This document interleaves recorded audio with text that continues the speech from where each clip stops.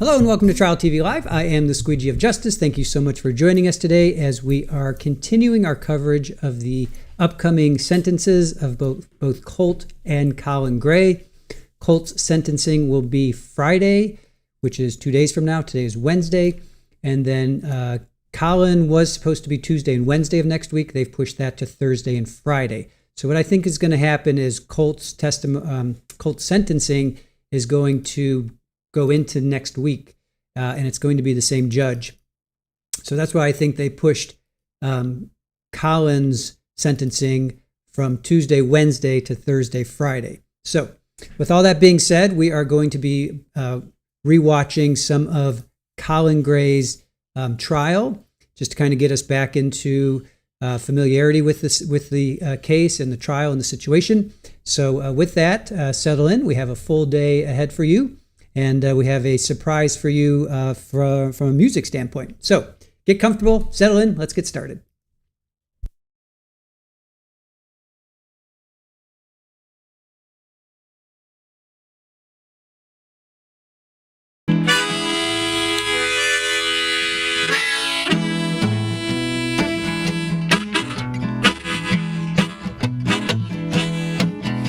Now up in Live Oak we got a lot of dogs. We use them for hunting deer and hogs. You see them on the roadside barking at cars, asleep in the mud outside the bars.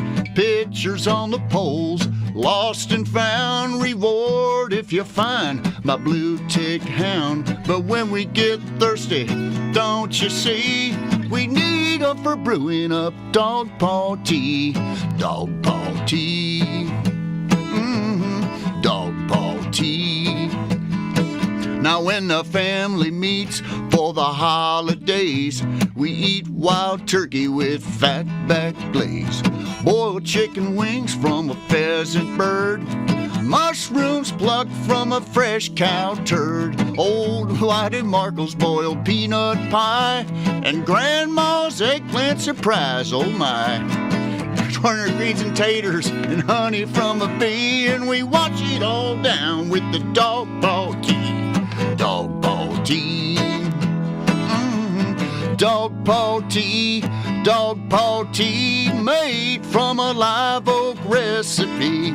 Sassafras, cinnamon, and pico raw. Well, we don't kill the dog, we just use the paw for dog paw tea. Dog paw tea. Now you brew up sassafras, dip cinnamon root, peel some raw pico and sprinkle it too. And just before you add ice to the jug, you call old Shep asleep on the rug. That old dog shudders to the family's applause, starts licking the hell out of each of his paws. The most important part of the recipe is you've got to have a dog to make dog paw tea. Dog paw tea. Dog paw tea. Now that old dog knows what he has to do, he strolls up to the jug like Mr. Boogaloo. He scopes out the scene like Tiger Woods, and we hold our breath while he delivers the goods. Dips his paw in the tea and gives it a shake, and Grandma hands him his Alpo bake. Ain't nothing in this life that I'd rather see than a fresh paw jug of that dog paw tea. Dog paw tea. Dog paw tea made from a Live Oak recipe. Sassafras, cinnamon, and pico raw. Well, we don't hurt the dog, we just use the paw for dog paw tea. Dog paw tea.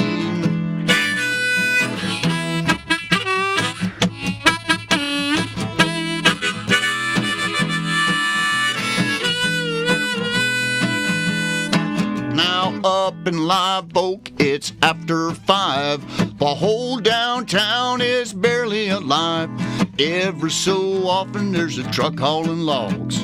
Always in the distance there's a barking of dogs. They bark at coyotes, bark at coons. When there's nothing left to bark at, they bark at the moon. When I hear those dogs, I have the memory of dear old Granny, great Aunt Nanny, my ex-Uncle Danny, and the family drinking dog paw tea.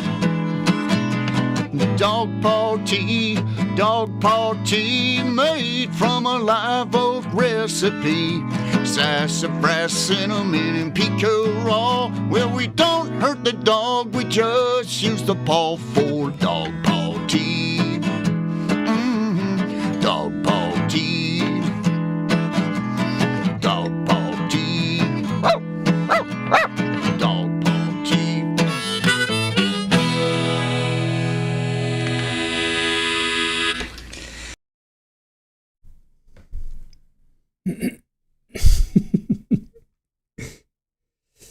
All right, there's some dog paw tea for you guys. Hope you guys enjoyed that song. Hopefully we won't get smacked for that. We'll just have to remove it. But that is a friend of Aaron's.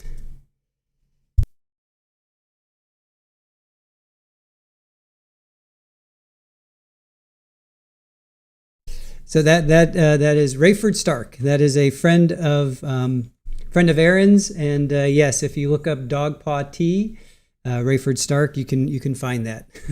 So anyway, hope you guys enjoyed that little dog paw tea by Rayford Stark. All right, let's get serious now. All right, welcome in everybody. Welcome in. How is everybody doing today? How is everybody doing today? It is Wednesday, July 22nd. Colt's, who's on the right, his sentencing, he's only 14 years old. His sentencing is going to be this Friday, starting this Friday. Most likely going into next week, because I think it's going to be a hearing. And Colin, who is the father, he's on the left, his sentencing was set for Tuesday and Wednesday. It's been pushed to Thursday and Friday. So with all that being said, we left off the other day. We heard from, let me pull up. We heard from the teachers. If you guys remember, we were watching the teachers. Hold on. Let me see. Where's my, oh no, I have to find my notes. Give me a moment here.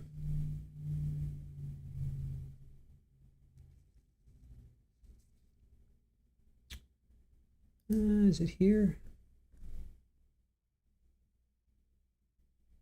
All right, I'll find them in a second. So it was Lieutenant Barry Chandler, Dr. Matt Thompson, that was a school resource officer, and then the deputy superintendent. Then we heard from Suzanne Harris. She had Colt in her computer science class. Then we had Kathleen Greer. She was the 9th grade Algebra 1 teacher. She had Colt in her class as well. She is the one, Kathleen Greer is the one that Colt and Colton, both Colt and Colton, were sitting not only in the same classroom, but at the same table. And Colt went out to use the restroom. He never came back. Or no, actually, I'm sorry. He asked if he could see a crisis manager or a counselor, I should say. And so she let him go, and he went to the restroom instead. And then Colton asked to use the restroom, and it was Suzanne who had concerns with Colt from the day before, and she saw him with his backpack and this huge poster sticking out of his backpack. So she was kind of alerted. She knew something was up with that. So she was contacting the superintendent and the vice superintendent. And it was in Kathleen Greer's class that Colt came back to the class.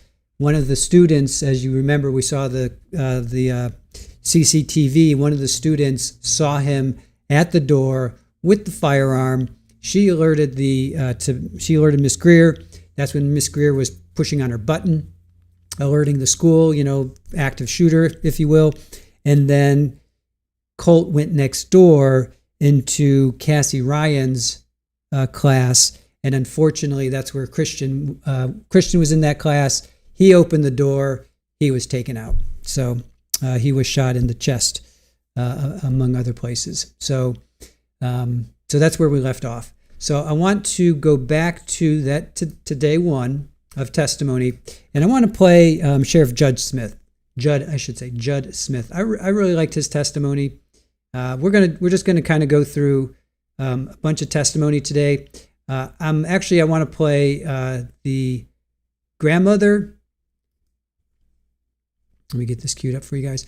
I want to play the grandmother Debbie, Marcy, his wife / mother, and then Jenny, the daughter, and we'll see where that takes us. But those are the three I want to get to after we listen to Judd, and then I may play some of the students as well, but we'll see where we get with that. So, all right, so settle in. We got a full day ahead for you guys, and this is still day one. This is Sheriff Judd Smith.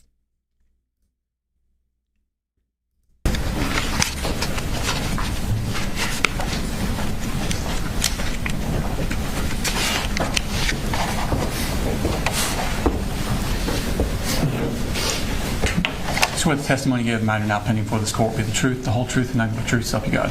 So help me God, yes. Okay. If you could have a seat, and if you could introduce yourself to the jury. Sheriff Judd Smith. And are you the sheriff of Barrett County, Georgia?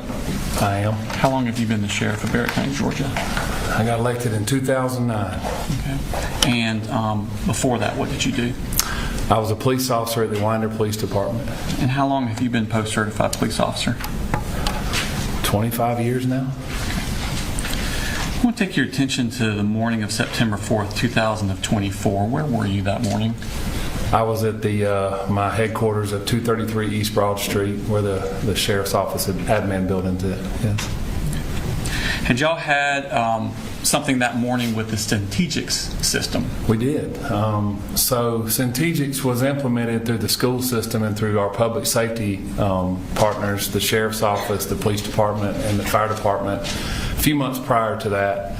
And that morning at 7:30, we officially tested Centegix for its rollout, if you will, at 7:30 a.m. that morning. Okay. What school was it tested from? Bethlehem Elementary. Principal Mindy Reed is the one that tested it for us. Did it go off okay? It did. Okay. I want to take your attention to around 10 o'clock. What were you doing? I was in my office at East Broad Street. I was checking emails, normal stuff that I do in the morning times. At the time, there was a GBI agent, not in our region, that was there checking the files of a former employee of ours. And we were having a conversation, and they were trying to hire this former employee. And I jokingly told her, "You're wasting your time. I would clone this young lady if she would come back." We were talking and conversating back and forth, but just that was normal for me to be in and out of the office. Okay. And what happened at that point? I'm sitting at my desk. My cell phone is sitting beside me, as where I have it plugged up at. And the first Centegix alert went off at around 10:15, around that time. Then a second one, then a third one, then a fourth one. My first instinct was that it was malfunctioning. Didn't know what was going on, didn't realize what the situation was, and I said to myself, something must be going off with it. Then I started realizing it was Apalachee High School. It does give us an alert and location. When y'all do the trainings, is it normally just one person pushes the button to start it? Normally. Y'all weren't ready for 20 people to push the button? That's correct. Okay. So you found out it's at Apalachee High School. What did you do at that point? I kind of thought it was odd to have that many at one time, that early. One of my majors, Major Todd Drews, whose office is right beside me, come running to my office and says there's an active shooter at Apalachee. And I kind of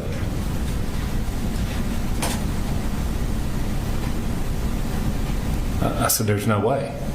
So I remember the GBI agent standing right there beside me, and I ran outside, put my vest on in the truck, and I don't really recall driving from 233 to Heyman Morris, where Apalachee was at.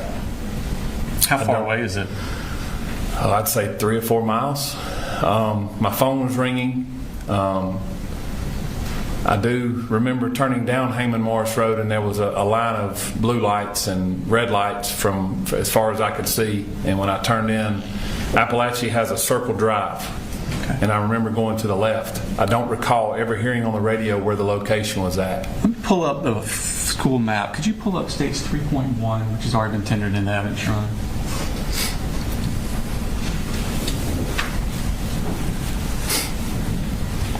Is that a map of the school? Yes, it is. Now, where you were, just talk about what you're talking about. Okay, so where the Apalachee High School Bexar County logo is, I pulled here. I think you can touch the screen and it makes that like that. Okay. Players and stuff. So I don't know if you're able to see me right here. I pulled right here behind a fire truck, and as I pulled up, Actually, the touching's not working for some reason. Sorry. It's fine. There's a should be a someone stole it. There it is. Oh, there you go. Okay, you can use that. Thank you. as I turned into the school, I parked right here, and there was a fire truck here, and at that point there were several people pulling up. By the grace of God, when I pulled in there, I run across Tanner Good, who was the former SRO at that school, and I said, "Tanner, where are we going?" And he said, "J-Hall." Tanner had gotten his patrol rifle out, so he and I intercepted in the middle where the flagpole was at, and we started running that direction. And at that point, I couldn't hear anything. I don't remember or recall hearing anything of that, what the circumstances were. At that point in time, I intercepted Sergeant Schultz, and we had implemented what's called an RTF group, where our fire and EMS.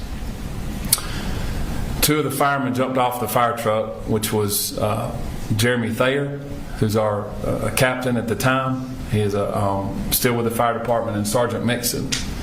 They got their helmets on, their vests on, and they grabbed their bags, and they started going in the building with us. As we entered the building, we run down this side here, and J Hall is here.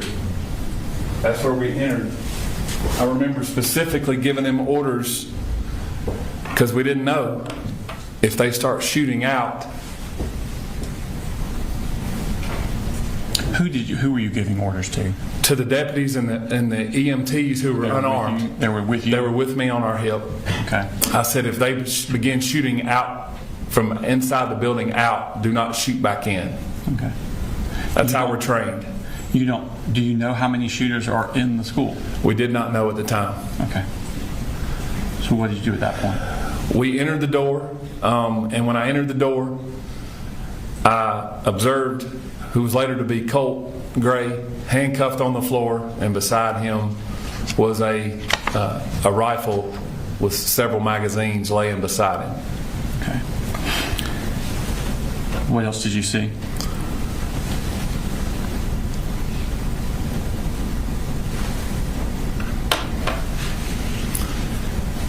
Just beyond him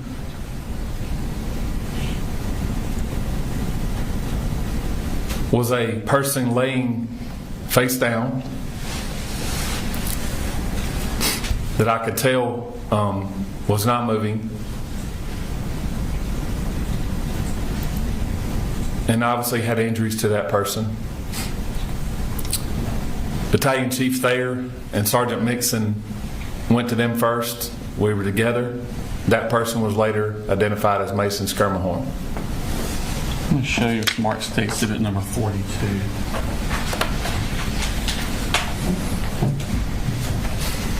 Actually, you identify what that is. That is a picture of Mason Skirmahorn in the parking lot. On September 4th, 2024, was Mason Skirmahorn under the age of 18? Yes, he was. All right, this time I'd like to post State Exhibit number 42. No objection. 42.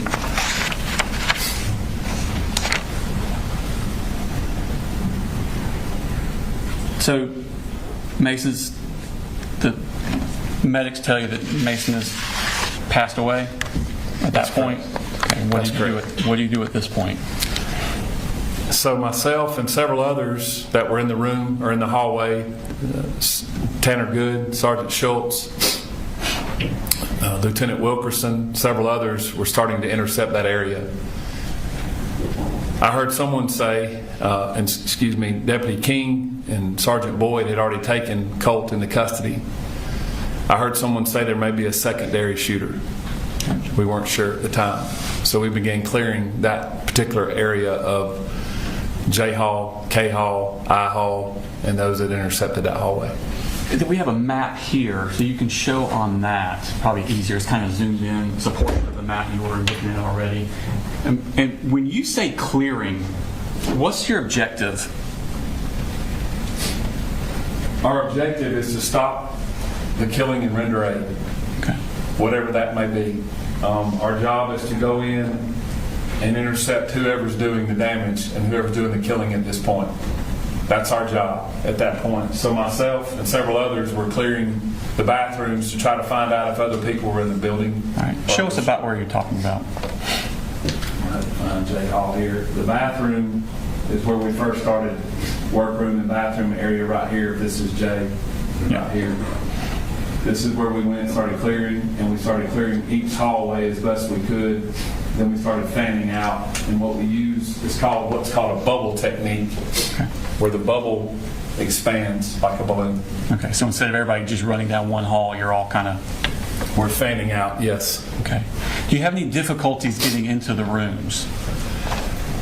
Yes. Our teachers and our students and staff are trained that all the doors should be locked or closed and no access to those rooms. Okay. So it's very difficult, and at that time during the chaos of what's going on, the teachers are trained, do not let us get in the room, even though they're asked to. What did y'all do to overcome that? We have keys that are able to let us in the doors after we are able to clear the building later on. So in essence, the teachers and the kids are left to their own defense till we can go to the next room and clear it and make sure that room is safe. That's the difficult part. Once you've cleared for safety purposes, what's your next objective? Our next objective is to secure what we have, secure the scene, and secure what we have at this point in time, and render aid in this case. And that's what we did. We started rendering aid with our RTFs. Okay. What specifically did you do in the rendering aid part? Obviously, there were numerous people there. I began checking the area, and I came across one of the victims in the hallway. She was laying on the floor. Myself and Captain Rob Curott with the Winder Police Department at the time began rendering aid to her. You know what her name was?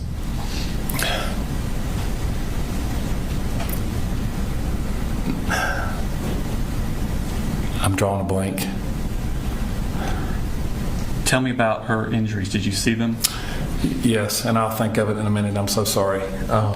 She had extensive injuries to her.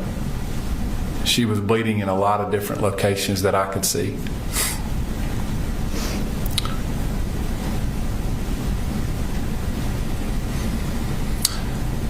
She began talking to us, and I said, let's calm down for just a little bit. And Captain Curott and I were talking to her. And what we have in our RTF bags are what's called a drag bag. And in that drag bag, it's able for us to put a patient on that and take them out a whole lot easier and pull them out of a situation that's like this. We rolled her over, and I noticed that she had extensive injuries to her forearm and wrist. Devastating injuries. I remember later on I had a lot of blood on me from her injuries.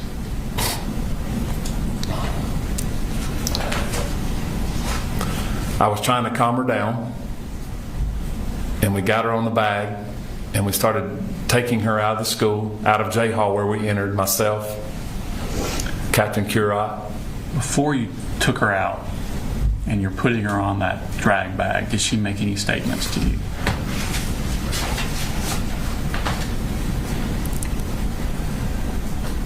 She said, "Do not cover me with that sheet. Don't cover my face."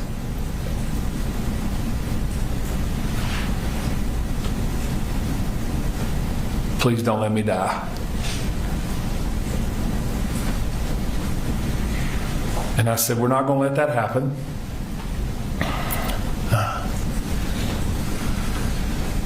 And I remember asking her name, and she said, "Natalie."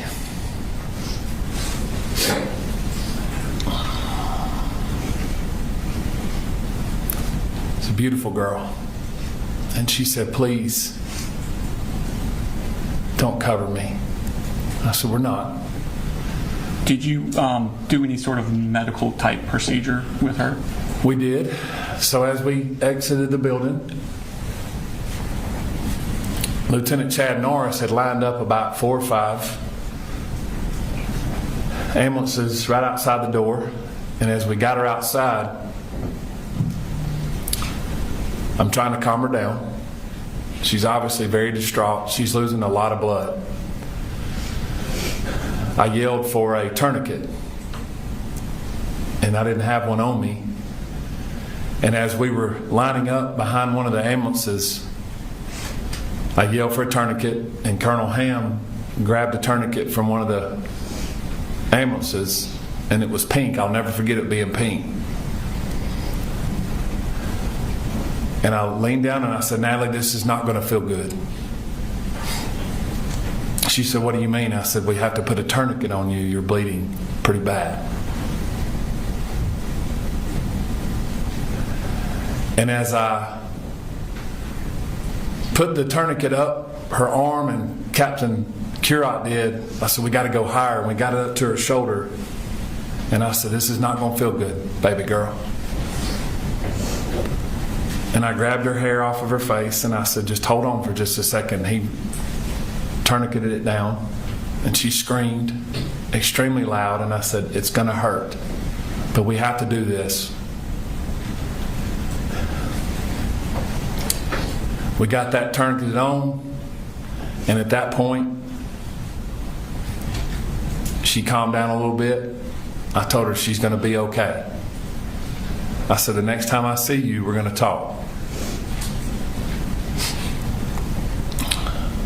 We loaded her in the back of an ambulance with another patient. Then I ran back in the building. When you were taking Natalie out, was Colt Gray still in the hallway? He was. And did Natalie see him? She did. Did she make any statements to him?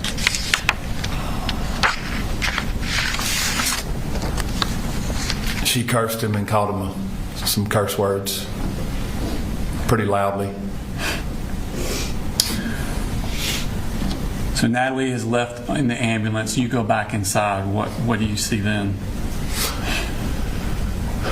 I began assessing the situation as best I could to try to locate. We had many RTF teams in there at that point, rendering aid to people.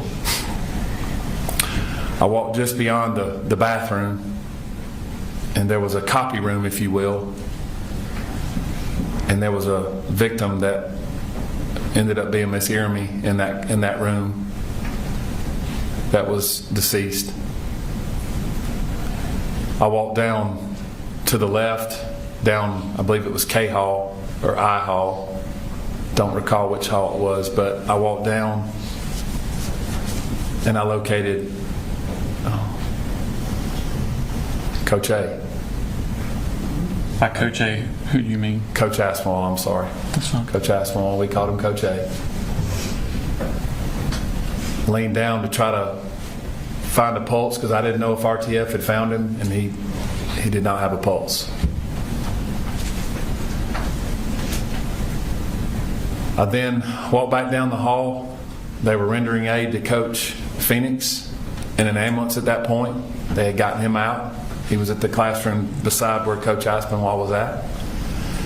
I went back down the hall and located the room where Colt had initially shot Natalie and the rest of the victims, and where Christian was laying. And Christian was deceased as well. Was Christian also on September 4th, 2024 under the age of 18? Yes, he was. Okay.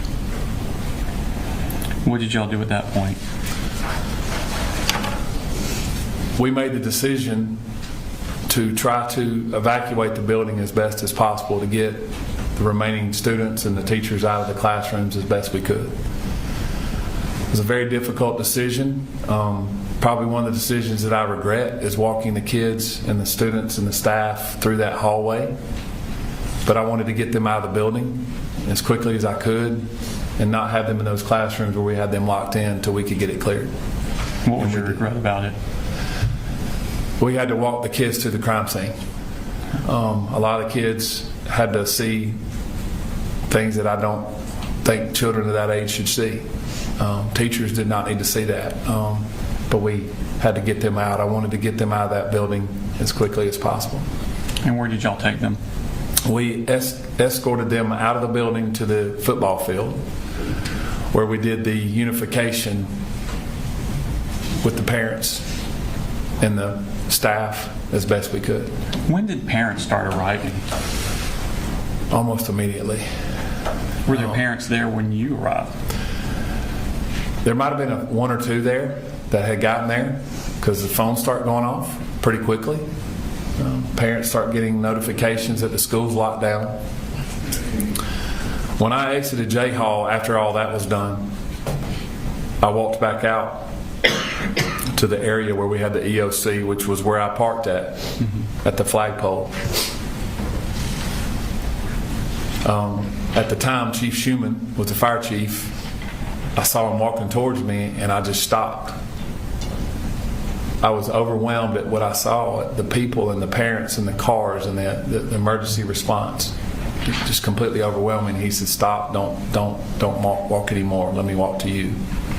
And he hugged me and said, "Are you okay?" And he noticed I had a lot of blood on me, and I said, "I'm fine."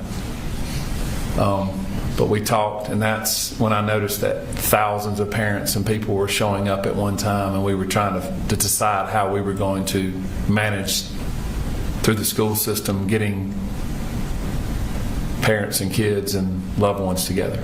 Okay. Tell me about the law enforcement response. It was quite overwhelming. There was over 140, 150 law enforcement officers that responded, agencies from all across North Georgia, federal agencies that showed up, state agencies that showed up. And that's just well over 150 just in the first hour. Did you request assistance from the Georgia Bureau of Investigation on this case? I did. I felt that I could get, they could assist us in what we were going to deal with as far as the size of the crime scene and the timing. And so I called Director Hosey, the director of the GBI, and I asked him to show up. And he said, "I'll be there within the hour." And he provided unlimited resources. Okay. Was at some point after you finished doing what you're doing, did you retreat to, I guess what's best called a command center? Where was that located at? We decided to put the command center in the library, in the center of the school. We had a lot of Wi-Fi there, and we could separate everyone out with patrol or law enforcement, EMS, fire, and we could have GEMA, EMA directors and folks like that. So we made that decision to have it inside the school instead of outside the school. Okay. While you were in this command center, did you start getting tips or calls about possible other shooters? We did. My phone was obviously going berserk. We began getting calls that there were other shooters at other schools. As we said, we thought there was a secondary shooter in the school.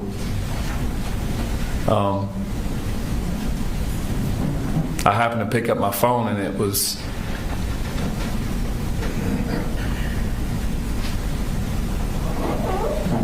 my daughter, who was at the other High School, Wanda Barrett. And she said, "Daddy, are we okay?"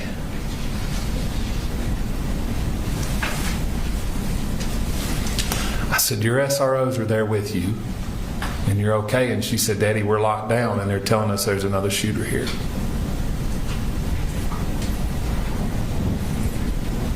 You know, as a dad, you're supposed to protect your children, and I couldn't do anything.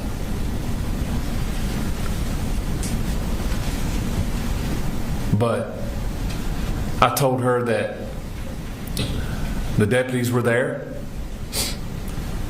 I turned over and I said to the Georgia State Patrol major, and I said, "Do me a favor and send some troopers over to the high schools." And they did. And they secured that for us as well. And I had multiple agencies coming up, and I said, let's dispatch to other schools because we're getting these other calls.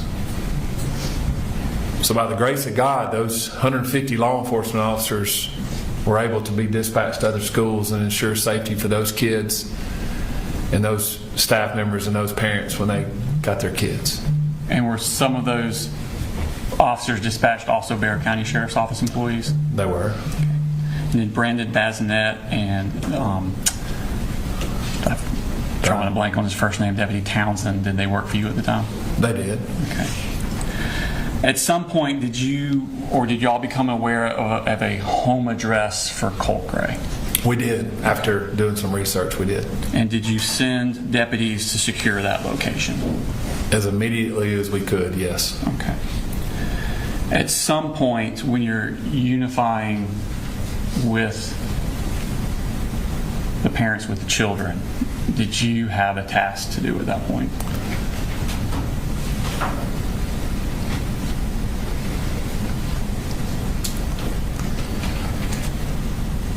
So we knew that we had 4 people brutally murdered.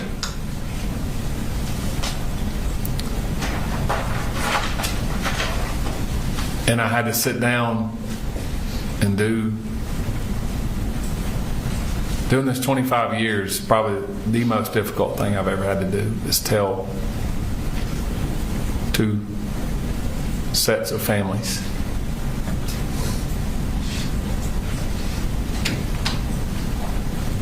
that their babies were murdered.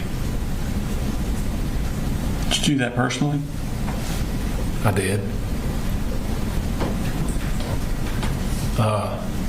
We set up an area with their families, and I met with Christian's family first. I recruited a couple of school personnel because there was a language barrier between myself and Christian's family, and I had to tell them that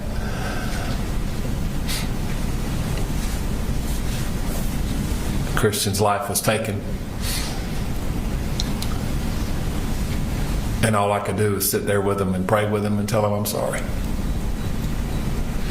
And then I had to meet with Mason's family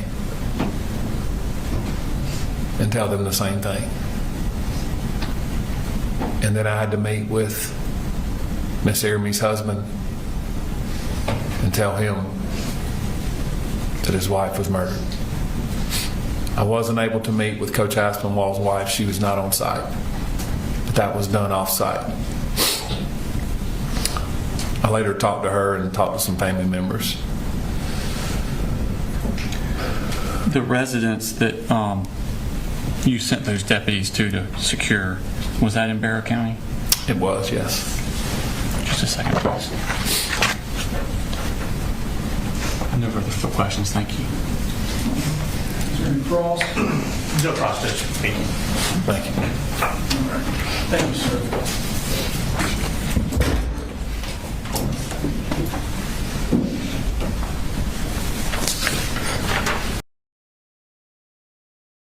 All right, so that was Sheriff Judd Smith, and I wanted to show you this graphic. So this is Colt's attendance. You guys were kind of talking about, he was new. We all knew that he was new to the school. He even told his dad that he liked this school. he said he liked the school. He liked the school. So why did he do what he did? So the first day of school was August 1st. He registers on the 6th. He doesn't show up until the 14th. He misses 15th and 16th, shows up the 19th and 20th, misses 21st, 22nd, 23rd. Goes to school on the 26th, but has that anxiety attack. And remember, I think his dad's at work and says, don't worry about it or whatever. Misses 27th, 28th, 29th, then there's a holiday, misses the 3rd, and then the 4th is the day of this. So I just wanted to show that to you guys. So he went to school 3 full days. He misses class the 4th day, and then so he really was only there for 3 days. That's why nobody really knew him. Nobody really knew this kid. They had an old picture of him. I think they had a 4th grade picture of him. 4th or 6th or 4th. I think it was 4th grade. We might get into that. I'll look that up again. I can't quite remember. But they had, I mean, here he is in 8th grade, and they've got a picture of him 4 years prior. That's why nobody knew him. That's why nobody knew who he was. All right. So next up, I want to play Natalie, because we just heard Natalie's name. So I'm going to change this. I want to get to Natalie's testimony.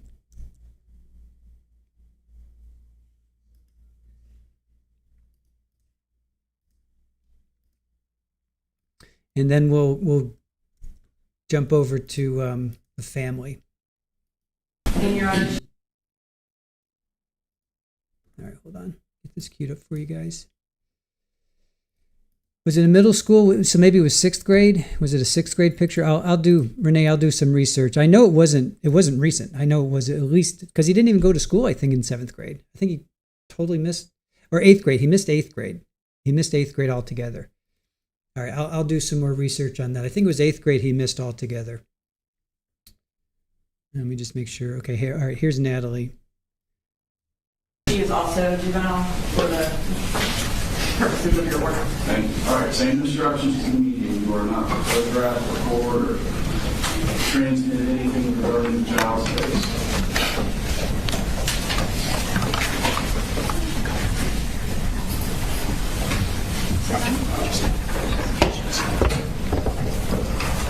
Natalie, how are you today? I'm okay. Okay. So the microphone in front of you, that's so the lady here can hear you, and that's so these people here can hear you. So if you could speak into the microphone whenever we talk, okay? If you could first raise your right hand. Okay. You swear the testimony you give in this matter will be the truth, the whole truth, and nothing but the truth, so help you God. Yes. Okay, thank you. Could you please introduce yourself? My name is Natalie Griffith. Okay, and Natalie, how old are you? I am 16 years old. Okay. Where do you go to school? I go to school at Apalachee High School. Okay. I want to take your attention back to last year, 2024. What grade were you in? I was a freshman. Okay. And for second period that year, who did you have for second period? I had Miss Ryan, my algebra teacher. Okay. And so it was algebra? Yeah. Okay.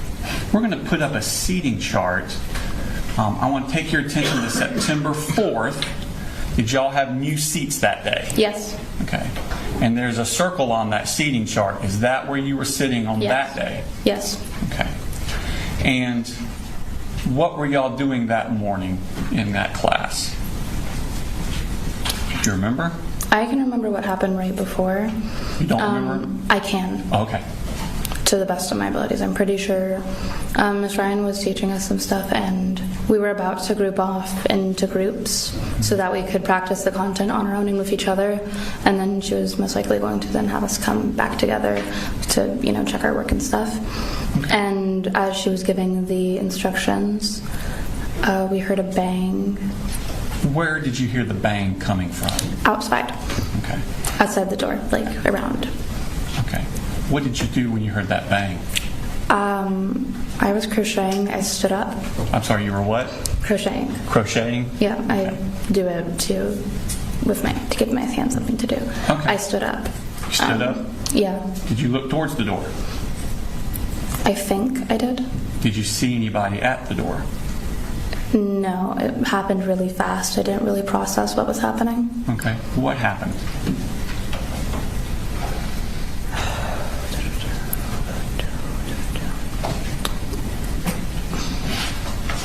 It happened really quickly. I'm pretty sure there were gunshots, but the thing is, my brain didn't process any of the sounds that were coming into my ears. Next, what's called my hand all of a sudden felt weird, and I heard a ringing in my ear, and I looked down, and there was blood and seemingly a hole in my wrist. And around right up here, it was hurting.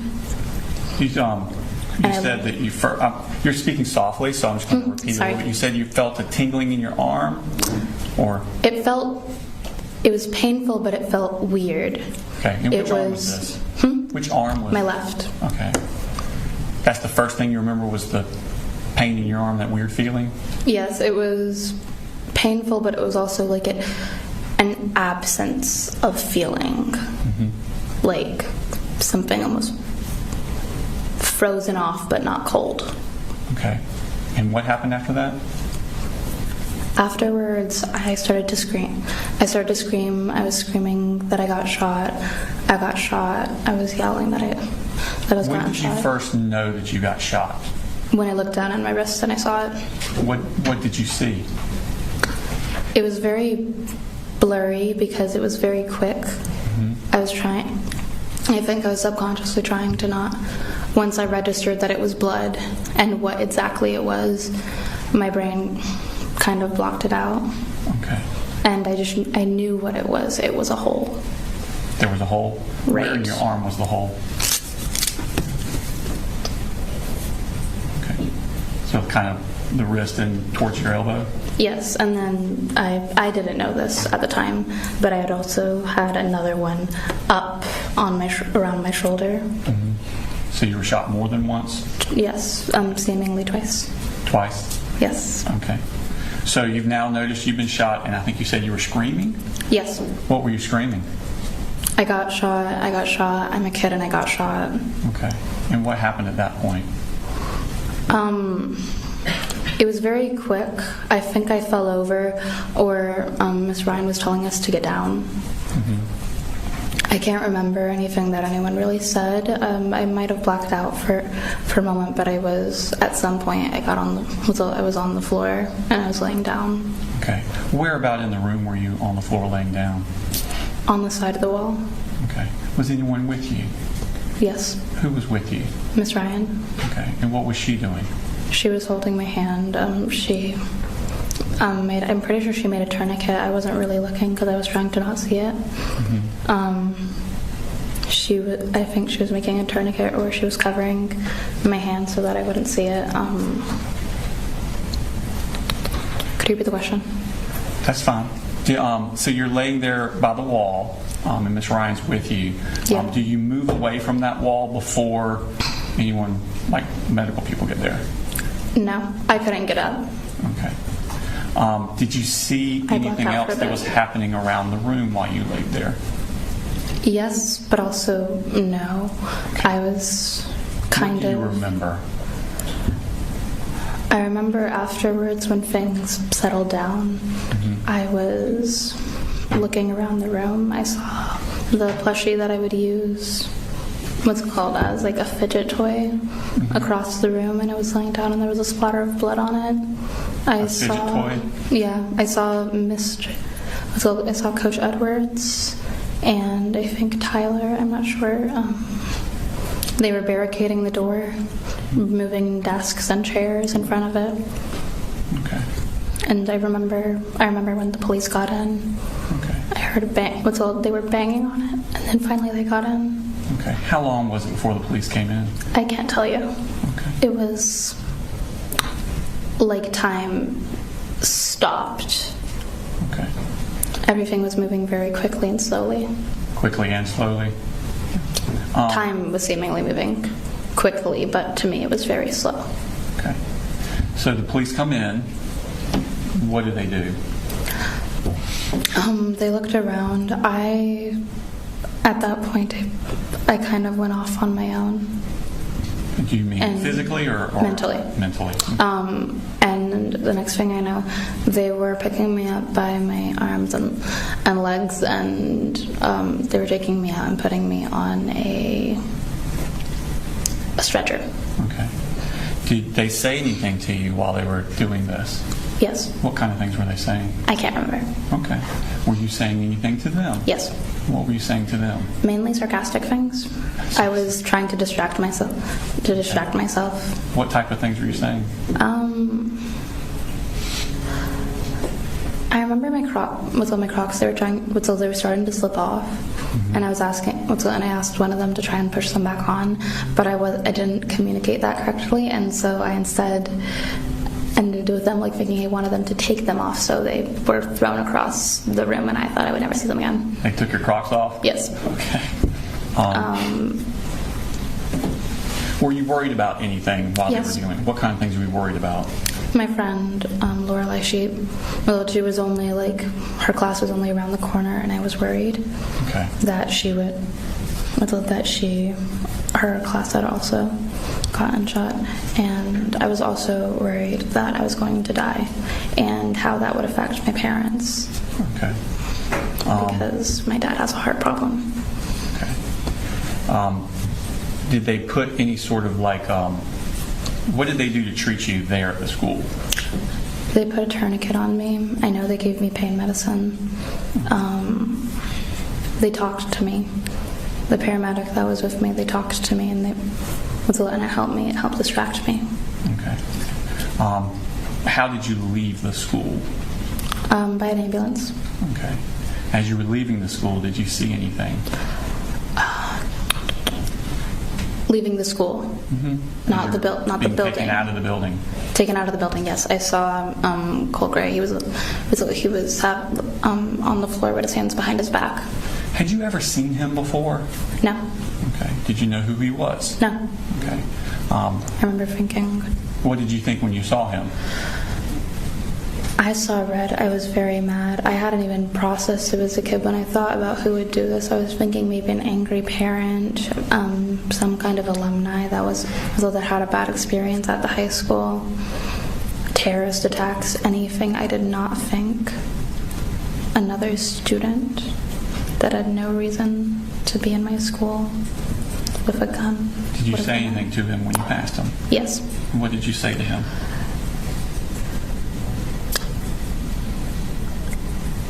Am I allowed to say that? And Yes, ma'am. you fucking asshole! I swear. I'm pretty sure I said I swear I'm gonna fucking kill you.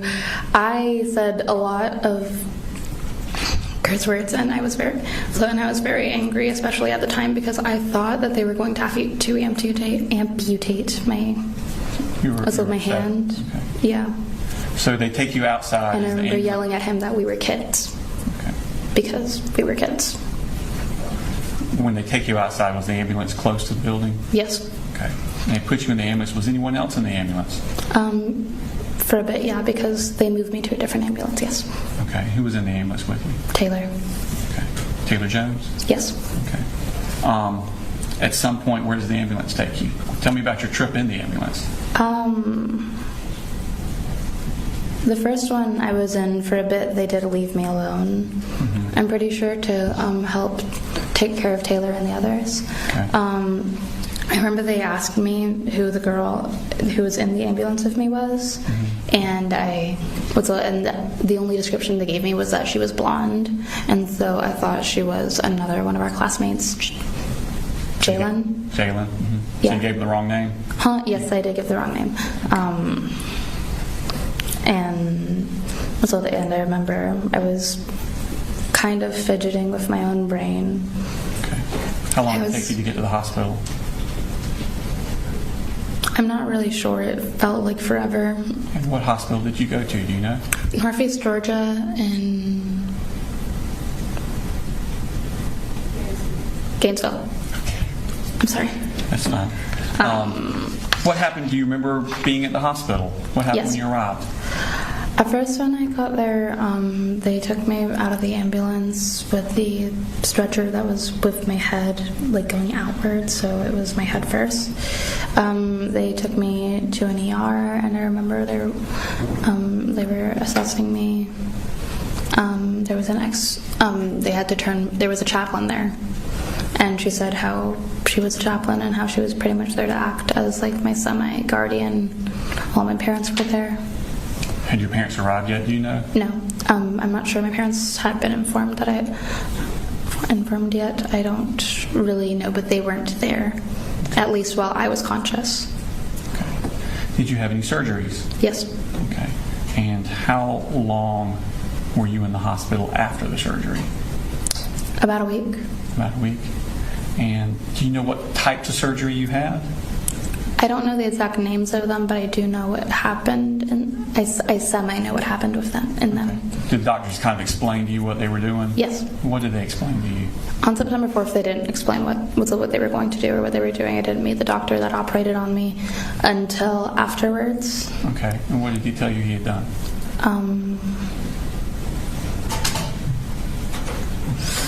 I can't really remember the exact medical terms. I know they had I don't tried. need medical terms, just I need teenager terms. They had. What was your understanding of what they had done to you? They had taken some cadaver nerves out of someone else and given me and grafted them onto mine because I had a big because my nerves were severed. Okay.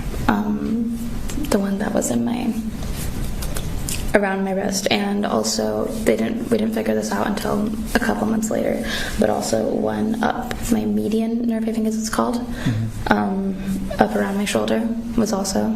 Okay. You said you were they closed it and they fixed it. You said you were in the hospital for a week after that surgery. Did you have other surgeries during that week? No. Okay. When you came, did you come home after that? Yes. When you were home, was there any issues with your arm? How did your arm feel? How were you able to use your arm? I couldn't, and I didn't feel it. Okay. Were you in a cast? No, because they had to. I had gauze and stuff, and it had to be changed out every day. So I wasn't ever in a cast. I was in a brace/splint, okay. And they'd have to unwrap it daily, so that way. Were you able to use your hand? No. Okay. It was after the surgery. I had to look at my arm just to know that it was attached to my body. I was about to ask, could you feel your arm? No. What's it called? It wasn't.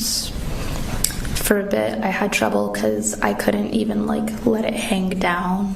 I had to carry it.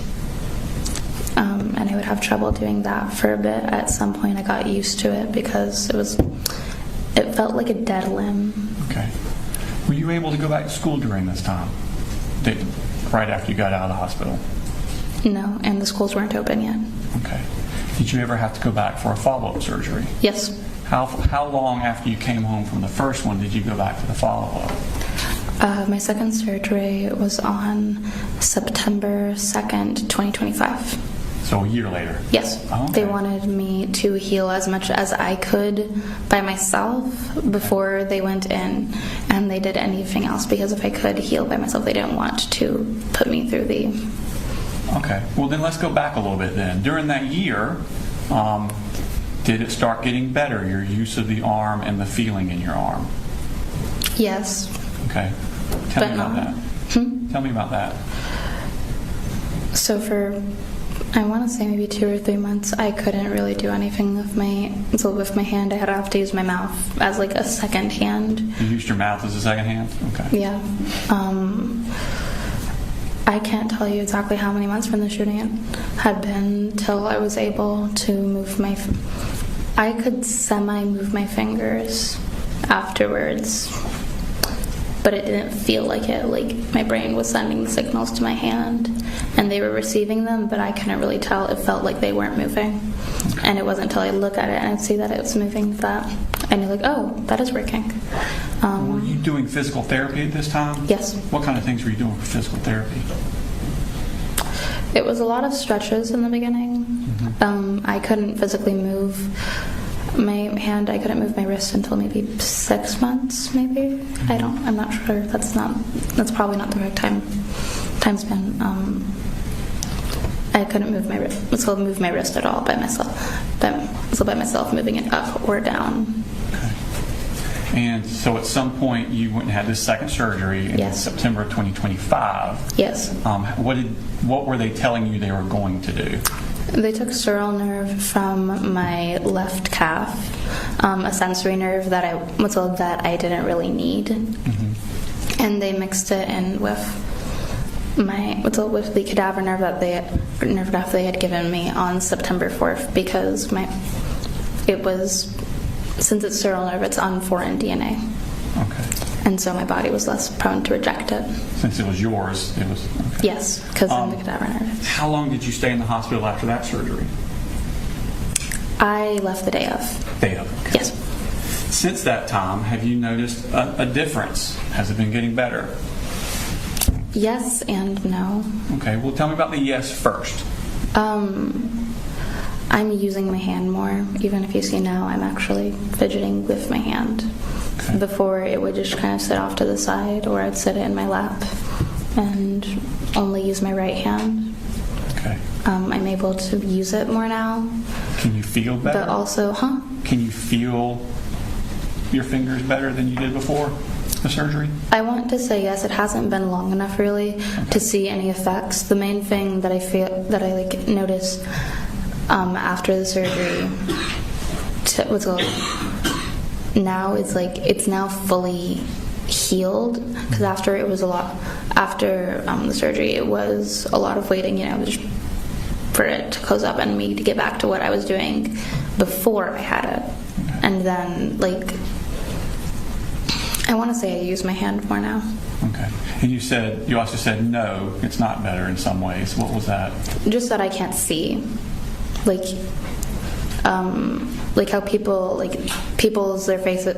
their faces change a lot over time, but you don't really notice that change in your face, but everyone else will. Okay.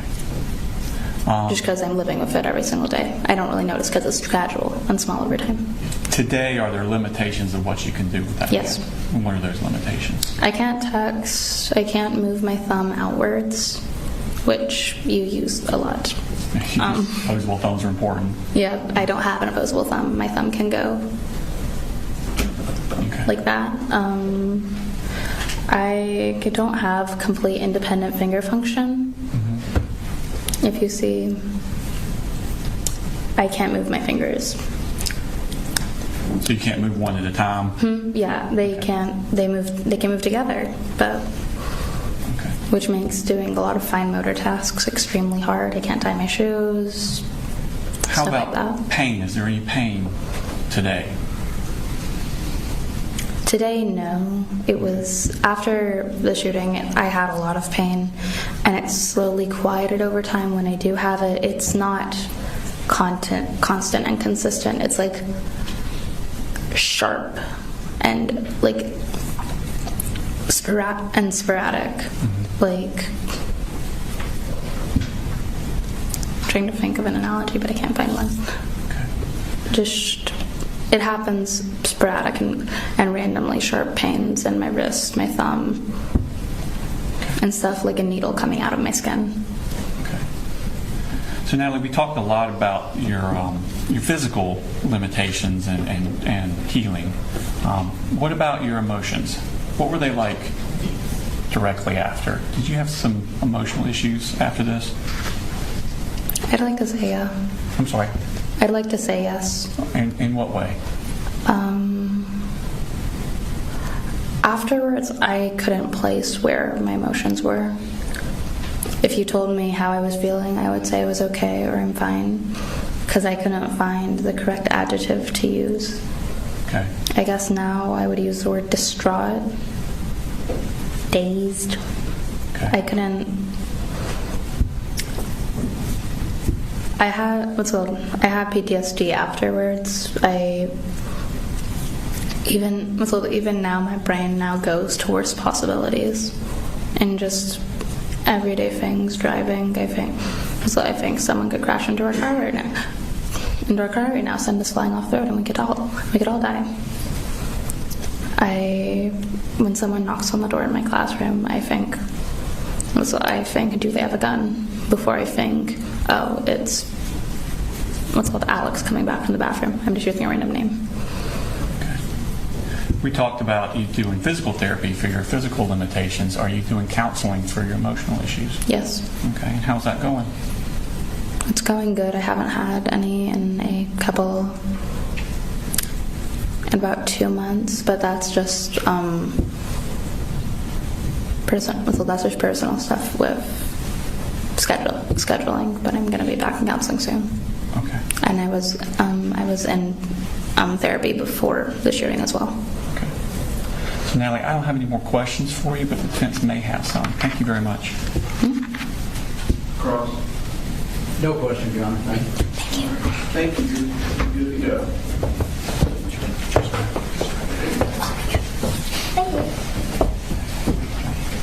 You can call us next witness.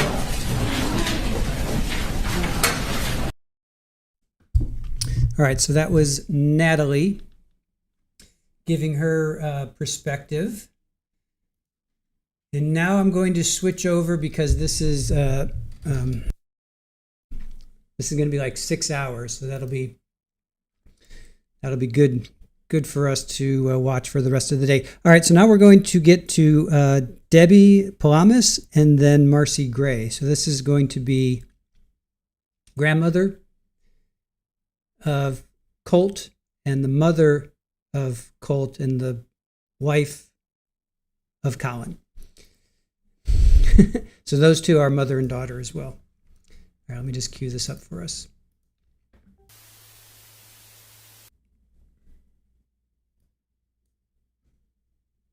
Hey, Jenny G, how are you? Welcome in.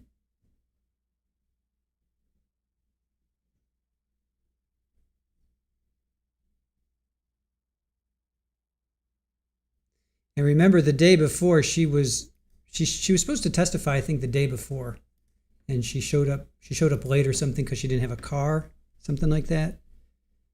Hope you all had a nice weekend. Jump right into the witnesses here. State and call us next witness. The state calls Marcy Gray.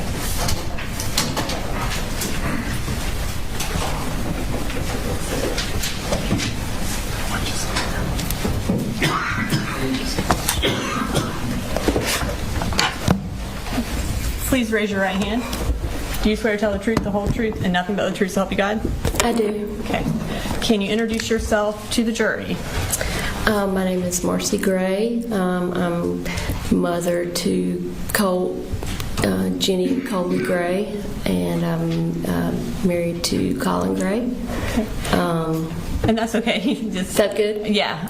Can you spell your first name for the court reporter? Sure. Marcee. Okay. So you mentioned. Yes, we approach matter. Yes.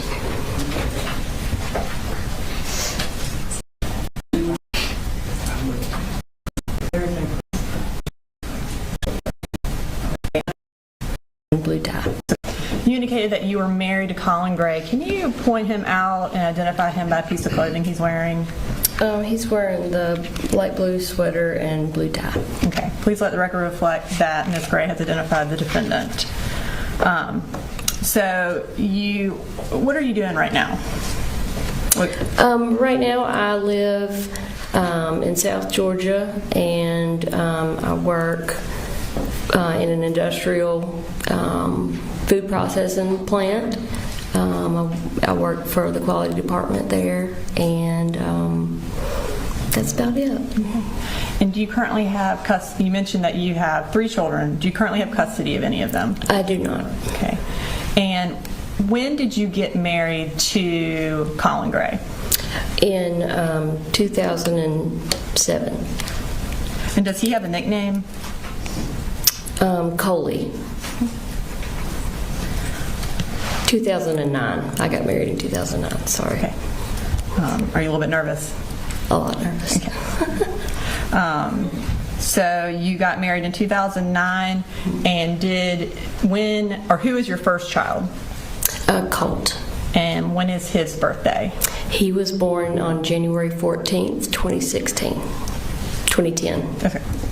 And then what about, who was your next child? Jenny was born a little more than a year later, June 6th, 2011. And then what about your last child? Coley was born in 2016, and he was born on April 3rd. Okay. And kind of just to summarize, so in like September of 2024, would Colt have been 14? Yes. Okay. And then would Jenny have been 13? Yes. And then Coley would have been 8? Yes. Okay. And then, so does Coley have a nickname since his name is the same as... He, I mean, I have a mama baby nicknames for him, but in general he goes by Coley. Okay. Did he go by Coley Jr. or? Sometimes, maybe within our immediate family, but anyone else called him Coley. And then are you and the defendant currently separated? Yes. Okay.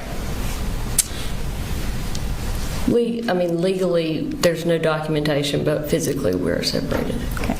And then where were you living when Colt was born? When Colt was born, we were living in Barrow County. We were actually living in Winder in a house that I had purchased before I met Colin.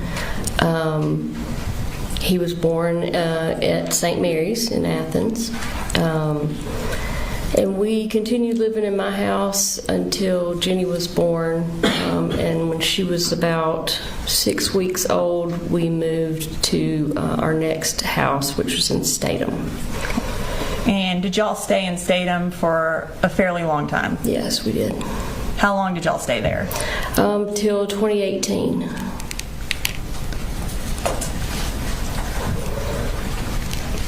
So I want you to kind of just summarize for us where y'all moved after then, up until y'all moved to Jackson County.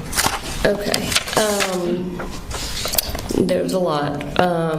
So we sold our farm in Statham in 2018. We moved into a rental home in Gainesville. We were there, and each of these rental homes that we were in less than a year, many of them less than 6 months. So we moved to a rental home in Gainesville. It was on Lake Lanier. A couple of months later, we moved from that rental home into a second rental home. It was in Cumming, Georgia. We were there for, like I said, less than a year. At that point, in 2020, right at the beginning of 2020 is when we moved to Ben Hill County. That was during COVID. We were there for right at a year, at which point we moved back up to Jackson County.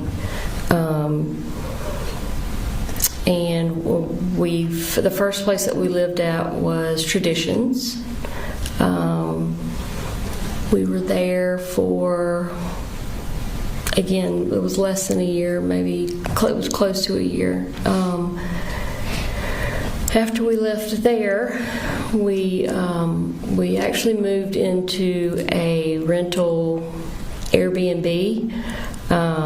That because it was a sudden move, we had to find somewhere to live really quick. That was in Lawrenceville. We were there for maybe 2 months, and then we moved to a second Airbnb that was up in, I think technically it was Pendergrass was the address. And after that, we were there for maybe a month. At that point, we ended up at the house where Colin and Colt lived after me and the two younger children moved back to Fitzgerald. Okay. And I will kind of get back into some of the dates as we go through. But you mentioned that you moved to Ben Hill around COVID, so that would have been March of 2020? We moved in January of 2020 because I started a new job at like the first or second week of January. Okay. And at that time, were you working, and what was the defendant doing? Colin was just staying home. Okay. And while y'all were, I guess let's kind of talk about where is Ben Hill and why y'all moved there. Okay, so Ben Hill is where I was born and raised. It is about 3.5, 4 hours south of Atlanta, directly south down I-75. It's a fairly rural town. My mom was also born and raised in Fitzgerald, Ben Hill County. So the first time that we ended up going to Ben Hill County during COVID, we moved because, for one, we were having financial issues. Hence why we were moving. We had to move several times. And then also, Colin was having issues with his back. So we wanted to move to hopefully get some support from my family. And we moved into my late grandmother's home. When my mom's mom passed away, she left her home to all of us grandkids to use as we saw fit. So we were going to move because we wouldn't have a mortgage and we could try to save some money and get back on the right path. And that would also allow Colin to get his back healed, so he wouldn't have to work. So y'all moved to Ben Hill right before COVID. I want to fast forward to Colt's 6th grade year, which would have been the fall of 2021. Okay. At that time, were they still doing digital learning for a period of time? Yes. Was Colt attending classes from home in September of 2021? Yes. Okay. Yes, all three of them were. Around September 10th of 2021, did the school contact you about something Colt had done while doing digital learning? Yes, they did. And how did they contact you? The school counselor, she called me on the phone and said that basically she wanted to give me a heads up that they were sending some resource officers to the house.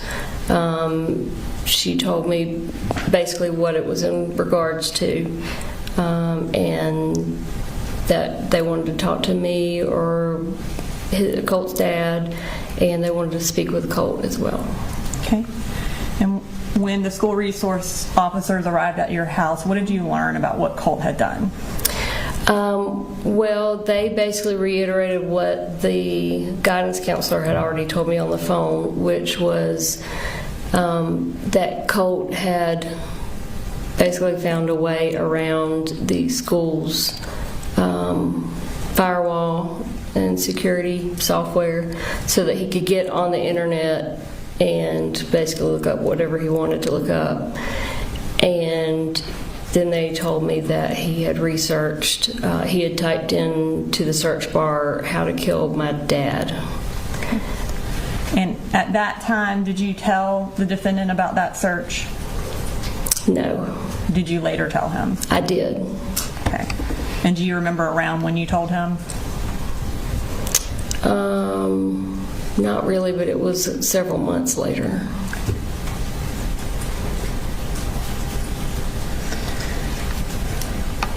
Did the Department of Family and Child Services become involved with your family around that same time of that search? I guess within a couple of months of that. I think so. We moved not long after that is when we relocated back up to Traditions. Okay. Before y'all relocated to Traditions, do you remember someone making an anonymous report to defects? Yes. And was it related to you slapping Colt? Yes. At that point, did defects start doing some home visits with y'all? They did. They did the home visits, and then at that time they wanted to do counseling, some type of counseling, and they ended up having a guy come to the house to do the counseling, and he kind of put us on a rotating schedule. Each week he would come, and 1 week he would talk to me, next week he would talk to Colin, next week he would talk to Colt. And I think by the time we had to finish because we were moving, I think we each had met with him at least twice, Okay. me, Colin, and Colt. So y'all moved in the middle of this counseling? Yes. And so after about 2 sessions, that is when y'all went to Traditions? Yes. Would that have been around November or October or November of 2021? Yes. Okay. And when we moved, DFACS basically closed the open case because, well, for one, they didn't find any evidence of any sort of abuse or neglect or anything like that. And then we were also moving, so they just went ahead and closed the case out. So you would have been outside their jurisdiction once y'all Yes. moved? Yes. And you mentioned Traditions. What county is that in? That's Jackson. Do you remember what school the kids were in when y'all moved to Traditions? They were in, I think they were in Jackson Middle School, I think. Jackson. West Jackson? Does that West sound Jackson, familiar? yes. Okay. It was about a mile from our house, so. And so Colt would have still been in 6th grade when y'all moved. Is that right? Yes. Okay.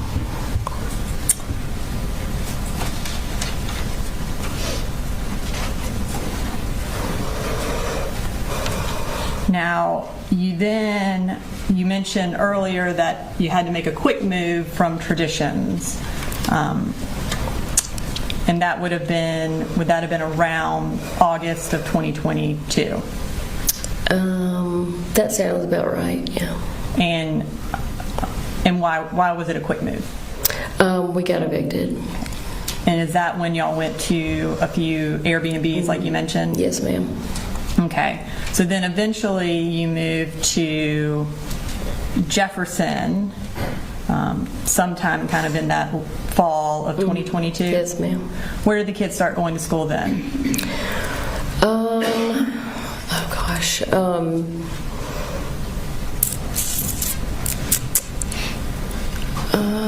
It was, I want to say it was,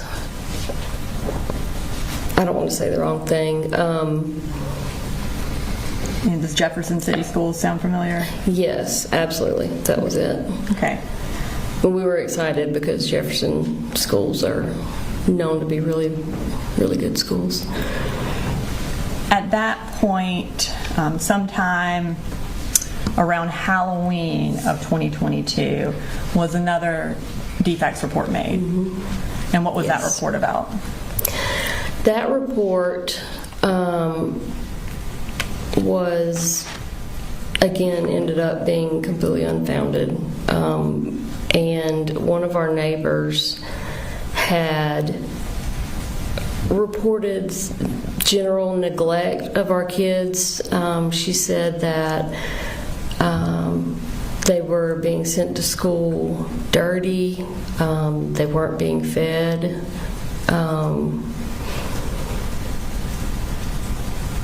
I think she made claims that I was sitting in my car drinking alcohol, something alcohol related. And I think there were a couple of other things that she claimed as well. When that DFACS report was made, did you move? Did I move? Yeah, eventually, or within a couple weeks of that, did you move?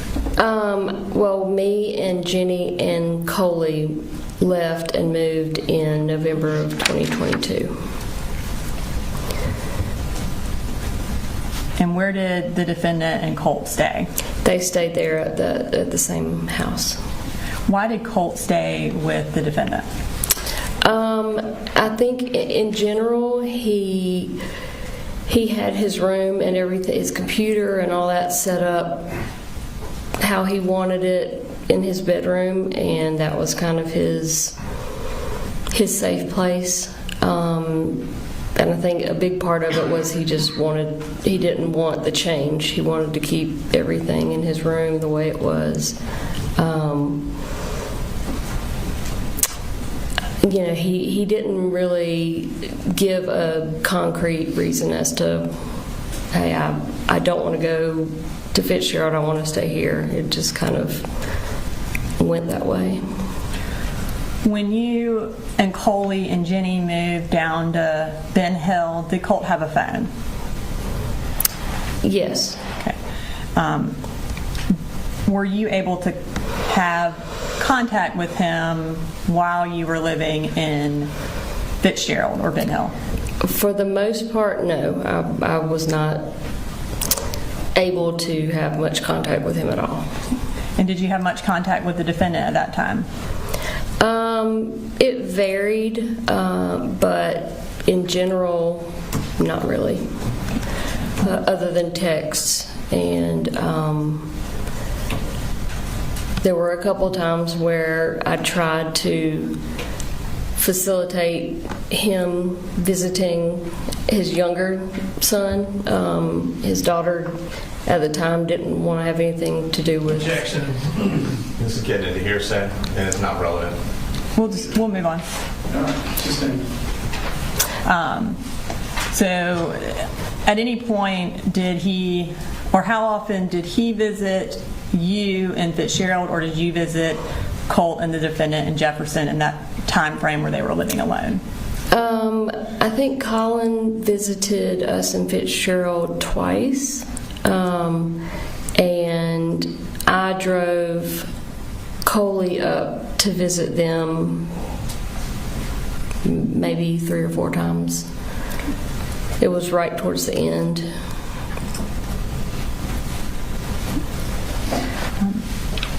While Colt was going to Jefferson Middle School for the 7th grade year, were you aware of any of the issues he was having at the middle school? At some point, I was made aware of them. At the time that they took place, I was generally not aware of anything that was going on. And then, were you aware that Jackson County Sheriff's Office came out to the defendant's residence and wanted to talk to Colt about threatening to shoot up a school? I had no idea that happened until it came out in the media a year ago.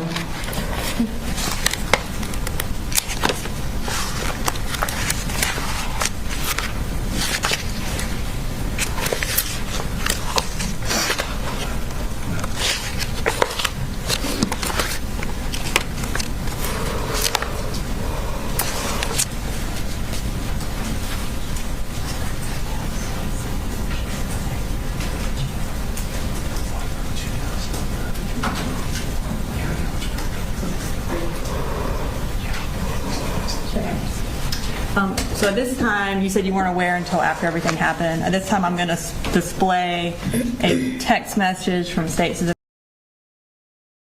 Hey guys, I understand you feel this is a safe space, but let's just be really careful about sharing personal health related information here. I understand you guys want to reach out to each other and share that, but let's just take that down a few notches, all right? Because we're going to have to start deleting some stuff if it gets too personal about your medications, about what you've gone through. Really appreciate you guys just kind of taking a step back on that. All right, thanks. At 150.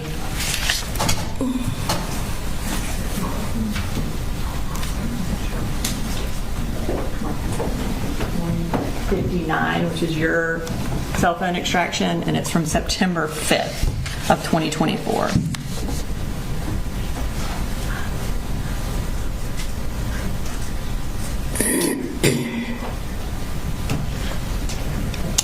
Can we do the first one? What was the exhibit number? Is 159. Marcy's cell phone extraction. So on September 5th, you said, "What the heck is this? I keep reading that the FBI investigated Colt last May about making online threats about a school shooting. It says they talked to you too." Is that the text message you sent to the defendant? Yes. Okay, and then he responded, "I told you about that, and so did he. Someone in a chat room said it, not Colt. I had no idea what the chat room even was. More importantly, why do you have an open warrant?" Was that his response? Yes, that was his response. Okay, and had either of them told you about it? No. Okay.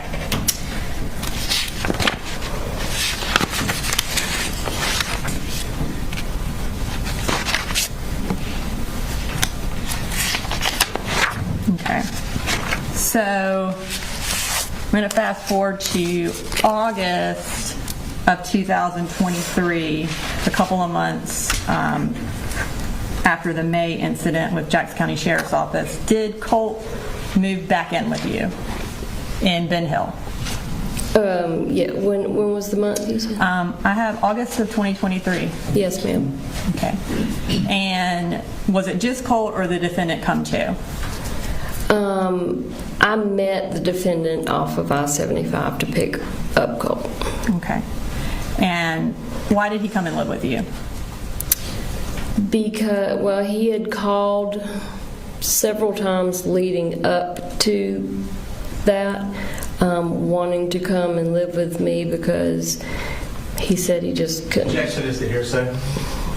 It goes to explain why he was moving to live with her. It goes to explain conduct and not for the truth of the matter asserted, not to explain. I don't know exactly what she's going to say, but I assume she's going to explain why Colt wanted to move and also why the defendant allowed it to happen. Of course, if it's the defendant's statement, then it would be admissible.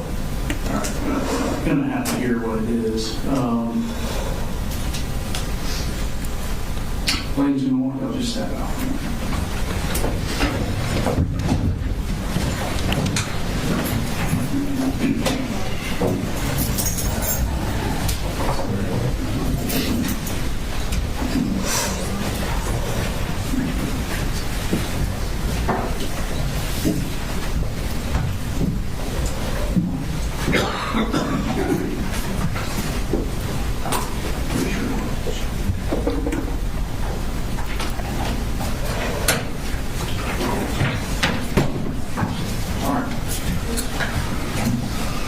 Ask the question again. Why did Colt move to Ben Hill? So, like I said, Colt had already asked several times in the past and then changed his mind at the last minute. But he had been telling me over the phone that he couldn't take living with his dad anymore. They were constantly getting into physical altercations. That, it was a constant screaming battle between the two of them. And he was basically trapped there at that house because nobody else was ever involved with him up there. So he basically was saying he was at his breaking point. Did you have any discussions with the defendant about him moving? No, other than, can you meet me halfway? Okay. All right, so based on that response, I'm inclined to sustain the hearsay objection. That's is being offered to prove what's going on between Colt and his dad. And I realize the line often blurs what's, this explained conduct is, we can't drive a bus through it all the time. So the line blurs on, is it for the truth of the matter asserted or for some other purpose? To me, this one falls more on the side of for the truth of the matter asserted, so I'm inclined to sustain the objection.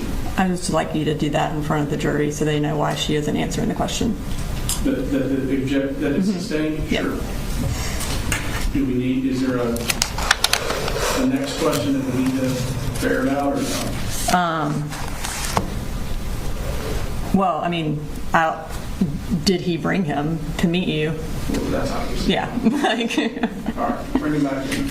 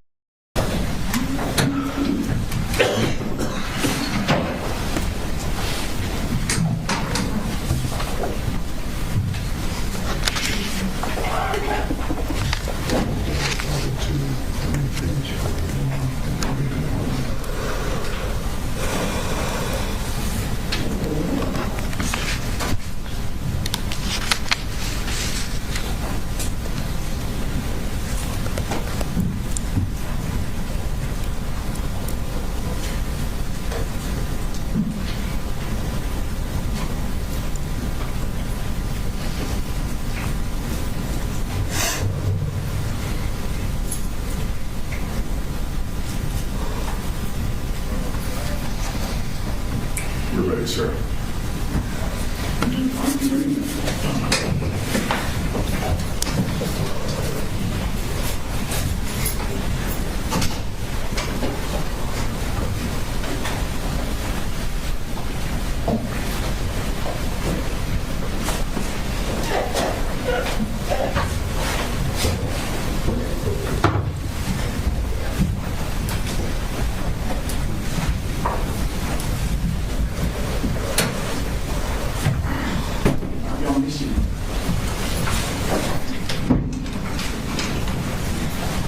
All right, so ladies and gentlemen, to the last question, it was a hearsay objection. I'm sustaining that objection. Let the state ask this next question. So did the defendant meet you somewhere so that you could pick up Colt? Yes, we met. I started driving north on 75 and he was driving south, and we were just going to meet wherever we met. I don't remember what exit it was, but we got off and Colt had not packed really anything. He had just gotten in the truck. He brought his guitar, and so we met in a random parking lot. It was just kind of an abandoned plot of land. And I said, you didn't bring any clothes? And he said, no. I said, that's hearsay. Are you referring to, who is he? Is it Colt or the defendant? Okay. Colt. So Colt didn't bring any clothes, and then what happened? I told him just get in the car. The fact that he didn't bring clothes, or? It's a statement objection because he is making a statement regarding what he did or didn't do. It sounds like the statement is going to prove the truth of parental fitness one way or another. I mean, Marcy can testify to what she observed that day. She observed that he didn't bring any clothes. She observed what the defendant did next. I think she can testify to that because it goes specifically to parental fitness and what their interactions are and what the defendant and Colt are doing. I mean, I think that's relevant to this whole case. What she observed. There's no issue with her testifying what she observed. That's not what I'm objecting No suitcases, no clothes, whatever. I'm objecting to when she asked Colt, why do you not have, and then giving into his answer, which would be hearsay because he's not here to testify. Which was not my question. I said Colt didn't bring any clothes. Then what happened? Then what did you, like, I didn't ask her what Colt said. So, ma'am, if the answer to the question is going to be revealing what Colt said, do not do that. If you had an observation of what he did or didn't have with him, you're free to testify about Okay. that. so just, you observed he didn't have anything with him. Yes. Except for his guitar. Yes. Then what happened? So I told him to get in the car. I would buy some new clothes for him, underwear, whatever. And I just instructed him to get in the car. I needed to get his guitar, and Colin threw it across the parking lot. He was very aggressive towards Colt. And again, I told Colt, just get in the car, please. Please, just get in the car, let's go. So I went and got his guitar, put it in the car, and we left. When y'all got to Ben Hill, was Colt supposed to be in the 8th grade? Yes. Okay. And did you enroll him in school that August? So he was only with me for about a month. When I picked him up, he wanted to try online school.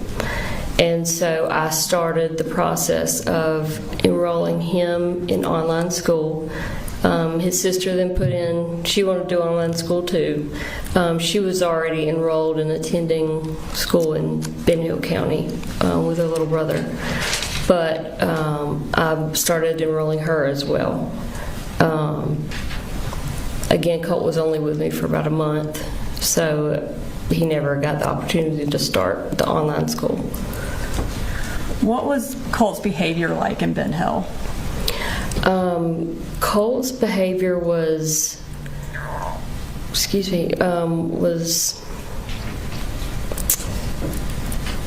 alarming. It was very different from the Colt that I remembered, that I had left with his dad when we left in 2022.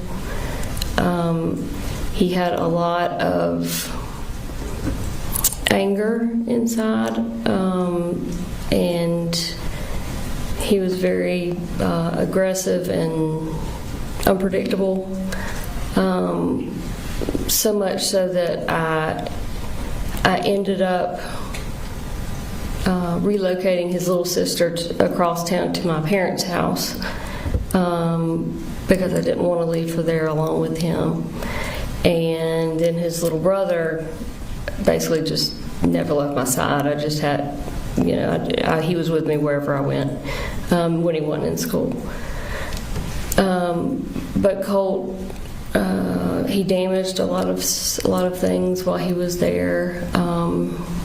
Again, he was just, you could tell that he had a lot of anger and just yuck inside of him. You said he damaged a lot of stuff. What kind of stuff did he damage? All of the flat screen TVs that I had in the house. He broke several windows. He would take knives and make cuts on different things like walls and the leather in my car, the leather seats,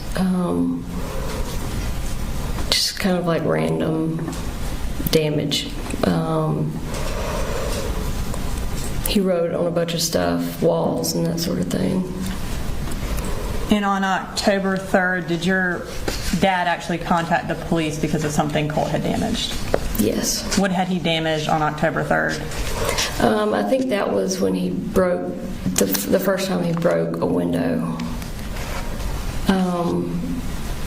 He had broken a window because from slamming the door really, really hard. It's an old house, and so the windows are old. And if you're not careful, you just slam the door hard enough and it'll shatter a window. And I'm pretty sure that's what happened. And then once that happened, I kept fixing it by basically taping it up and putting a piece of cardboard over it until we could get someone to come and professionally fix the window. And he kept punching through the cardboard. As soon as I'd fix it, he'd punch through it again. And I think it was the window was the actual reason why he called the police that one day. And did the defendant come and get, or did Colt go and live with the defendant immediately after that? Immediately after the second time, so my dad actually called the police twice, or went by to see the police twice. The second time, they came, and each time they came, I would basically ask them, please don't take him to jail. You know, I don't want anything on his record. Can you just talk to him? Which they did. They actually offered to stand there and supervise while I spanked him or like physical punishment. I was like, no, I don't want to do that. He was bigger than I was at the time. I just want y'all to talk to him and, you know, just hopefully talk some sense into him. Well, after the second time it happened, he immediately got on the cell phone with his dad. And just related to what the defendant said, not what Colt said. Yep.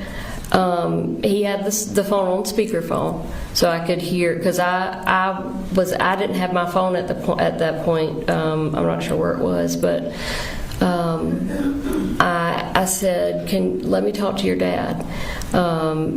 And so he didn't want to give me his phone, so he put it on speakerphone so I could speak to Colin on speakerphone on Colt's phone. And, you know, I had not been communicating with Colin at all. Since he dropped Colt off, communication basically was non-existent. So he didn't know anything about what Colt had been doing or, you know, his behavior. And I immediately started trying to explain to Colin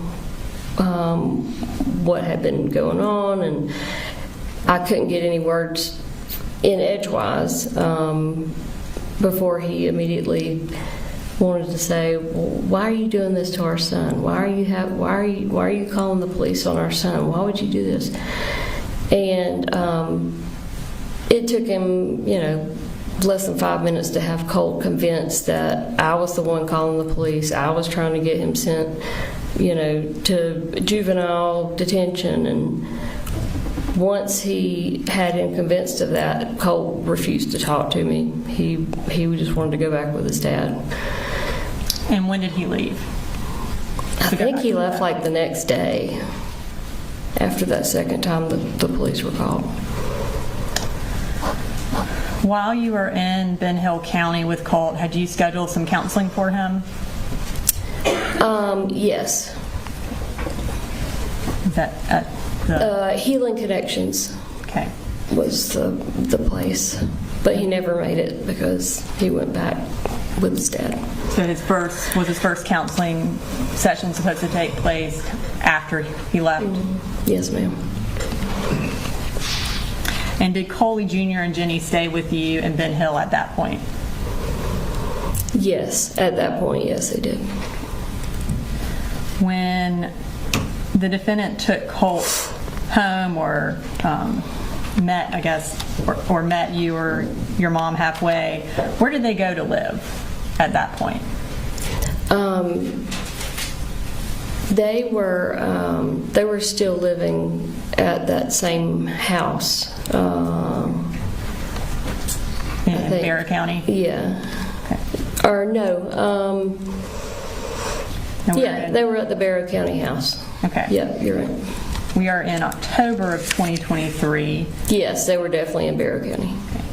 And so again, Colt should have been in the 8th grade. Did the defendant enroll him in the 8th grade in Barrow County? No, Did he attend any schools in the 8th grade? no. Now, when Colt went back to Barrow County and you were still in Ben Hill with Coley and Jenny, did you still have an open defects case? Yes. My case manager had told me that the next time she saw me, she was going to close the case, because over the prior year, I had been doing everything they wanted me to do. I had, they were drug testing me the whole year long, hair follicle, urine tests, and I had been doing everything I was supposed to do. What happened at that next visit where they were supposed to close the case? So instead of closing the case, they gave me, someone had called and made an anonymous report, and they drug tested me. And did you pass or fail that test? I failed that test. When you failed the drug test, what happened? When I failed the drug test, I guess it's the Saturday after my case manager got the results. She showed up. Actually, me and Jenny and Coley were spending the night at my parents' house, because my parents, at that point in time, had gone on a trip to Virginia. And we would do that a lot, just spend the night at my parents' house, because it was just kind of a fun thing to get out of the house, our house. And so we were there, and my case manager, Tamika Mitchum, showed up at their front door with Colin and Colt to basically tell me I had failed the drug test, and she was sending Jenny and Coley to live with their dad. And at that point, did you have custody of any of your children? Well, it wasn't a custody case at that time. They were just physically going to stay with their dad. It had not gone to the phase of addressing custody, with a judge or anything like that. I guess none of them were living with you, is that correct? That's correct. And did the defendant have kind of authority over them at that point? Yes. And were they all living in Barrow County at the Harrison Mill address? Yes. After you failed that drug test, did things go downhill for you? Big time. Tell us what happened. Well, after the initial devastation of having them taken and sent with their dad, I, for one, was faced with the reality that Jenny and Coley were now living in the house with their dad, where things were horrific, and there was nothing I could do about it. So I started trying to reach out to Colin to set up visitations, because the case manager said that I was entitled to have as many supervised visitations. Object to the hearsay as to what the case manager told her. I think I understand your latest sustaining of the objection about hearsay related to explain conduct, but this is squarely within that. She is trying to set up visitation because she was told she was allowed to have visitation. So I do believe that fits within that exception. I believe our harm is also very low, where the caseworker already testified to that fact. I don't think the caseworker testified exactly to what she is saying. I believe she testified that she was allowed to have visitation, so I think she testified that visitation was up to the defendant, not that she had an absolute right to visitation. Visitation was at the right of the defendant. I believe you're correct. Was she saying something different just then? Yes. I think we're splitting hairs. She wasn't prevented from seeing her children. So she could have visitation. She was allowed to have visitation. If it's up to the defendant, she's calling him to try to set that up. That's exactly what she's testifying to. Trying to act like she's saying something completely different is not true. She is saying she's calling the defendant to set up the visitation because she was allowed to, and he is the one who has custody, so she has to go through him. And this mission testified that she was not entitled to visitation. Any visitation was to be done through the defendant based on his determination. Not that she had an absolute right to visitation. That is a misinterpretation of what Ms. Mission testified to. She did not say she was not entitled to visitation. That is not what happened. So, ladies and gentlemen, you'll have to remember what the DFACS worker, case manager testified to. I'm going to let the witness go ahead and answer. So, I mean, I can rephrase. No, he overruled the objection. So, okay. You were, I guess, where we're at. There was no restrictions to me having visitation or seeing my children other than it needed to be supervised. She did say that I needed to schedule it with Colin. So I started reaching out immediately because, I wanted to see them as much as humanly possible.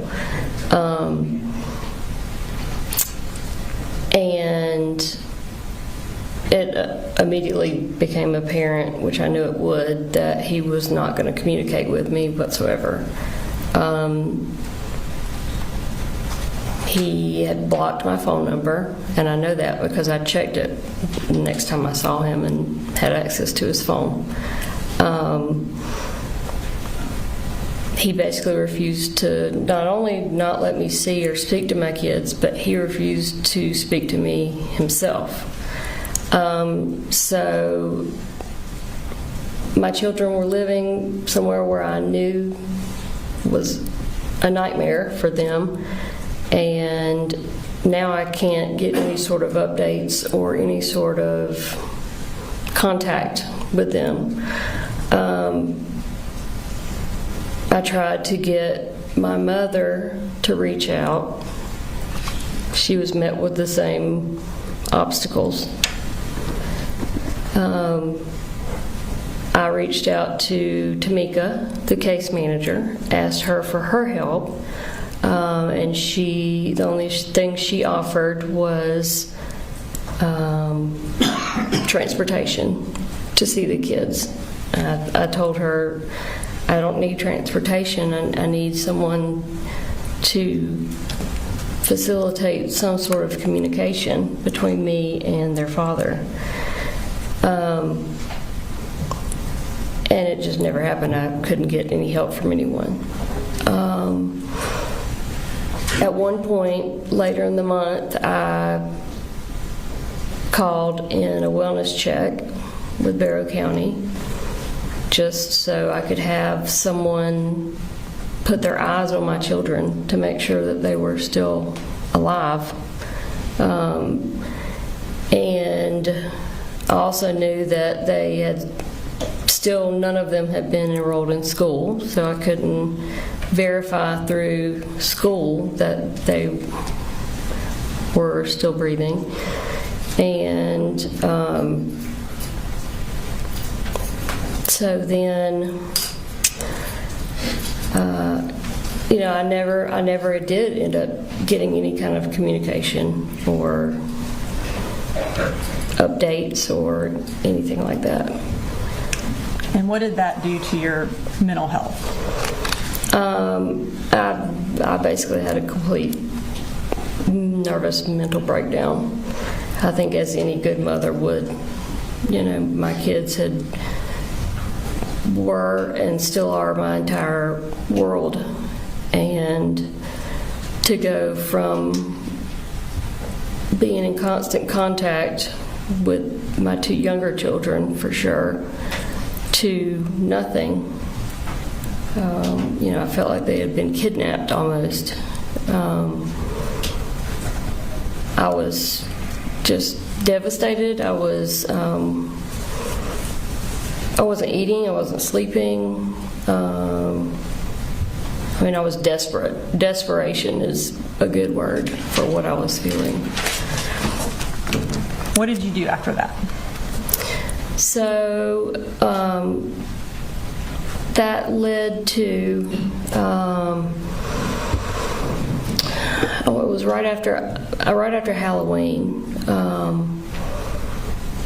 I basically decided that I was going to drive to Barrow County and just physically go and knock on the door and say, "What are you doing to me, to our kids? I want to kind of just see them."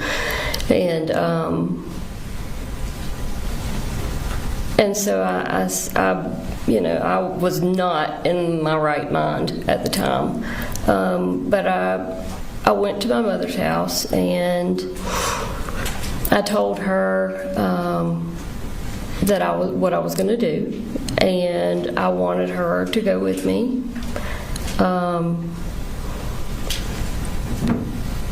Just to be another person, to be there to observe what takes place, and to be there, to support or take the kids, to McDonald's or something if I needed to talk things out with Colin, just to be there in general. And she knew that I was not in my right mind, and so she said, "No, I'm not driving you to Wander. I'm not going with you," which I had not expected. I never thought in a million years that she would say, "No, I'm not going with you." And so I then was in a situation where I still am going. I'm still going to go, but now my mom knows I'm going, and I wasn't going to, drag her and force her into the car or anything. But I knew she would call Colin the second I left the house, and then I'd never see the kids. It would be a wasted trip. So, in my messed up mind, somehow I decided that, I'll just tape you to a chair, and then I'll have a friend of mine come over later to let you loose as soon as I have had time to make it to Wander and see the kids. This is obviously completely irrational and inexcusable behavior, but again, I was not in a rationally thinking state of mind at that point. So that's what I did, and drove to Wander. I actually got there on Friday, but it was late. It was dark, and I didn't want to go knocking on the door, late at night, and it, be made out to look like, oh, your mom's, banging on the door at all times of the night. So, anyways, I slept in my car basically Friday night with the intention of going to talk to him Saturday morning, which is what I did. I tried knocking on the door first, and nobody was coming. It was kind of early, especially for a Saturday. But I'd been there before, so I knew which bedroom was his. So I walked around to his bedroom window, and it was open. He sleeps with his bedroom window open a lot. And are you referring to Colin? Yes. Okay. Sorry. And so, but I didn't want to scare him, so I just kind of tapped on the window. And it was dark, looking from outside into the bedroom, but I could kind of see, the outline, and I could see that he sat up in bed. And I kind of knocked again because he didn't say anything, and he said, "Who is that?" And I said, "Coley, you know who this is? I'm your wife. I would like to see her talk to our kids, please." And then I saw little Coley jump up, excited, because I was at the house, and he immediately tried to take off running because he wanted to come out and see me, and his dad told him, "No, stay right where you're at." And so I said, "You've blocked me from your life for the last month, and that's not fair. I would never do that to you. I'd like to see the kids." And he said, "You can't, this is not right. You can't do it this way. You have to call and set up a time, and I'm calling the police. Get off my property. I'm calling the police if you don't leave right now." And I immediately started crying, and I said, "Please don't do this. I've been trying to contact you for a month. You know that, and you know what you're doing, and it's not fair. It's not right to me or our kids." And but he didn't care. So he said, "Get off my property or I'm calling the police." And I knew he would, so I turned around and left. And I drove just down the street to the Dollar General and just sat there, just boohooing, not knowing what to do next, because I didn't want to make any kind of scene or anything with the kids there.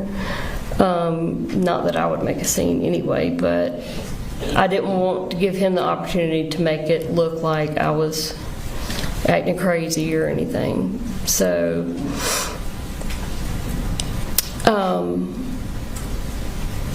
a couple hours later, I had actually brought some of Jenny's electronics, some stuff that she used with her iPad and like an Apple Pencil and stuff that I wanted to leave with her because I knew she would want them. And so I decided to drive back to the house to just drop that off, which I did. I drove back, and I didn't even bother knocking on the door. But I took all of her stuff and set it on the roof or the hood of Colin's truck. His work truck was there in the driveway. And turned around to leave, and I ended up keying the side of his truck,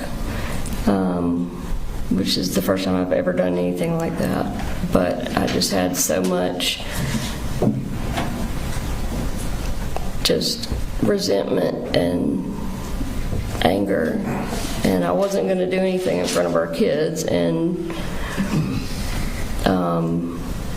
I was physically walking past the truck, and I had my keys in my car, and in my hand, and it just like happened. I was just like, and so I scratched a couple words in the side of his truck, and then got in my car, and I didn't try to go back after that. And were you eventually arrested in Barrow County? I was the next day.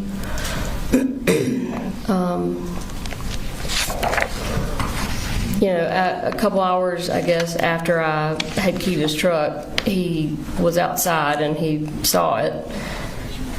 And so he called and made a police report.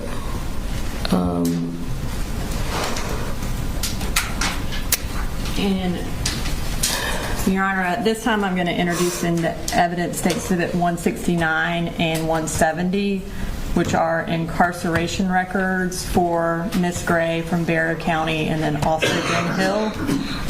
They just established the period of time that she was incarcerated. When we're displaying it, we've redacted her personal information so that it is not viewable from the screen. You said those were 169 is records from Barrow and 170 from Ben Hill? Yes, Your Honor. Mr. Hobbs, any objection? No, sir. 169 and 170. Thank you, Your Honor. And these are self-authenticating, so I'm just going to go ahead and display them for the jury. So we're going to start with Barrow County. The records show, Ms. Gray, that you were incarcerated from November 6th to December 22nd in Barrow County. Does that sound accurate? Okay. Before you left Barrow County, did you plead guilty? Did I what? Did you enter a guilty plea before you left the Barrow County Detention Yes, Center? I took a plea. And Your Honor, at this time I'm going to introduce into evidence State Exhibit 208, which is Ms. Gray's plea of guilty to use of a license plate to conceal identity. No objection. Dark 208 submitted. So ultimately, you pled guilty to the misdemeanor use of a license plate to conceal identity, and you received a 12-month sentence. Is that correct? Or I guess for... No, I used my first offenders for, there were several other charges besides the license plate. I guess what the sentence actually has is just the use of a license plate to conceal identity. Okay. And then it has it as a 12-month sentence, and then during that 12 months it shows that you were barred from Barrow County. Is that accurate? That was one of the stipulations, but it actually, they made a modification to that. And that was after September 4th? Yes. Okay. So once you pled guilty in Barrow County, did you then get transferred to Ben Hill County's detention center? I did. And was that related to the charges against your mother? Yes. And are those actually still open? They are still open. Sorry, at this time I'm going to go ahead and display your incarceration records from Ben Hill. Okay. It shows as you being there from December 22nd to April 12th of 2024. Does that sound accurate? Yes, ma'am. Okay. So you were released on April 12th. Is that why were you bonded out? Is that why you got released? Yes, ma'am. Okay. So what were you supposed to do upon release from Ben Hill on April 12th of 2024? With regards to like what my parents wanted me to do? Yes. Where were you going to go? Okay, so I had found a rehab facility, and I was going to go there. And what rehab facility was that? I forgot the name of it. It's Promise of Hope? Promise of Hope, yes. And did you ultimately go to Promise of Hope? I did. Yeah, I stayed home over the weekend just to visit with my parents, and then I went, I think, on that Monday. Okay. And so, Your Honor, this time I'm going to introduce into evidence State's Exhibit 171, which is Ms. Gray's attendance records at Promise of Hope. No objection. All right, 171 submitted.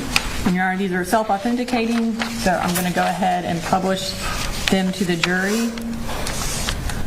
So it indicates that you were at Promise of Hope from April 16th of 2024 until July 6th of 2024. Does that sound accurate?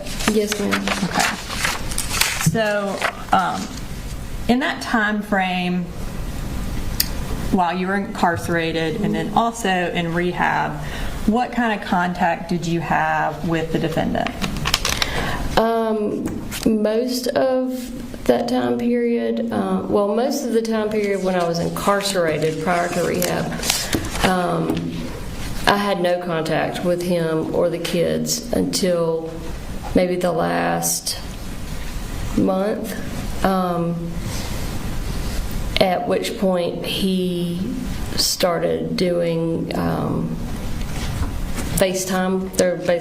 They're not actually iPhone FaceTimes, but video calls. Was able to do those. And then, did you ever get emails or anything from the defendant or your kids? I did. Mm-hmm. I'm going to pull up what's previously been introduced in evidence as State Exhibit 111.13. Is that a poster that your family made for you? It is. Okay. And I'm gonna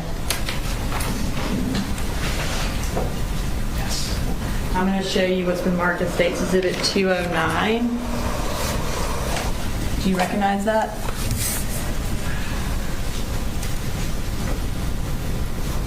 Yep. And what do you recognize that as? This was an email from Colin to Mandy, who was basically the owner of Promise of Hope.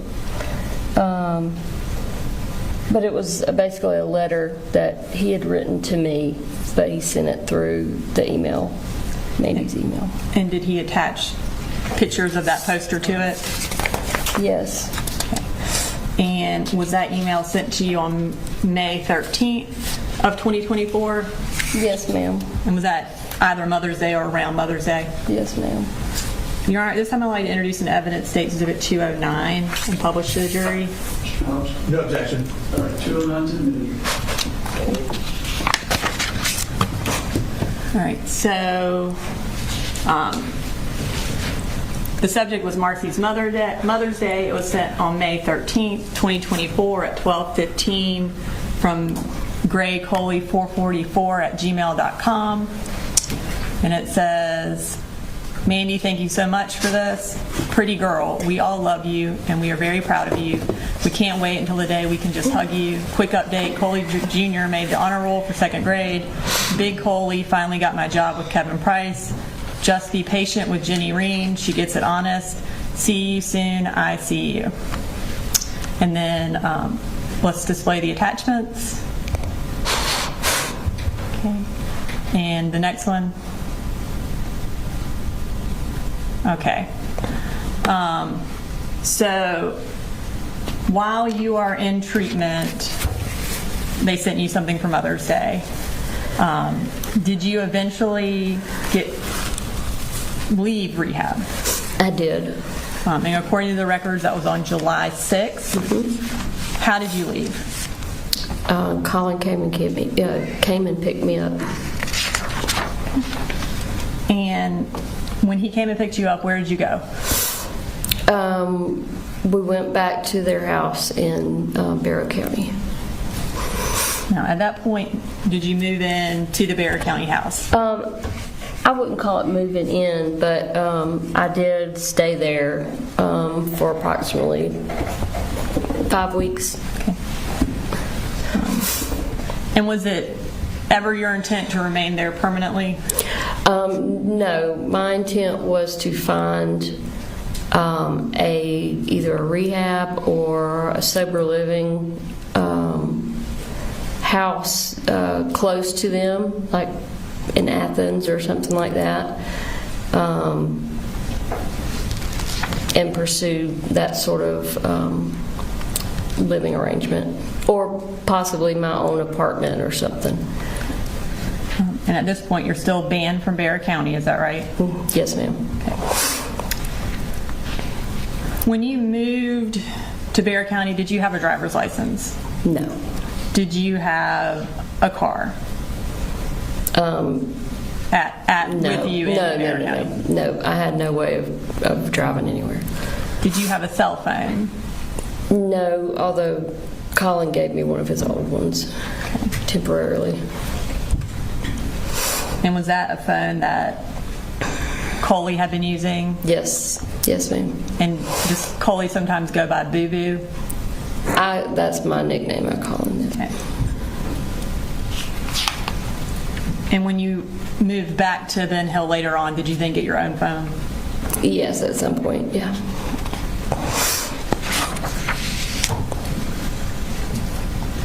So while you were living there, what were you doing during the day? Obviously, you didn't have a car and couldn't drive, so.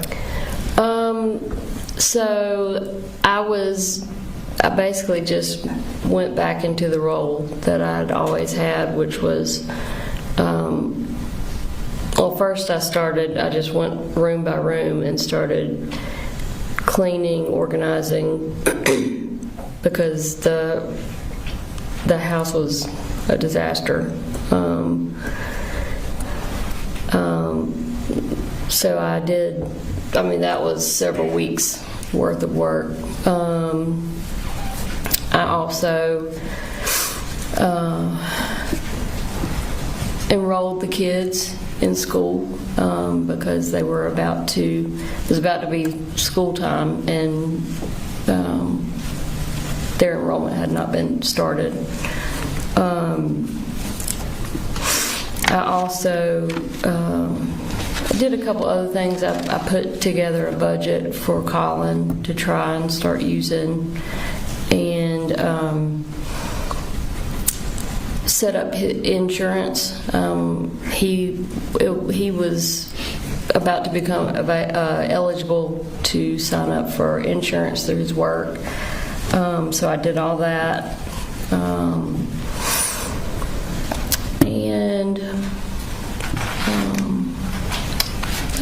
And just hung out with the kids basically until they started school.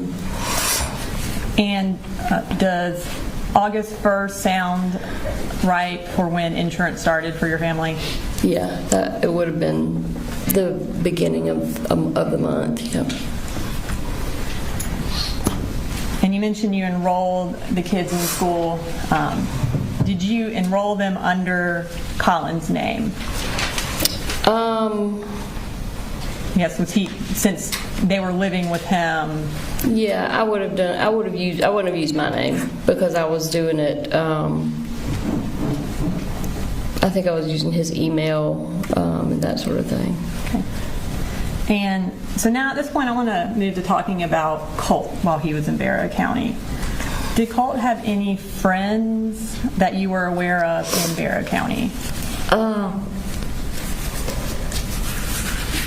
Like at what time? In this time frame of July to August of 2024? No. When was the last time he had any friends that you were aware of? The last time he had friends that I was aware of was when we lived in Statham before we sold our farm and started moving around. So that would have been early elementary school? Yes. Yeah. He had a really good friend back then. And when we were in Fitzgerald, in the little bit of time that he spent physically at school, he had a couple of, I guess you could call them friends, not friends to the point where they did anything like after school or anything, but he did really good in school, up through elementary school. Never had any kind of issues, no behavioral issues once he got into elementary school and middle school. I mean, he was fairly normal. Until middle school? Until, yeah.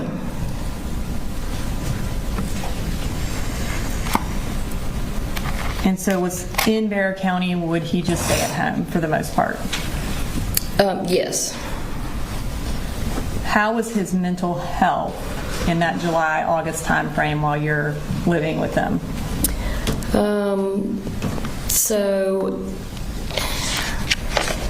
his mental health, I think with me being there, he had a lot more stretches of positivity. He always has liked just talking with me for long periods of time. His dad too, but if his dad's not at the house, then he can't do that with him. So he was really happy that he had me there to basically talk my ear off for hours at a time. And but then he would go from happy and positive to anxiety, riddled with anxiety, easily agitated, very agitated, and could be aggressive. It was very obvious that he needed some professional help, especially with the anxiety, which he had been struggling with anxiety for a while. Had the anxiety gotten worse? From what I saw during that 5 weeks, definitely. And did he have panic attacks? He had. I had never seen him have a full-on panic attack until I was staying with them during that time frame. And one night he had just a full-blown panic attack. I knew immediately what was happening because I've struggled with panic attacks towards the beginning of our marriage. Who all was present for the panic attack? Me, Colin, and Coley. And what was Colt doing during this panic attack? He had walked into the kitchen. His dad and little brother were standing in the kitchen. I was on the couch in the living room. And he walked into the kitchen and said something, and then started crying, kind of like I don't know what you would call it, but he was crying out. And it scared the crap out of me because I didn't know what was going on. So I jumped up off the couch and ran into the kitchen. And he was just he was standing up, but he was just kind of hunched over and crying out.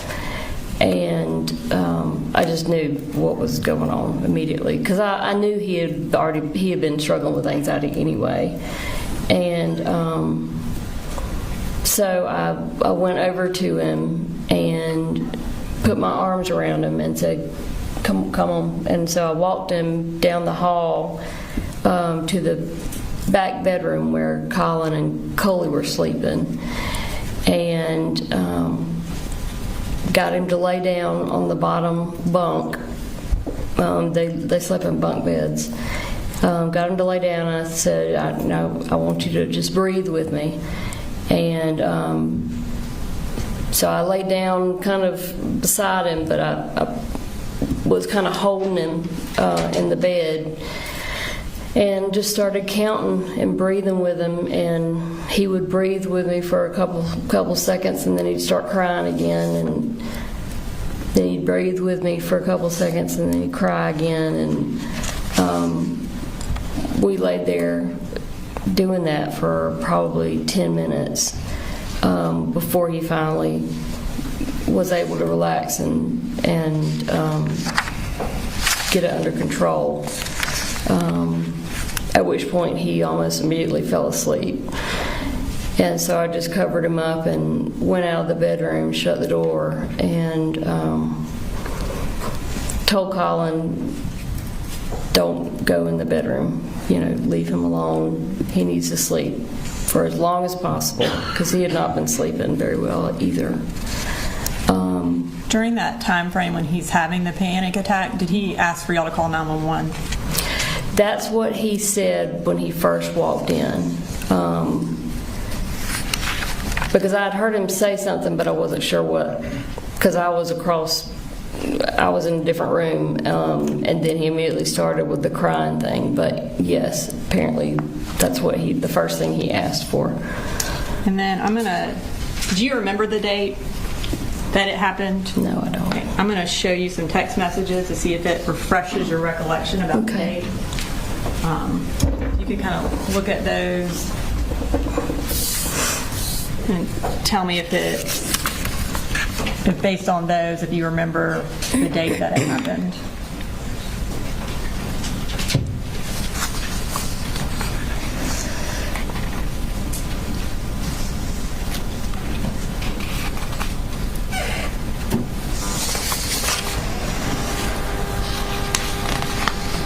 Okay, yeah. Yeah, so these are from me. Yes. Looks like maybe to my sister. I'm not sure who that's to. Does Jenny sound familiar? From you to Jenny? Yeah, I know I did. I texted her about it. And based on those text messages, what date did the anxiety attack happen? Looks like the 19th.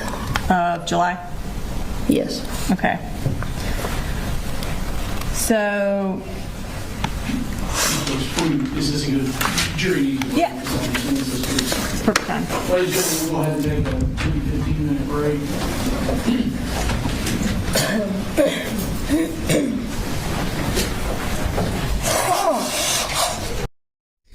So just to answer your question, I know some of us are asking some way, somehow, why? Because I thought the same thing during the trial when this was happening. We were doing recaps with Clairview, and we were like racking our brain, like why wasn't Marcy found guilty on something, right? She gave prescription medication to Colt. It was Zoloft. I think she said she gave a half of a half, so she basically gave a quarter, I think, of her prescription, because she had prescription, so she gave him, I think, a quarter. We'll probably hear that in her testimony. So I was like racking my brain, like why didn't something happen with her? So I'm thinking the only thing I can think of is she's testifying, and then so the state must have said something to her there, but that didn't come out in testimony. There was nothing like, you're getting immunity or whatever. I think that was probably a part of it. And then the other thing was, I think they didn't have enough, right? There wasn't enough to convict her. There wasn't enough to charge her. I mean, I'm only guessing. I'm only, taking, speculating. But that's the only thing I can think of why she was not held accountable for this as well, because she gave prescription medication to her son, who was unstable, that she knew was unstable. I mean, she knew Colt attacked her. Colt laid his hands on her. So I mean, she knew that he was. She knew that he was a problem. Katrina plus dad had custody, not her. That's right. But how does that play into her not getting? How does that play into her not getting in trouble? Her responsibility had to have been removed when they took the kids, but her giving Colt prescription meds, don't you think that would have played into it? I think that would have played into it on some level. I mean, those are all good points, and I can see that. But I'm thinking, I just go back to her giving him Zoloft, and then he specifically screaming at Dad, "Where's my effing Zoloft?" I think the day this happened, or within, I think it was the day of. So you can't be charged for bad parenting, but you can certainly be charged with giving medication to your underage child without a prescription, I would think. However, maybe the government had some responsibility because they should have removed all 3 children from both parents. Shannon says, I know, but could it be because she didn't have custody? I guess that's ultimately where it falls down. I'm thinking not for this. I don't know what I'm thinking. All right, let's get back to her testimony. Oh, side note, Jules, huge supporter of our channel, and we support Jules. She was hacked. There's a whole thing behind this story. Twitter, X, she got hacked on Twitter, and she opened up another account, and I think, long story short, she got back her old account. So if you guys are on Twitter /X, if you don't mind, at some point, just giving Jules a bump in likes and subscribe and all that stuff. Let's see, I just dropped the. There it is. All right, so friend Jules is back on X with a brand new account after hers was hacked. Let's help her get back on her feet. Give her a follow. So she's Notorious Jules. Hold on. Erin knows more about this than I do. Her old account is gone. Okay, so this is her new account. All right, so this is her new account.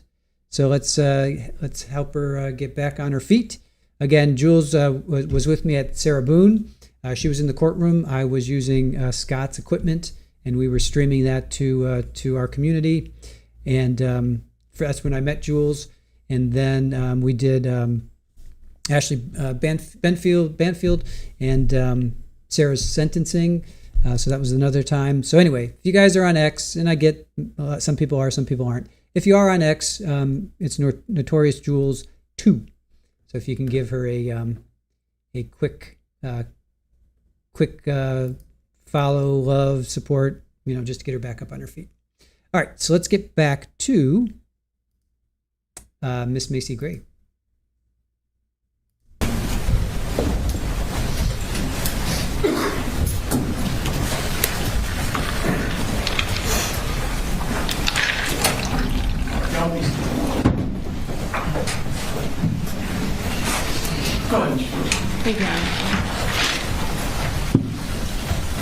All right, Ms. Gray, so we are in July of 2024, and Colt just had a panic attack. At this time, where did Colt feel comfortable sleeping? So at this time, and when I first got there, he preferred to sleep, or he was sleeping on the floor in Jenny's bedroom closet.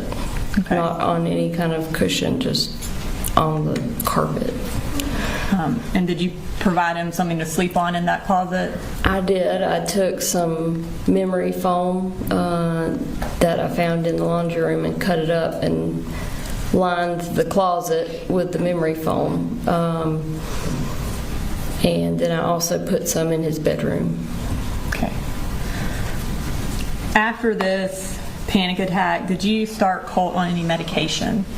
I did, Zoloft. Okay.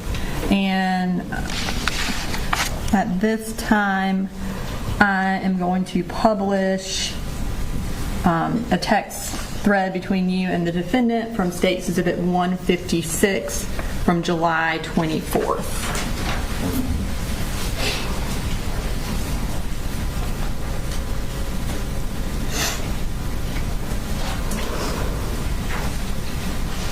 No issues. No judgment. All right. Thank you. All right, so you, at 5:34 p.m.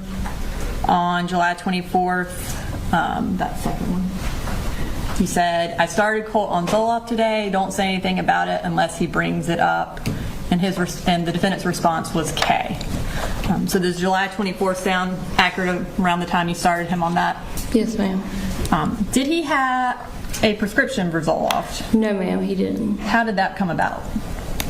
The decision to start him on it? Yes.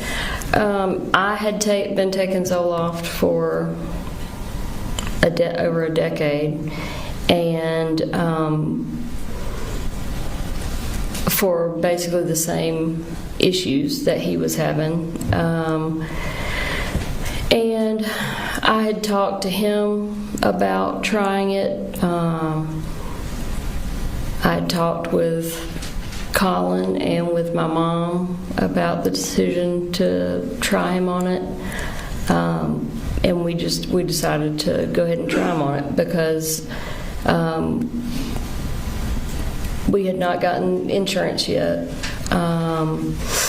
And that was kind of one of the big holdups. So I was on a relatively high dose. And so I knew from just talking with my psychiatrist and just researching it myself what the initial starting dose for, well, really anybody, but specifically a child, would be. And so I just started him on that super low dose. And how would he get it? Would you give it to him, or did he have access to it? While I was there, I would give it to him. And do you know where the Zoloft was kept? While I was there. While you were there, yes. In my purse. So you mentioned during your testimony earlier that it was clear that Colt needed professional help. At this point in the time frame where he's had the panic attack, you're giving him Zoloft. What kind of help did you think he needed? I felt like, especially after the panic attack happened, I felt like he needed some sort of inpatient crisis type help, where he could go in, be observed for a certain amount of time by a team of doctors who could then put together some sort of treatment plan for him. And that's the type of help that I researched, and that's the type of help that I told everyone that I felt like he needed. And Colt, I've talked to him in detail about it many times, and he was excited. He was on board with it. He wanted to go somewhere where he could stay there for a certain amount of time and get help. Was the defendant supportive of getting Colt into therapy or counseling or inpatient treatment? In general, he didn't usually have a whole lot to say about it, but there were multiple occasions where I tried to talk to him about it, and his initial reaction was always, well, what if there's nothing wrong with him? What if he's just messed up? What if he's just a piece of crap person? Then what are we going to do? And I said, well, for one, as his mother, I know that there's something that he's dealing with. He's got issues. He needs help. That's not even a question in my mind. But if we do go somewhere and they say,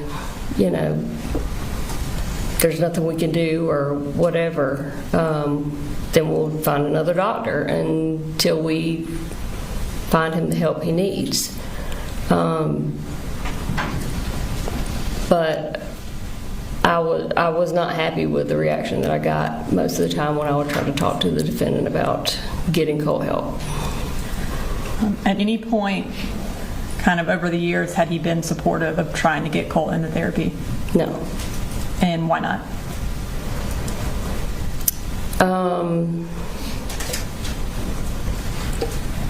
Different reasons. I mean, nothing that really I felt was a valid reason.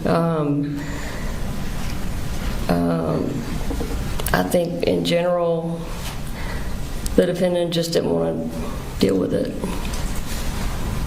He just wanted to not pay attention to it and hope it would go away.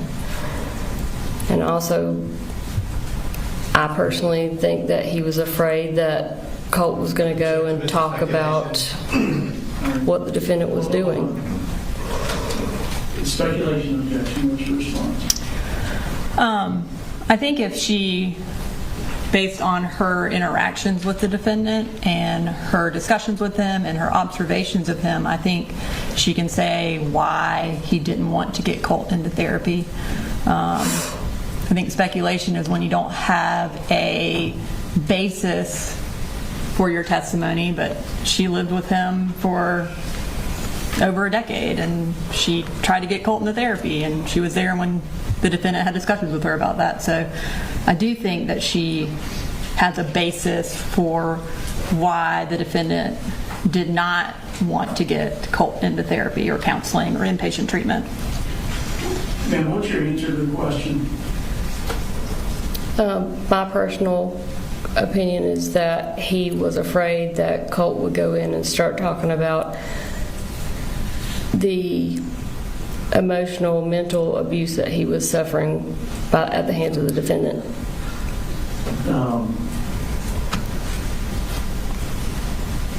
I've got more objections now. Go ahead. So, that would be character, which the state and I discussed before we did this, and I don't think the state knew that answer was coming. I think I'd like to make a motion outside the presence of the jury. All right. Ladies and gentlemen, for the time being, I'm going to ask you this. One, step out, but two, disregard the last answer and strike it from your notes and good.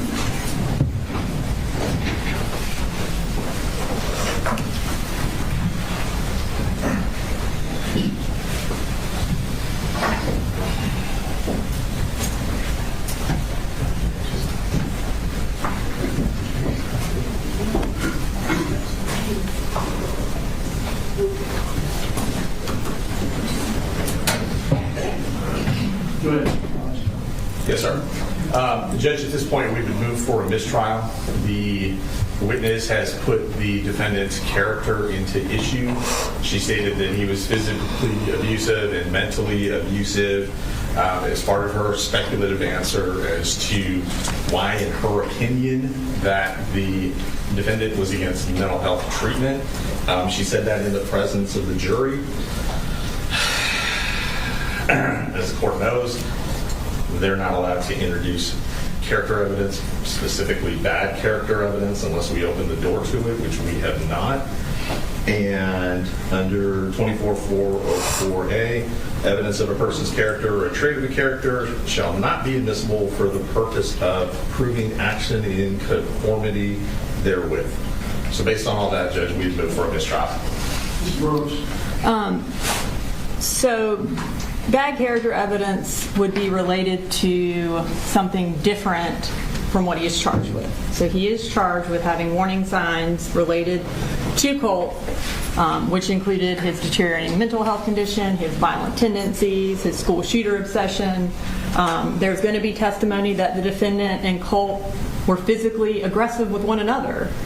He says it in his statement that Colt would bull rush him and strike him and that he would hold him down. And Jenny will testify to physical fights between the two of them. And that is directly related to the charges that he is facing. And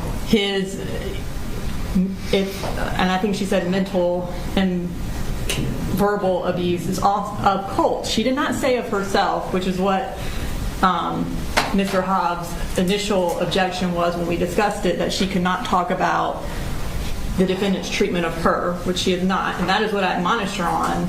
You cannot talk about the defendant's treatment of you, and she has not done that. She hasn't violated any sort of admonition from the state.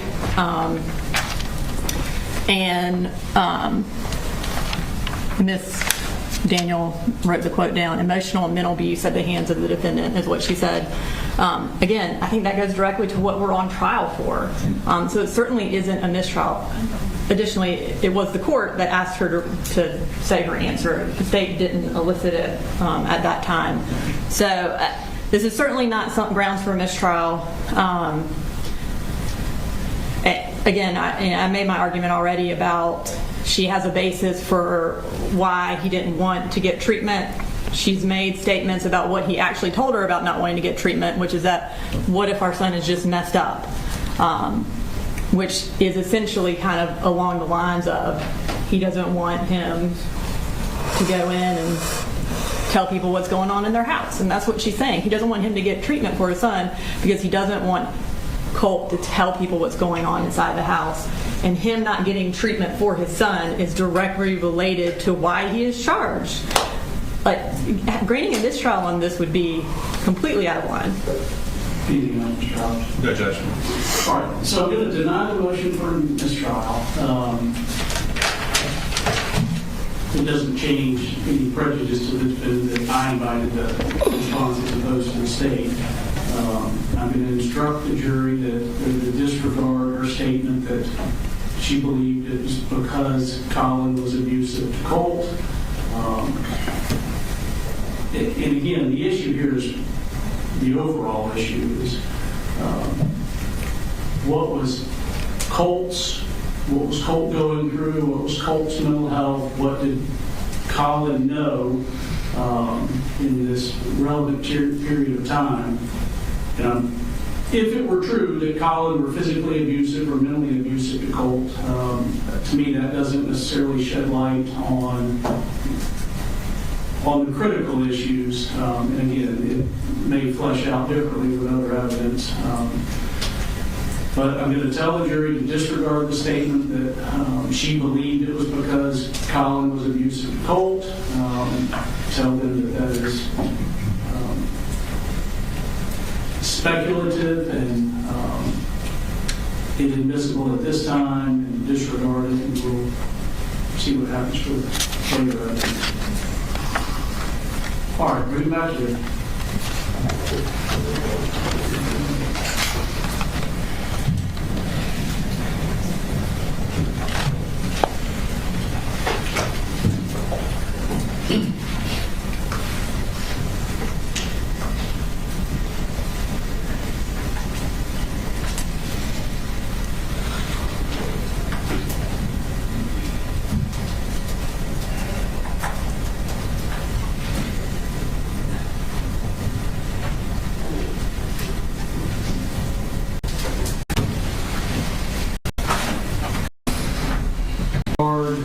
The witness's last response about speculating as to why she claims Colin did not want Colt to get counseling, specifically with regard to her stating that she thought Colin would be worried that Colt would reveal the abuse.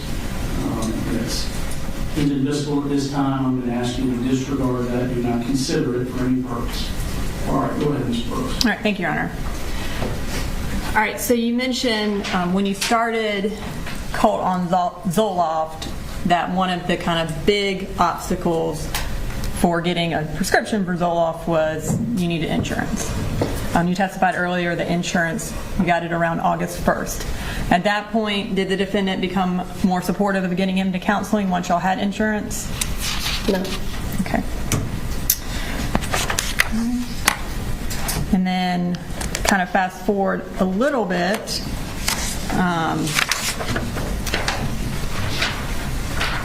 You testified earlier that you ended up getting, I guess, all the kids registered for school that year. Just Jenny and Coley. And then Colt eventually, I guess he started later. He did, yeah. Okay. We ran into issues. I ran into issues because of him not attending school the year prior. And I'm going to, at this point, introduce or display for the jury what is from State's Exhibit 156, which is the defendant's cell phone extraction.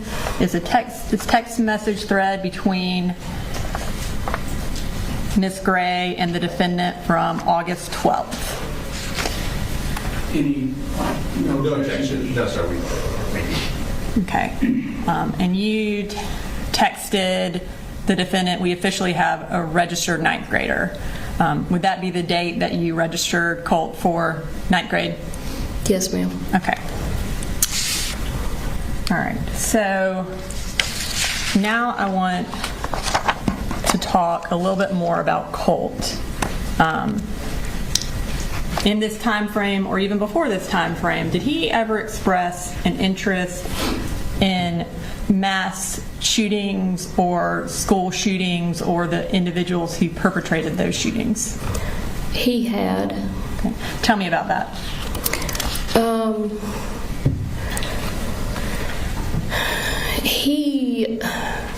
He generally, I wouldn't call it an obsession. And at the time, I likened it to my own interest, I guess, in like true crime, serial killer type shows that are really popular. He never showed an interest in a way that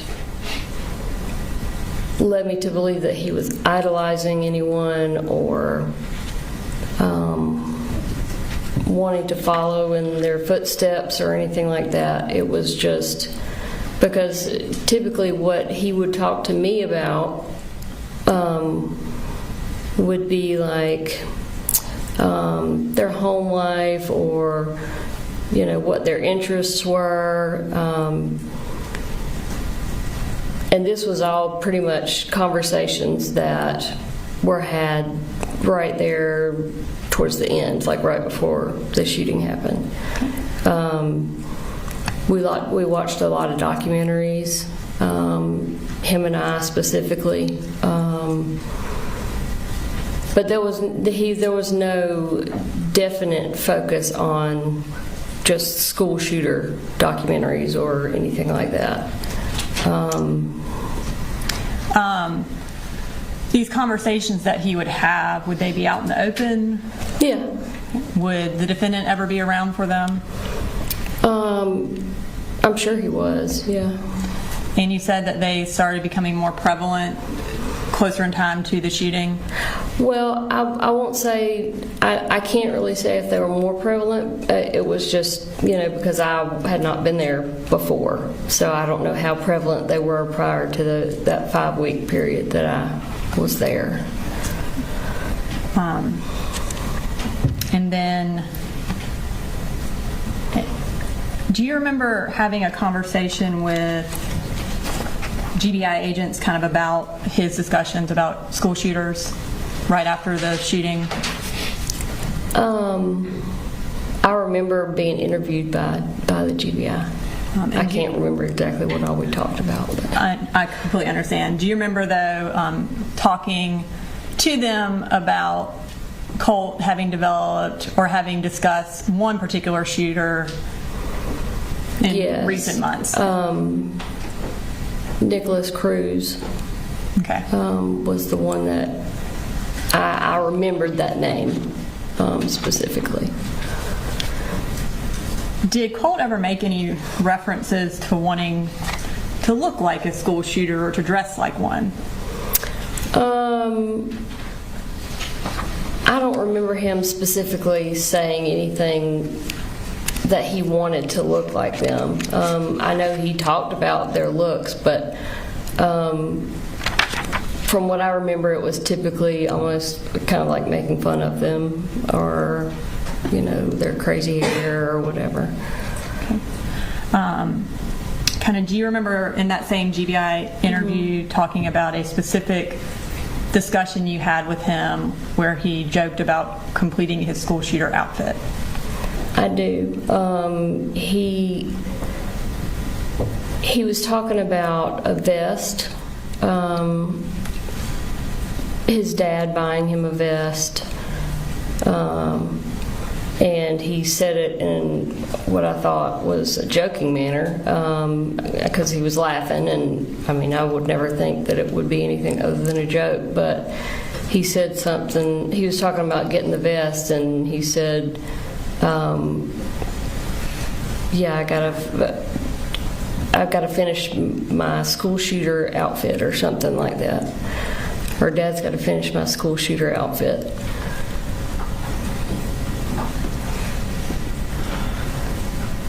And I think I said like that's not very funny. And of course he was like, oh, it's fine. I'm just kidding. I'm just messing around. During this time frame, July to August of 2024, did he have an interest in firearms? Yes. Tell me about that.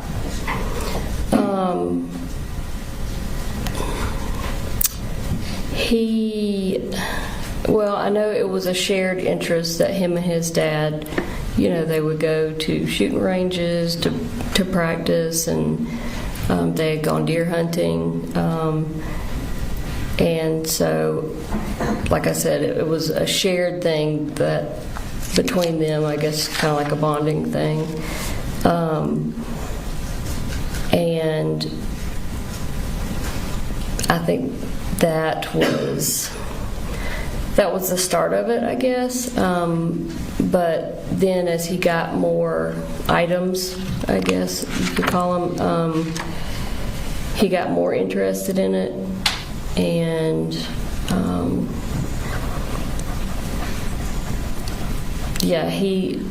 to the point where when I was there for that 5-week period, he was just involved with his gun a lot. Like, he would clean it all the time, and he was always asking his dad to take him to the shooting range and that sort of thing. He definitely had an obvious interest in guns. When you say he was cleaning it all the time, where did did Colt have his own rifle? Yeah, the rifle that his dad bought him for Christmas, that Christmas. And where did he keep it, Colt? Where did Colt keep it? When I was there, it was generally in his bedroom. Do you remember where in his bedroom? I really didn't go in his bedroom, but I mean, he didn't have anywhere really to set it, so I guess it was like leaned up against the wall, or I mean, when he would clean it, he would sit at his desk, because I could walk down the hall and look in and see that he was cleaning it.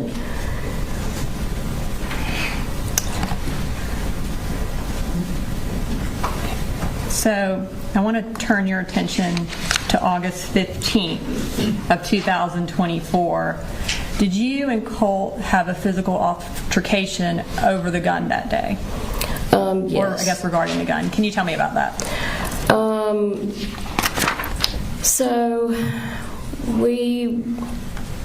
I was initially just trying to talk to him about the gun. I wanted him to just put it away because he had been carrying it around, and he didn't want to hear it, and so he was walking away from me, and he walked into his bedroom, and I was walking behind him, and I stopped at his doorway because I wasn't going to follow him into his bedroom, and I said, just give me the gun, I'm going to put it up. And I was standing right behind him, and he said, get out of my room. And I said, I'm not in your room, Colt. Just let me have the gun. I'm going to put it up for a little while.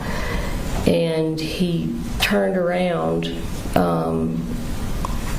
and just kind of in one big sweeping motion kind of hit me with his arm/gun.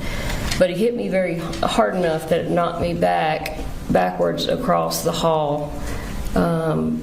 And there's a bathroom directly across from his bedroom in the hall. And he knocked me into that door frame. I ended up hitting my head on the door frame, and basically fell to the floor because I hit it really hard. And I laid there for a couple minutes, and then ended up getting up and just going back to the bedroom, to Colin's bedroom, and laying down.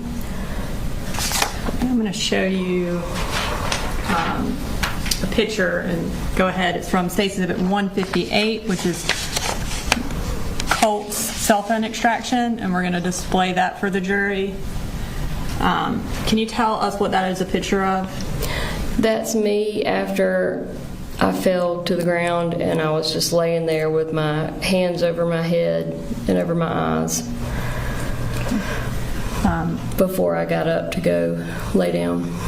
When you went to lay down, or after that, did you call the defendant and tell him what happened? I don't think so. I didn't talk to him about it really at all. Okay. Did you, at some point, did you leave Bexar County kind of close in time to that fight? Yes, I did. Tell us what prompted you leaving. There was a number of reasons. Over the 5 weeks that I was there, my anxiety had started going up, like I knew it would. And that's why I'm not planning on staying there long term. And so it was getting to a point where, I had the kids enrolled in school, insurance was set up, and I really needed to find myself somewhere else to live that was not with Colin. And I felt like I could get it done better and faster if I was not in that house with him. So I called my parents and asked them to come get me, which they did.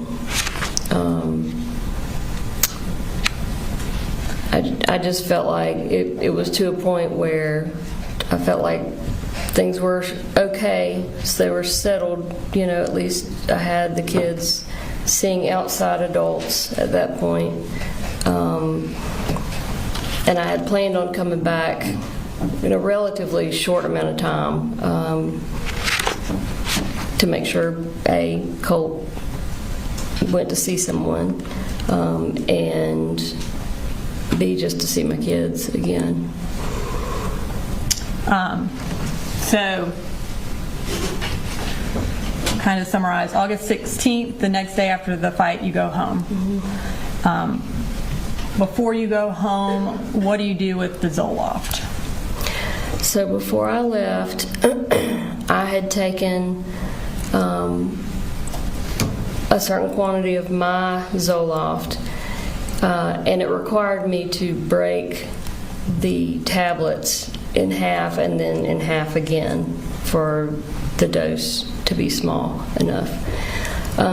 So I took a bunch and went ahead and broke them down so that Colin wouldn't have to worry with that.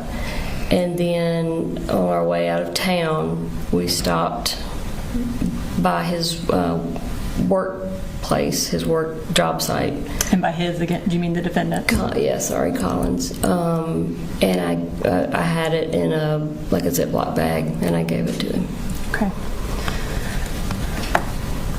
Close in time to this fight, did you have any discussions with the defendant about storing or securing the rifle that was in Colt's room? Yes. Okay, tell me about that. This actually came up multiple times, and ultimately I asked him if he would just take the guns and put them in his truck, because the large gun safe that we had always had when we were married, or for most of our marriage, was not there anymore. And he kept saying, "Well, they're in the top of my closet." And I said, "That's not good enough. You might as well say, well, they're under my bed. They need to be locked somewhere." And so I thought the best answer, without him having to go out and spend money on a new gun safe, was to lock them in his truck. And initially he said he would. Okay.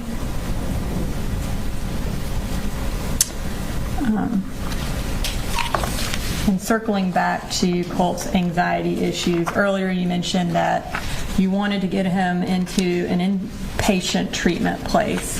At this time, I'm going to display some text messages between you and the defendant from State's Exhibit 156 from August 21st of 2024.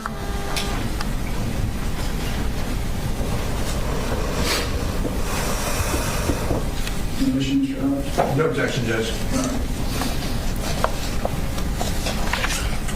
Right, and we're going to bring up that second text message. Okay, so it says it's from My Pretty. Was that what Colin called you? He called me pretty girl. Okay. And then on August 21st at 4:38 p.m., you texted him, "This is what Colt needs right now. They take our insurance and we will go there until he is stabilized and they figure out a treatment plan." And then the next message.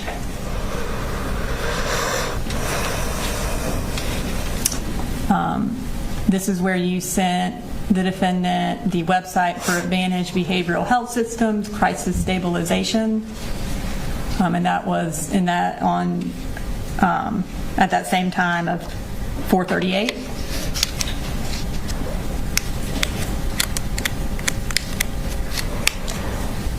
And then you said, "I tried to send it to Colt, but I guess he's blocked my number now." And that was at 4:44. So was there a time period you weren't able to talk to Colt while? It was very short, like maybe a couple days. Okay. But I did end up sending that link to him, and we talked about it a good bit. And he was, like I said, he was excited about it. And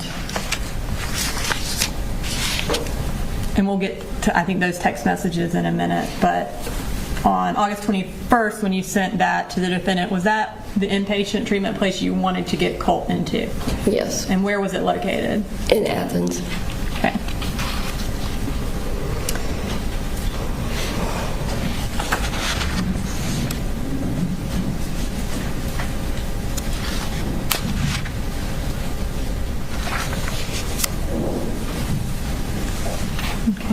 And when you sent that to the defendant, did he ever respond or follow up with anything related to that? No. Okay. When did you plan on taking Colt to Advantage Behavioral? So initially, I tried to set up several different times, but my mom had gone up and she was going to go with Coley to take Colt, but she ended up breaking her hand and had to come home. So I think that was on like a Wednesday or Thursday. Well, that Saturday, the defendant and I had been planning all week for me to come up to visit the kids, and primarily on that Saturday to take Colt to Advantage Behavioral in Athens. We had been talking about it really ever since I left. We had planned on doing some fun stuff, with the kids. And my mom and I had called Advantage Behavioral, talked to them to find out, as far as intake of patients, what we needed to do, who needed to be there, and so everything was ready. And then, and we'll get to that. I got a few more things before. Sorry. So the plan was August 31st, that Saturday, and you mentioned that your mom came up that week. Did something happen at school that week that prompted your mom driving up there and y'all kind of wanting this to happen?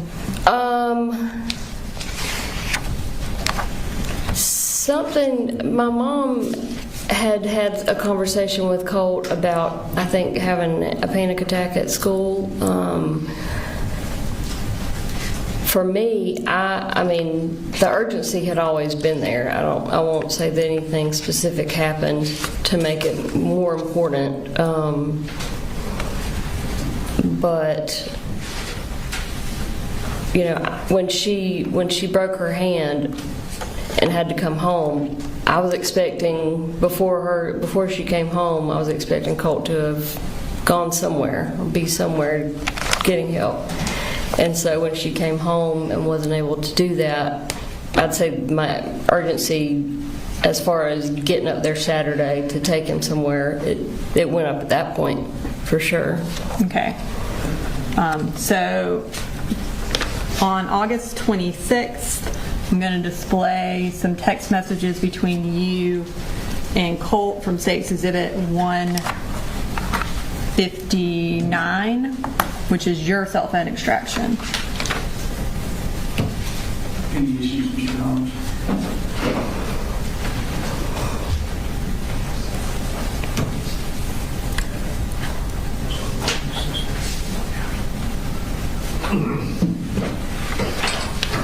Judge, we will just object to the messages that are from Colt as hearsay. And I believe, I don't know which ones he's talking about, but a lot of the text messages are related to his mental health and would come in under the then existing mental and impression. I see. I don't remember the exact wording of it, but that hearsay exception. Testing. Oh, yes.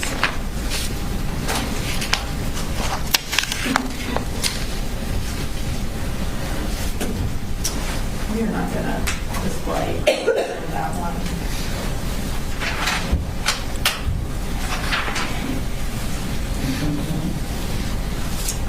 He's on it. That one's not. He's So you're not on this one. just there. We will display some of these, not the ones that are just generic, but the ones that talk about maybe.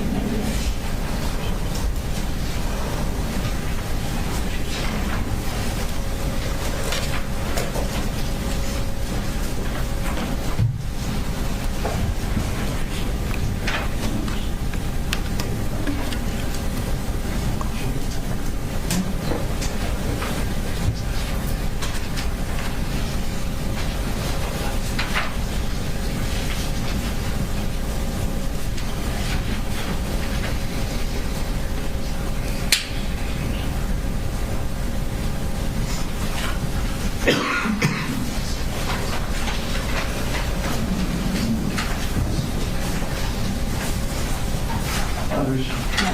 This particular text, on page 33, again, not for the truth of the matter asserted, but to show the spirit and unconditional, and also come in context and talk about how to show that Mark communicated.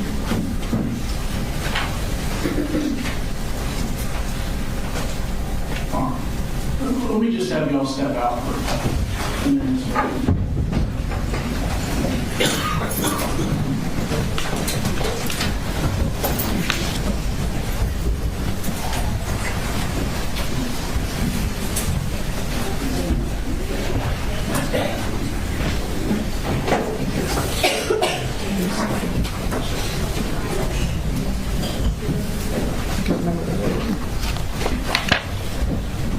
Condition.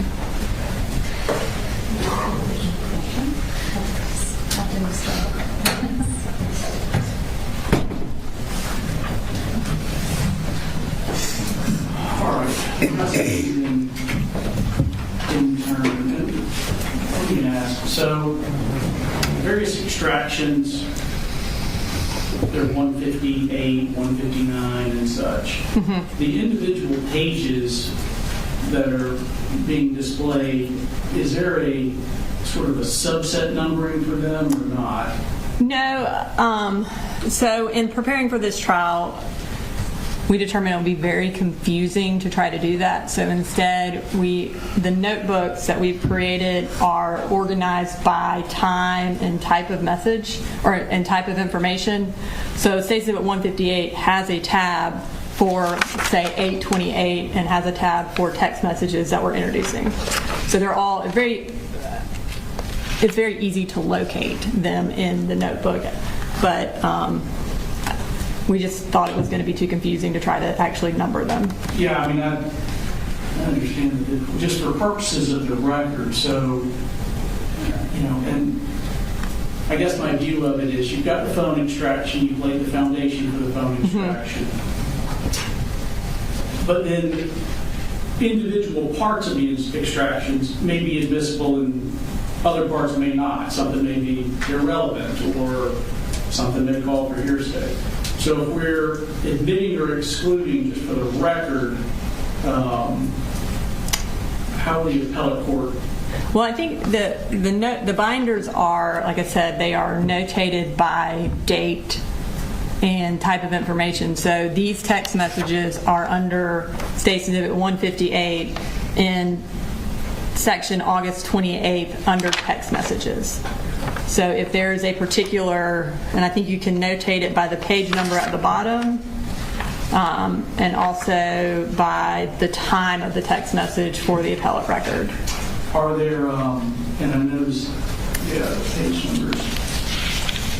In the notebook, are all the page numbers sequential? Or, for instance, are there 2 number 1s in there at all? Or so within each section, there may be 2 number 1s. But if you want, I have all of the text messages that I've introduced also separated. So if you want to make me to make a packet out of these and say for court's record, 1, we can do that, and we can put like a X over what wasn't displayed to the jury if you want to make it. I'm not attempting to create extra work for you. I understand. And we tried to simplify it, like I said, because we didn't want to have 700 exhibits. So we did our best to make it easily accessible and simplified. So for the first group, I was handed August 26th. There's 2 pages, just 1 response from Colt. And my understanding is from that one, you're not displaying that. We're not going to display that message. It will be just the ones where she's sending him the messages about advantage behavioral. Okay. And the second subset, or second set's also August 26th, pages 5 through 9. So Colt's responses, that's really good, so proud of you. I don't know that those are sections in that particular test. The third one, acute mania sucks.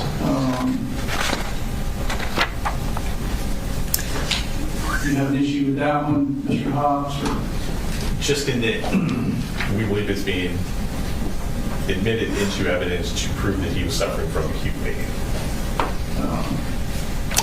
And the purpose of admitting that, one, would be to explain Marcy's text message where she later says that she heard about acute mania from the defendant. So it goes directly to what the defendant knew. So we have to have that message as context for that text message. And again, I do believe, in addition to that, it would be admissible under the hearsay exception for then existing mental condition, because it is showing his existing state of mind, his mental condition, that he believes he has acute mania. We're not introducing to prove he does have acute mania. He wasn't ever evaluated to show whether or not he had that. But his texting of it shows that he definitely has a deteriorating mental state. And then again, it puts in context when Marcy says, "Hey, your dad told me about it." And the whole defense is that the dad didn't know anything. So I think it would be 100% relevant. All right, you're saying that Mr. Gray told her somewhere in here that She responds to Colt's text, because Colt is like, how do you know about acute mania? And she's like, your dad told me about it. Like, your dad talked to me about it. So it's a prior consistent statement of hers regarding that. It's something that she is discussing at that time. And so we believe that text message puts it in context, and we do believe the other text message would be admissible for that purpose.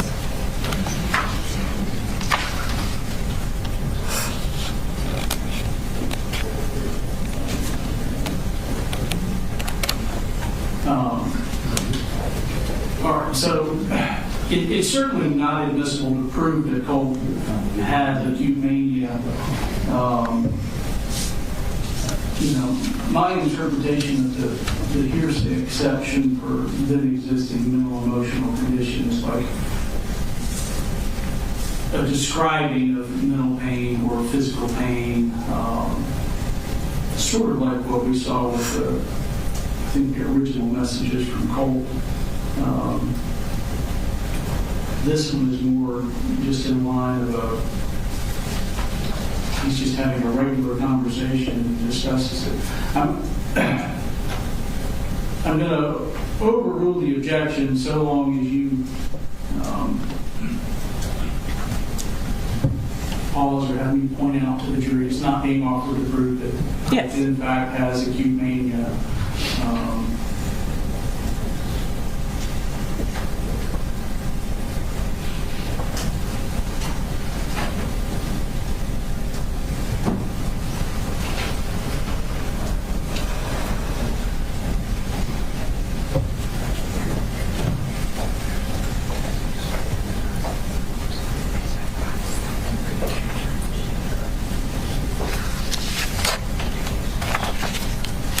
I just,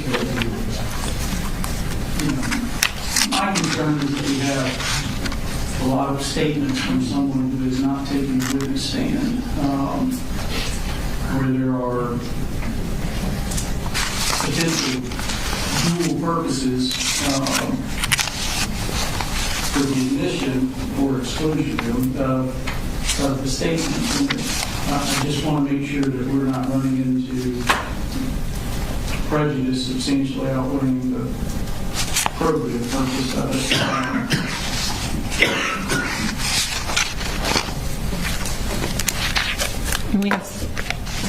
I don't know that, and again, I guess I would be consistent here, but on page 9, I have a concern with Colt's response there. I don't have a copy of that. You have my copy, so can you?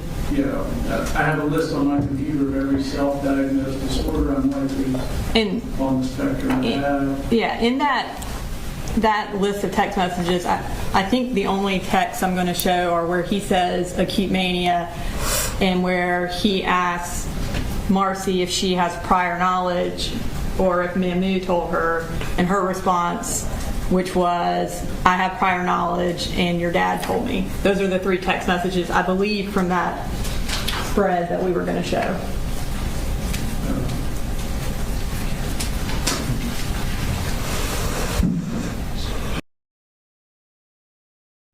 So I just want to pause here real quick.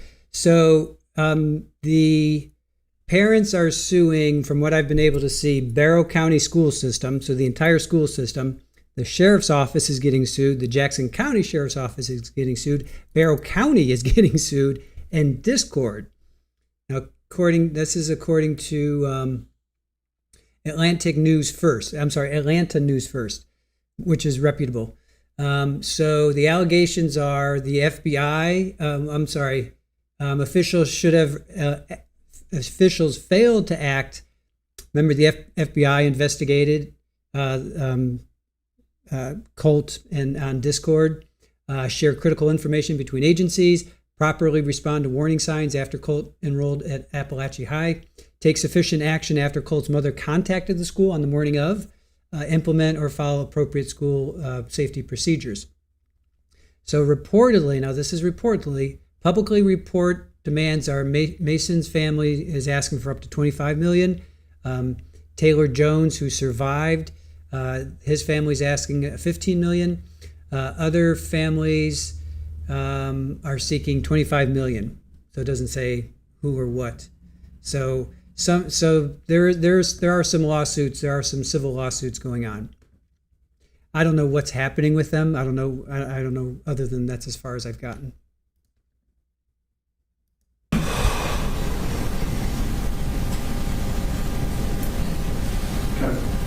Is that, are those in? So I don't think I was going to show any other ones because that was the main point of that, is showing that she's communicating with the defendant. Okay, so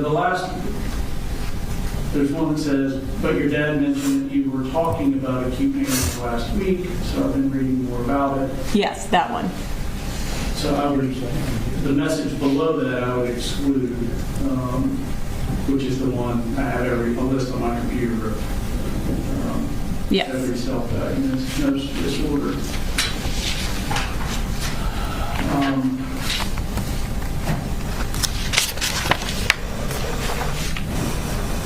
you know what on the third packet, page 17, do you know what there's like a screenshot of some image? Do you know what that is? I don't know what that is. And in that grouping of text messages, I believe the text message we wanted to get into was where he talks about his teachers, because we have a text thread with Marcy and the defendant where Marcy tells the defendant he told me about his teachers. So it shows that they're communicating. So the text, Mr. Yes, yes. I don't know if you have it in front of you, but there are people after me and I don't like it. My teachers, I feel as if they're plotting against me. Somehow I feel like they'll hurt me. And again, we are not offering that for the truth of the matter. The teachers were in fact plotting against him. We're trying to hurt him. Nonetheless, as the court pointed out, there are dual purposes that can be taken from the messages. We would still object to that particular text message coming into evidence, as it does seem to cast light on his existing mental state without obviously giving us a chance to cross-examine him. I'm going to overrule the objection on that one. To me, that is non-hearsay.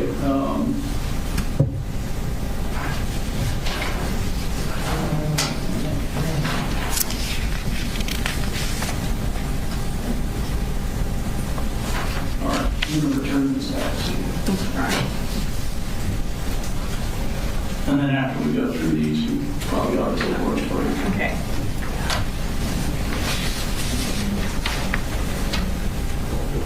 Can you bring the jury back to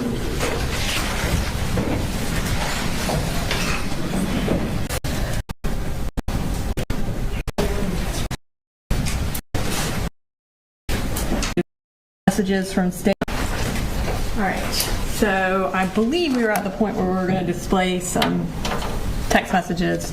I'm going to start with text messages from States Exhibit 159. They're located in the August 26th section under text messages, and they are between Marcy Gray and Colt Gray.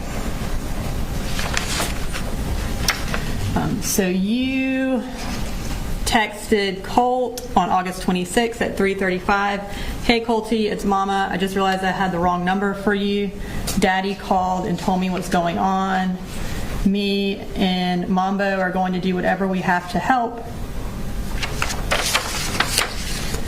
And then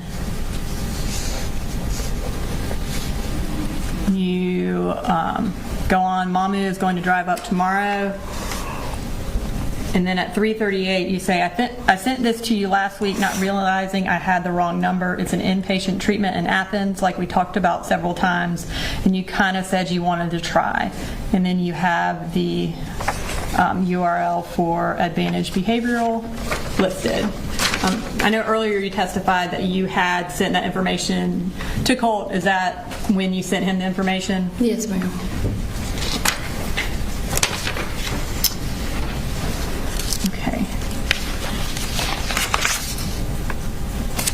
And then,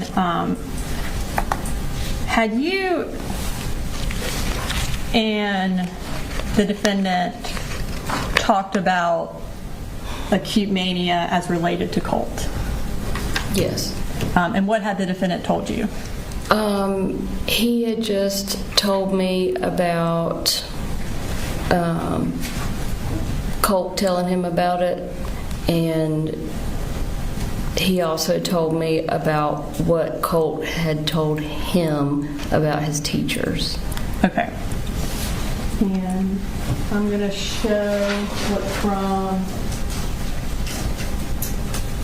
also from State's Exhibit 159 from the August 26th section in text messages.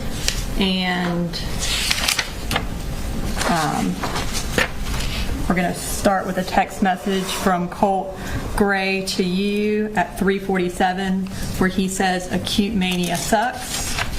And ladies and gentlemen, just understand that's a message, as I understand it from Colt. It's not being offered to prove that he in fact has acute mania. It's just words he said. Okay. And at 3:47 you respond, "Acute mania is no joke." And then at 3:48 Colt says, "Did Mahmoud tell you or do you have prior knowledge?" And at 3:50 you respond, "But your dad mentioned that you were talking about acute mania last week, so I've been reading more about it since then." So it sounds like you and the defendant are talking about Colt's mental condition, or mental health. Is that accurate? Yeah, definitely. Okay. You mentioned the defendant also talked to you about Colt's teachers. Yes, ma'am. I'm going to display some text messages from August 28th, which was also from your cell phone extraction. It states Exhibit 159, and they are in the August 28th section under text messages. And there is a text message from Colt to you at 1:52. Colt says, "There are people after me and I don't like it. My teachers, I feel as if they're plotting against me. Somehow I feel like they'll hurt me." Okay. And then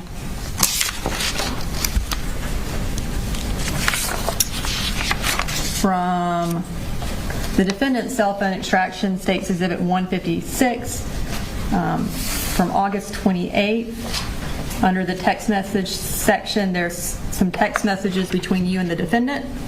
We're going to go ahead and display those.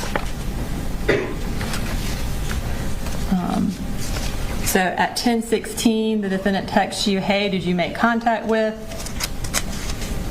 And you respond, "Not with my Memu, but I'm texting with Colt. He told me about his teachers." So you there tell the defendant that Colt told you about his teachers. Was what Colt told you consistent with what the defendant had said was going on with his teachers? Yeah, it was almost identical. When the defendant told me about it originally, he asked me not to tell Colt that I knew that he had shared it with me because he didn't want him to be upset. Okay. And Your Honor, those were the text messages you wanted me to make it through. Ladies and gentlemen, it's 12 o'clock. I think your food's here or close, so we're going to go ahead and take a lunch break until 1 o'clock. All right? We'll discuss the case. Don't look up anything.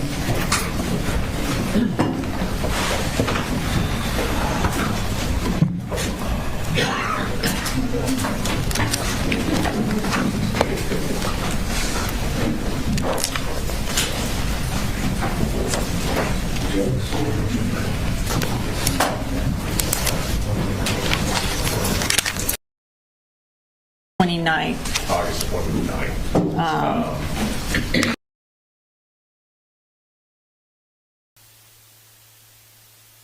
So I think we're going to get into that text. Well, we'll definitely hear that text message where Colt texts Marcy, and then she contacts the school And then the school is trying to find Colt, but remember, they don't have a picture of him, or they have a picture of him like 2 or 3 years before. So they're trying to find him. And then there's Colton. Also, they find the wrong Colt. He was in the same class. So it's just all around. Again, kind of just the a remainder mess. of the text messages, and I've shown him the specific ones we're introducing. I don't think he has an objection, but I could be wrong. The majority, there's one that's also along the lines of him describing how he's feeling, where he states Colt states it's getting worse, had to take another, I don't remember the rest of it. I'll make it to school trust. Thank you. I'll make it to school, is that what you said? I'll make it to school. And what was the date on that? That was August 29th. August 29th. So we would do the same, just to be consistent, same hearsay objection on that in terms of not being able to cross him about exactly what that means, his condition, all that kind of stuff. And for the record, it's at 2:27 p.m. that day. Marcy texts, "How do you feel today, Colty?" And then he doesn't respond. And at 6:37, she says, "You out there, Colty?" And he responds at 6:38, "Yeah, I'm here. Sorry, it's just getting worse. Had to take another. I'll make it to school trust." And then there's some other text messages that we won't display. And then Marcy says at 6:42 p.m., "Mamu is going to bring me back up there on Saturday for a few days. That place I sent you in Athens is open on Saturdays. So if you feel up to it, we could go check it out." So again, the purpose is to show that he's feeling worse, to show an existing mental condition, and then her response. It also puts her response in context about why she wants to take him to that facility on Saturday. All right, so is the state contending that one qualifies as the hearsay exception? Yes, I mean, I think it does qualify as a hearsay exception, and then also it would be admissible to put in context Marcy's response about wanting to take him to an inpatient treatment. And it specifically is about how he is feeling that day. I see. Yeah.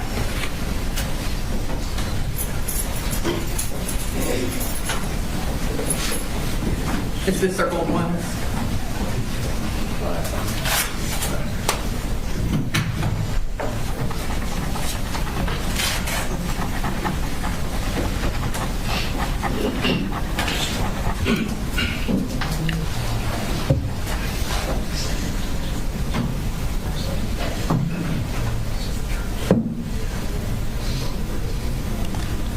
There's another text where she says, "How do you feel today?" And he says, "Not so good."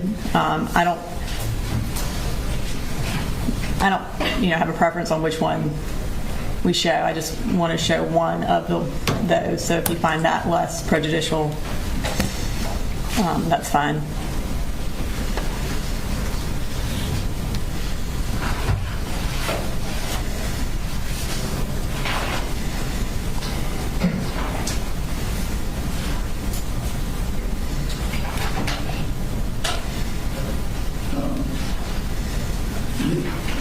So the only one from this packet, I'm just looking at what's been circled, is the one on the first page of Correct. Colts that you intend to introduce? Yes.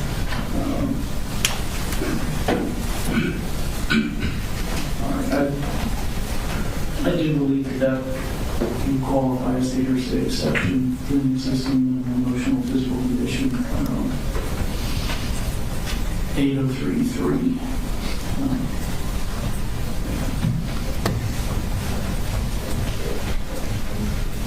Thank you. Yes, ma'am.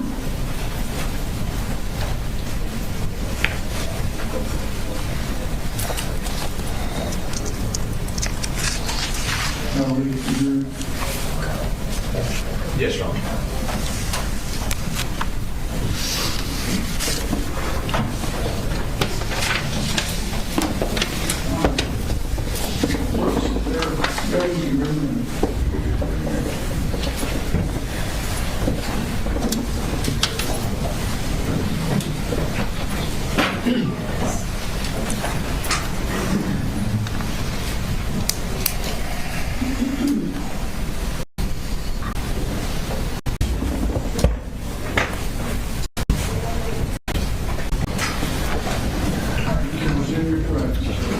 Thank you, Your Honor. All right, so on August 28th, you and Colt were texting about how he thought his teachers were plotting against him. And then we moved to August 29th, the next day. Was Colt doing better or worse that day, or the same? I don't remember off the top of my head without looking at my texts. I'm going to go ahead and display what is from State's Exhibit 159, which is Marcy Gray's cell phone extraction from the date August 29th, starting at 2:27 p.m. So you text Colt, "How do you feel today, Colty?" At 2:27, he doesn't respond, and you text about 4 hours later at 6:37, and this is actually UTC time, so this would be 10:27 and 2:37. So you text, "You out there, Colty?" And then he responds, "Yeah, I'm here, sorry, it's just getting worse, had to take another, I'll make it to school, trust." And then you send him a text at 6:42. Mamu is going to bring me back up here on Saturday for a few days. That place I sent you in Athens is open on Saturdays, so if you feel up to it, we could check it out. So I guess he tells you things are getting worse, and then you send him another text about going to Athens Behavioral on Saturday. Yes. Is that accurate? All right, so that Thursday, after you text with him, did you try to call the school? Yes. The school was closed on that Friday, I think. And so I had planned on calling and talking to Lisa, the guidance counselor, her guidance counselor, his guidance counselor. And I did call, and I got a hold of her, and I was just basically going to give her an overview of what had been going on with Colt, what our plans were, and just to make sure that she was aware of what was going on. And I did get a hold of her. She was in the middle of talking with another parent, and I said, well, it's very important that I talk to you today.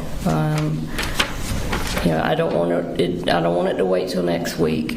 She said, give me your phone number and I'll call you back, I promise. She never called me back.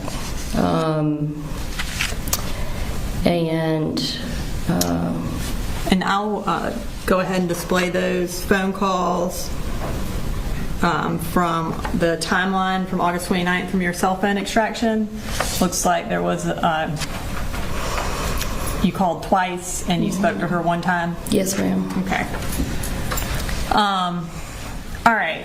So that was Thursday the 29th. On Saturday the 31st, you were planning on taking Colt to Advantage Behavioral. At this point, were you still living in Fitzgerald? Yes, I was staying in Fitzgerald. Had you been in Fitzgerald ever since August 16th? Yes.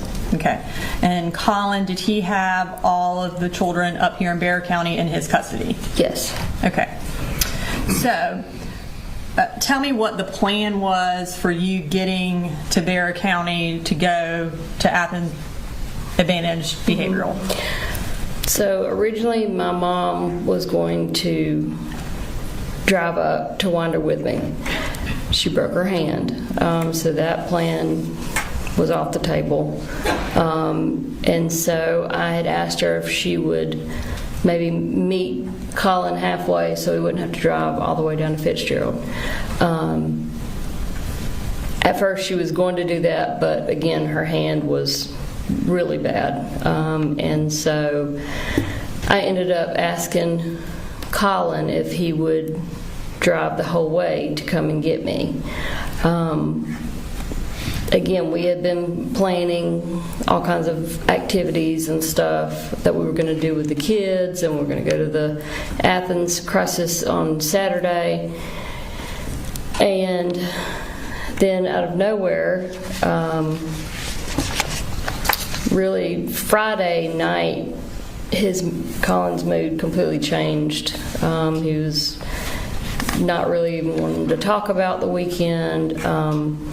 Then Saturday morning, he basically said he wasn't going to come get me. He didn't have money for gas, even though we had planned on doing all of these things that cost money, as well as my mom was always giving him gas money. So gas wasn't an issue. I don't know what the issue was, honestly.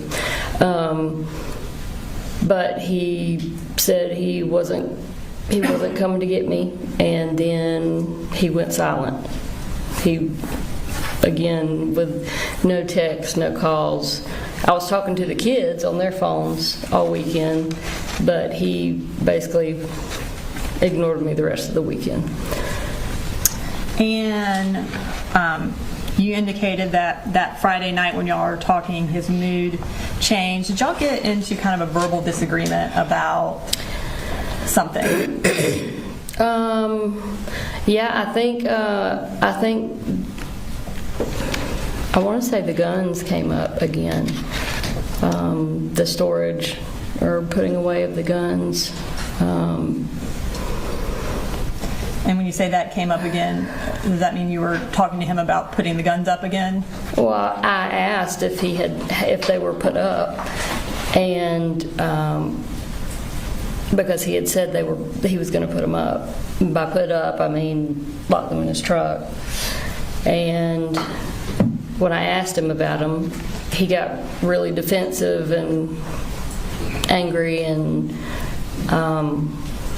basically said no, they weren't locked up. And I said, if you don't lock them up, I'm going to call in another wellness check with Barrow County. I'm going to have Boo Boo go in your bedroom and look and see if the guns are still in the top of the closet or whatever, out on the dresser. And of course he didn't like that. So I'm sure that played into why he didn't want to come get me on Saturday. And at this time, I'm going to display text messages from August 31st that morning between you and the defendant. And they are in the August 31st tab of State's Exhibit 156 under text messages.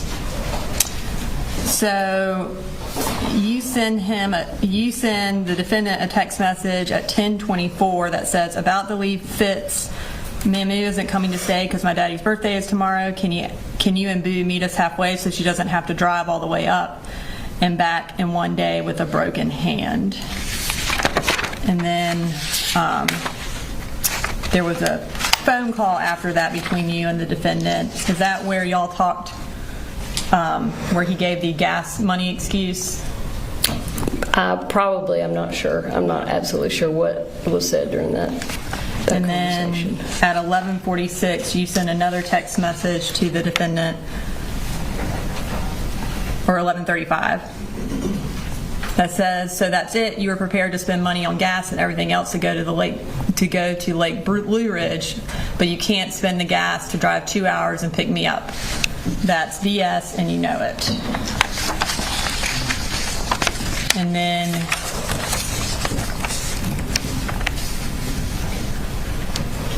at 2:01 p.m. that same day, you say, I can't believe how selfish you're being.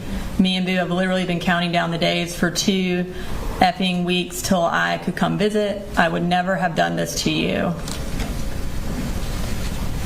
And then on September 1st at 1:01 p.m. you say, why are you doing this? And then on September 2nd at 9:46 you say, are you just going to keep ignoring me? At least let me know y'all are okay. And then he responds on September 3rd at 7:31. Hey, sorry, just trying to keep everyone and everything together and calm. It's not the easiest thing, but I want you to talk to Boo regardless, okay?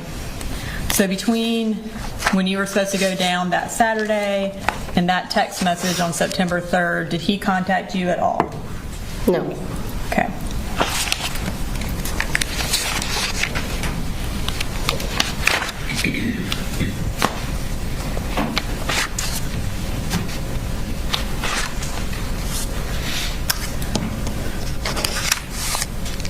So is it fair to say that you, up until that August 31st, you and the defendant had been communicating about your concerns about Colt and his concerns about Colt?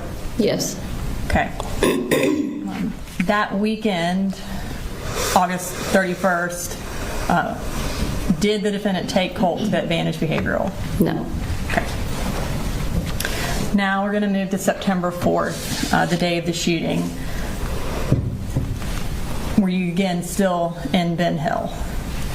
Yes, ma'am. Thank you. Did you talk to the defendant that morning of September 4th? Yes. And what happened when you talked to him? He basically told me that Colt had sent him some strange text messages. I told him I had not gotten any text messages from Colt, and so he sent me what Colt had sent him. At the time, I was in the car with my mom. I don't even remember what we were doing, but I shared them with her, and from there we just kind of discussed what the text messages were, and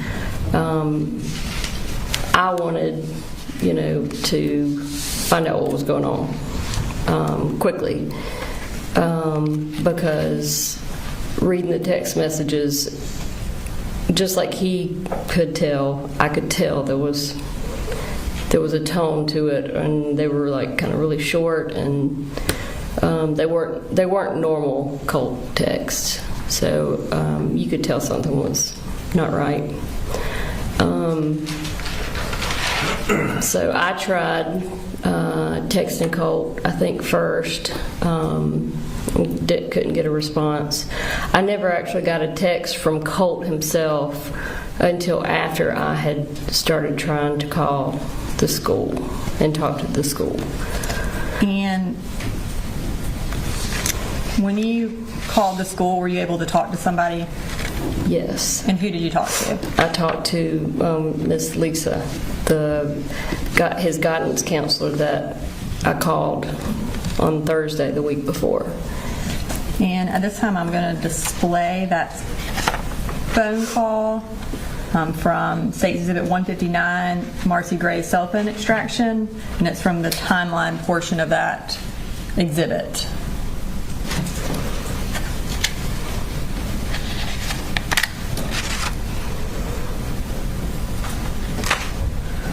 So you call the school at 9:50 a.m. and speak to Miss Butler for 8 minutes and 57 seconds. Yes, ma'am. Tell me what y'all talked about.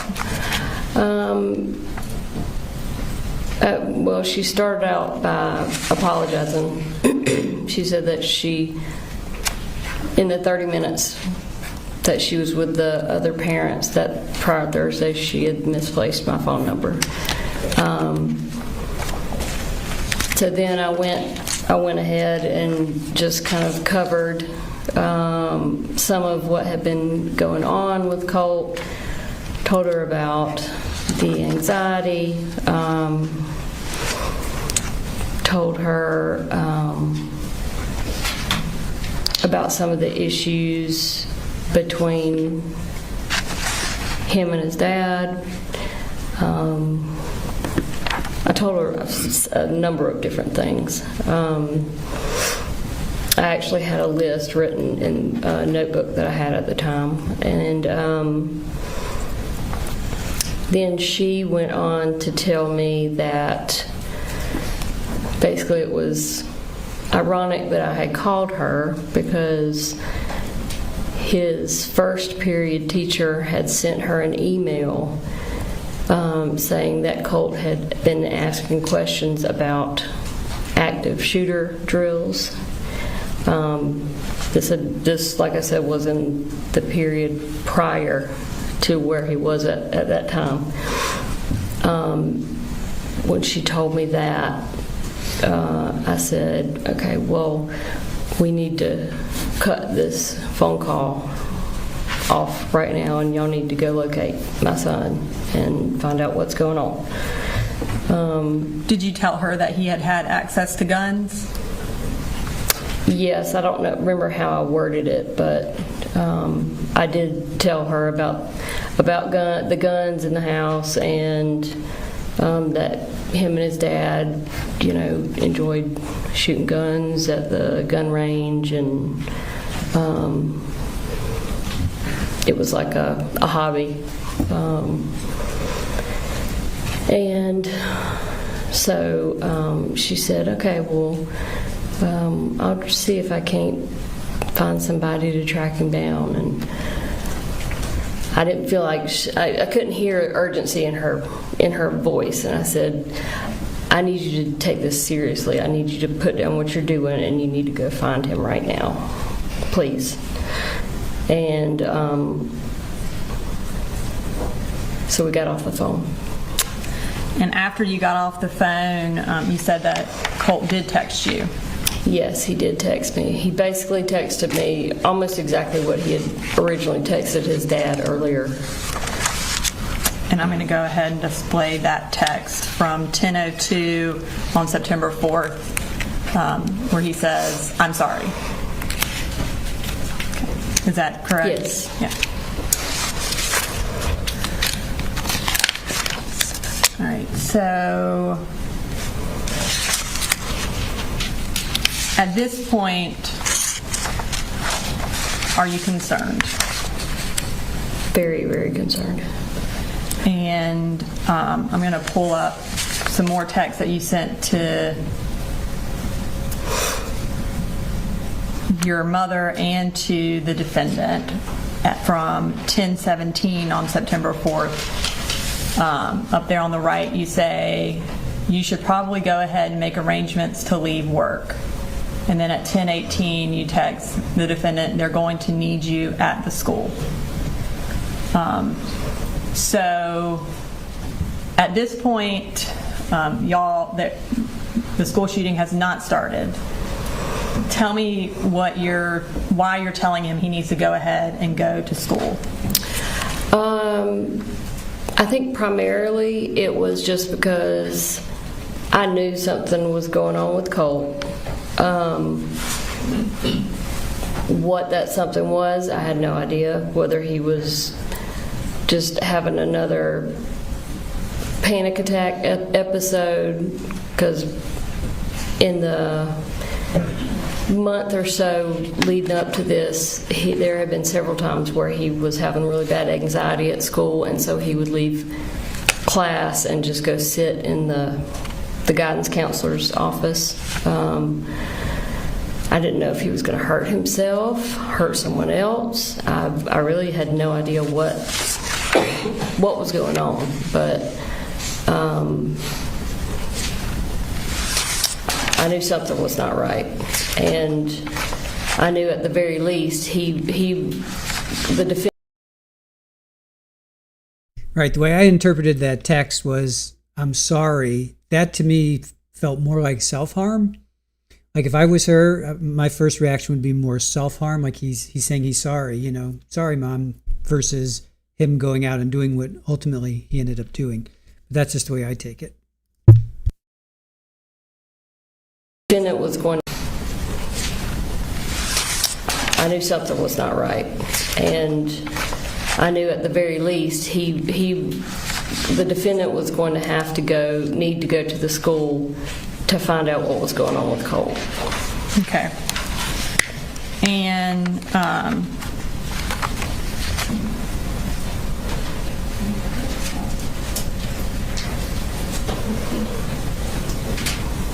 so And you had some concern that he may have brought the gun to school, right? Honestly, that crossed my mind after I knew that they were having like active shooter stuff going on. I won't say that crossed my mind initially when I was reading the text and stuff. Okay. My mind didn't immediately go to the gun. But eventually it did. Sure. And then at 11:32 that morning, you Google Apalachee High School active shooter. And that's when it pops up that a Georgia school is on lockdown amid reports of an active shooter. Is that right? Yes, I had already tried to call the school multiple times and no one was answering. So then I tried calling my daughter's school, which was right there by the high school, and nobody was answering there. So that's when I Googled the... And when you Googled it and found that there was an active shooter, you sent the defendant a text message at 11:34, and it says, "It's already on the news." At that point, did y'all know what had happened? Yeah, I don't think you have to have a whole lot of sense to know what had happened at that point. And at 11:34, you talked to the defendant. And then you talked to him again at 12:22. What did y'all talk about?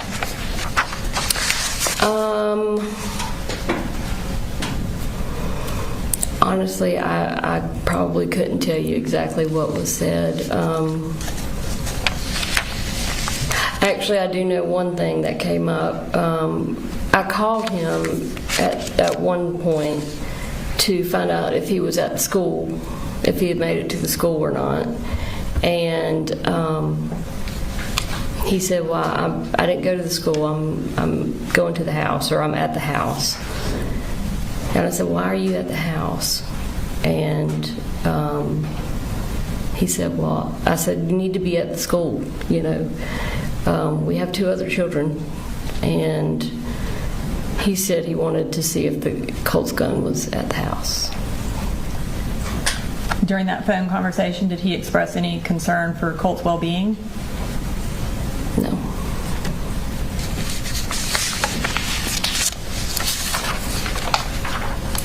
Did you drive up to Bear County that day? Yes, my mom drove, but I rode with her. We left pretty shortly after it started being reported on. And is it fair to say before Colt's name was released, you knew that Colt was the shooter? Is that fair to say?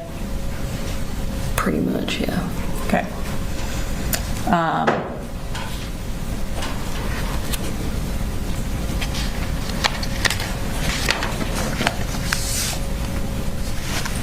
You mentioned earlier that you and the defendant, after you left and went back to Fitzgerald, y'all continued to communicate about Colt and the issues he was having. Is that correct? Prior to the shooting. One of those issues was that he wasn't going to school, right? Yes. Okay. I'm going to pull up from State's Exhibit 159 a search that you did on August 29th, which was a couple of days before that Saturday.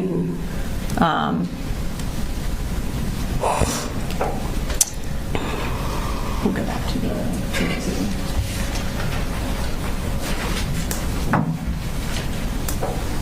On page 7. So you Googled truancy laws in Georgia at 10 o'clock on August 29th. Mm-hmm. Were you concerned about kind of who could get in trouble if Colt didn't go to school?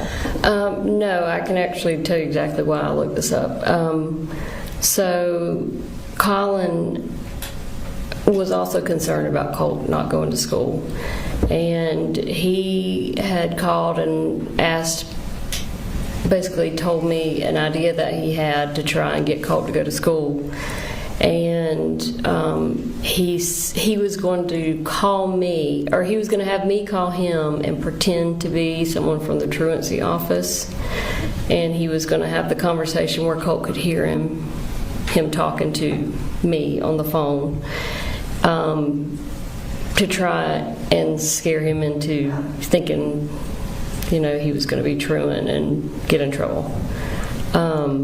And so that's why I looked up truancy laws, because there was a question I had about his plan, and whether or not it would really make any sense or not, because Colt's a smart kid, and I didn't want him to get online and look something up and be like, what are you doing? I know that's not the truancy officer or whatever. So that's why I was looking that up. So that was around 10 on August 29th. And then at 2:30 is when you text Colt and ask him how he's doing. And if you could bring up those texts again. So the text messages.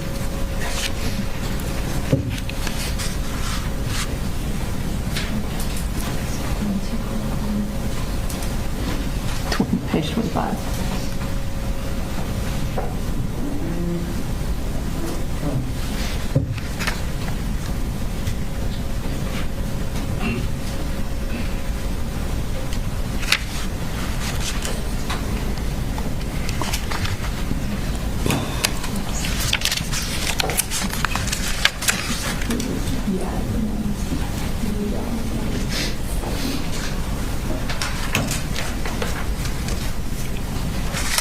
All right, so at 2:37 p.m. you say, "You out there, Colty?" And then he responds at 2:38, "Yeah, I'm here. Sorry, it's just getting worse. Had to take another. I'll make it to school. Trust."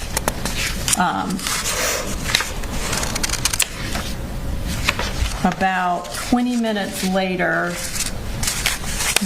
at 3 o'clock, you Google school shooter parents charged with manslaughter.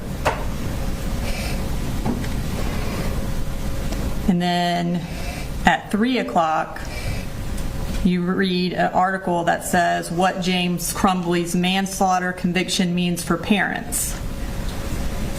And then at 3:05, you search again, school shooter parents charged with manslaughter.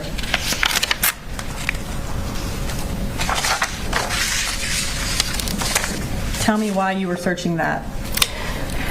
They had just come out with a documentary about those parents, and Colt and I had actually watched it before I went home and had some discussions about it. And I think the actual reason I looked it up is because we didn't know what the outcome of it was.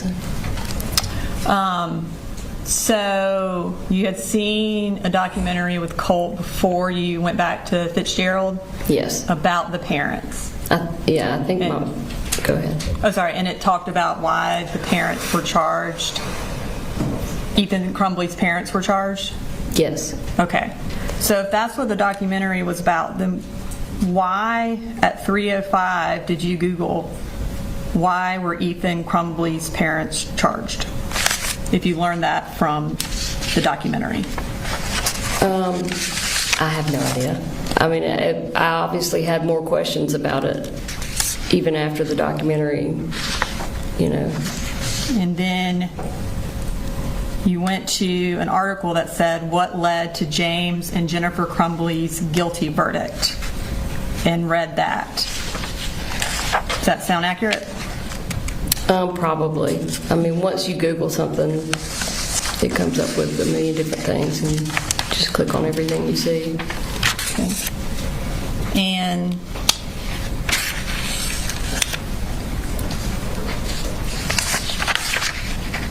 let's see, at 3:09, you actually Google safe storage gun laws in Georgia.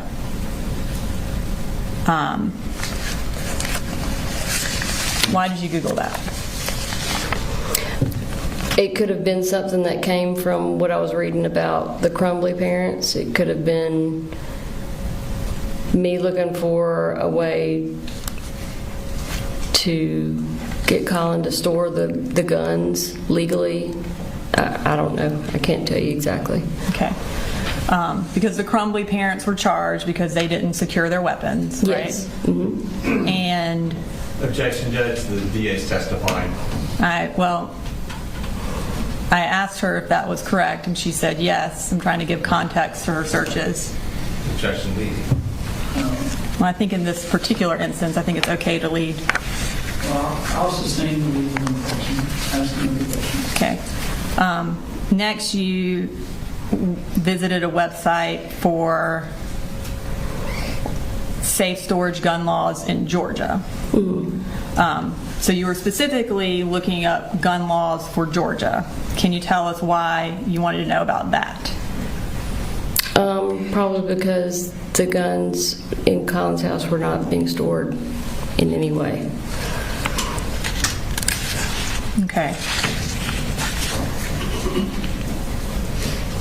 And then you went to a website that says secure storage or child access prevention required. So you went to a website specifically about preventing children from getting access to firearms.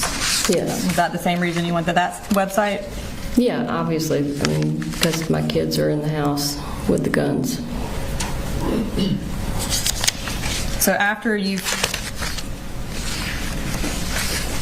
Googled why the Crumbleys were charged with manslaughter and then also looked at safe storage laws in Georgia, you had a conversation with the defendant.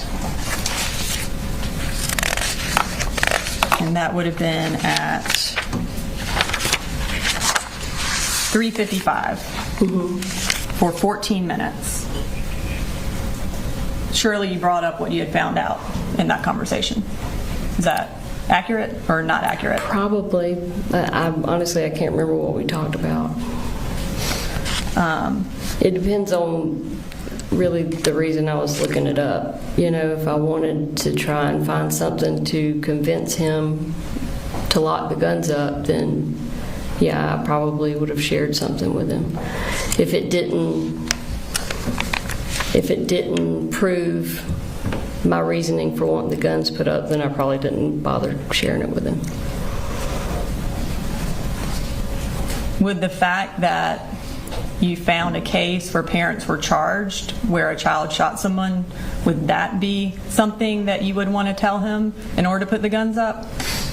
Oh, sure. But I mean, I think he was already aware, I mean, of that case. He didn't watch the documentary, I don't think, but. Okay. And so y'all talked for 14 minutes from 3:55 to about 4:10.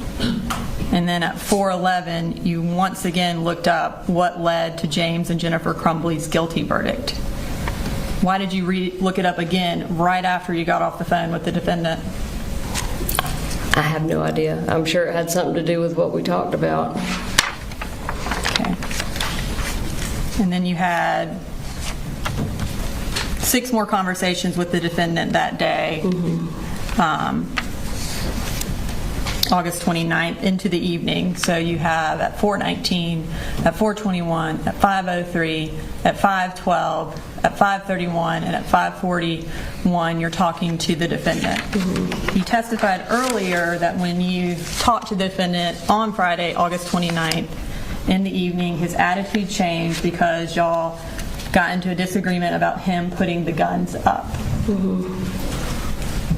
Did your searches prompt that discussion? Probably. Okay. And so you, on this date, testified that you told him to put the guns up. And Yeah. what did he tell you? He told me, well, one comment that I remember specifically, he said, that if he went in Colt's room and tried to take his gun to put it up, that it would basically cause a shitstorm, indicating he basically didn't want to take his gun away because he didn't want to deal with it. I don't have anything further. Thank you. Yes, Judge.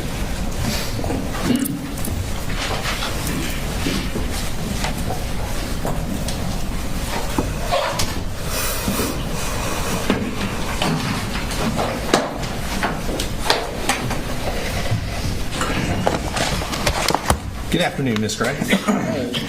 My name's Brian Hobbs, and I represent Mr. Gray. I'm going to ask you some questions.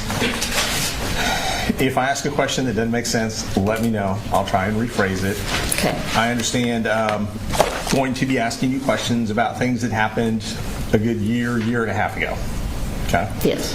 I know you made some previous statements, so if it would help to refresh your recollection, let me know, and I can kind of show you some of these statements to help see if that'll help. Okay. All right. Now, you've been testifying for a while, and you've told us a lot of stuff, so I definitely have some questions for you. Okay. Maybe we'll work backwards a little bit. So, we just heard about some internet searches you did. Yes. Correct? Back on August 29th, right? Yes. And it sounds like you have a bit of a memory about those conversations, but maybe don't remember everything that was said between you and Mr. Gray that day? Yeah. All right. And I'm going to bounce around a little bit, so just let me know if I'm getting kind of confusing or anything, and I'll try and slow down. All right. So, you first called Lisa Butler, and I'm orienting you to kind of that last week of August in 2024. You called Lisa Butler on Thursday afternoon, is that right? Yes. Okay. And your mom had met with Miss Butler, what, about 5 days prior to that? A week prior? Yeah, I think it was on a Tuesday, maybe, or Wednesday. Tuesday or Wednesday of that same week? If you know. I'm not asking you to guess. I would guess. Okay. It was either that week or the week prior. I think it was Okay. that same week, though. So you called Miss Butler on Thursday afternoon, and you spoke to her, it sounds like, very briefly. Yes, very brief. Said you had some more information you wanted to share with her, but it sounds like you needed more time to do that. She needed more time. Right. Yeah. So Yes. you just simply asked her to call you back and left your number with her. Yes. Right? Okay. And then it sounds like the next day, Friday, would have been a school holiday. Yes. Is that what your memory is? Yeah. And then the following Monday was a school holiday as well, correct? If you remember. I'm not positive. That's okay. And obviously we heard about these conversations you would have had on the 29th, which, would that have been the same day you talked to Ms. Butler, or was that the next day?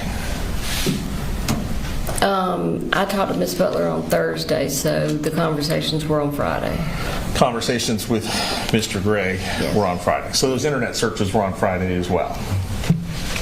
Yes, according to, what the prosecutor just said. Gotcha. And those searches that we just saw, those would have been on Friday too? Yes. The internet searches about truancy laws, about the Crumbleys, all that stuff. Okay. Do you remember any Google searches you would have done on your phone around that same day about Nicholas Cruz? No. I mean, I wouldn't be surprised, but... Well, I'm just asking if you remember. I'm not asking you to guess. I Google all kinds of stuff every single day, so there's no way. Okay. You remember Googling Adam Lanza? No. Parkland? No. Sandy Hook? Okay. All right. Do you remember receiving information that day, and I'm not asking you what anybody else said, but do you remember receiving any information that your son Colt had been trying to get in touch with Nicholas Cruz? Receiving information that he had been trying to get in touch with him.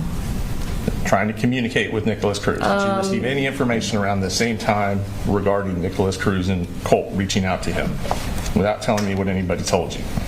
I don't know if it was at that specific time. Okay, we'll circle back with that. Maybe Okay. some text messages might help refresh your memory. Sure, absolutely. Okay. Now, all right. This all kind of seems to happen over a real short period of time within about a 30-day span that things accelerated based on what you're telling us. But it also sounds like from the testimony we've heard there was a lot going on for quite a while, a much longer period of time than 30 days. So let's start. All right.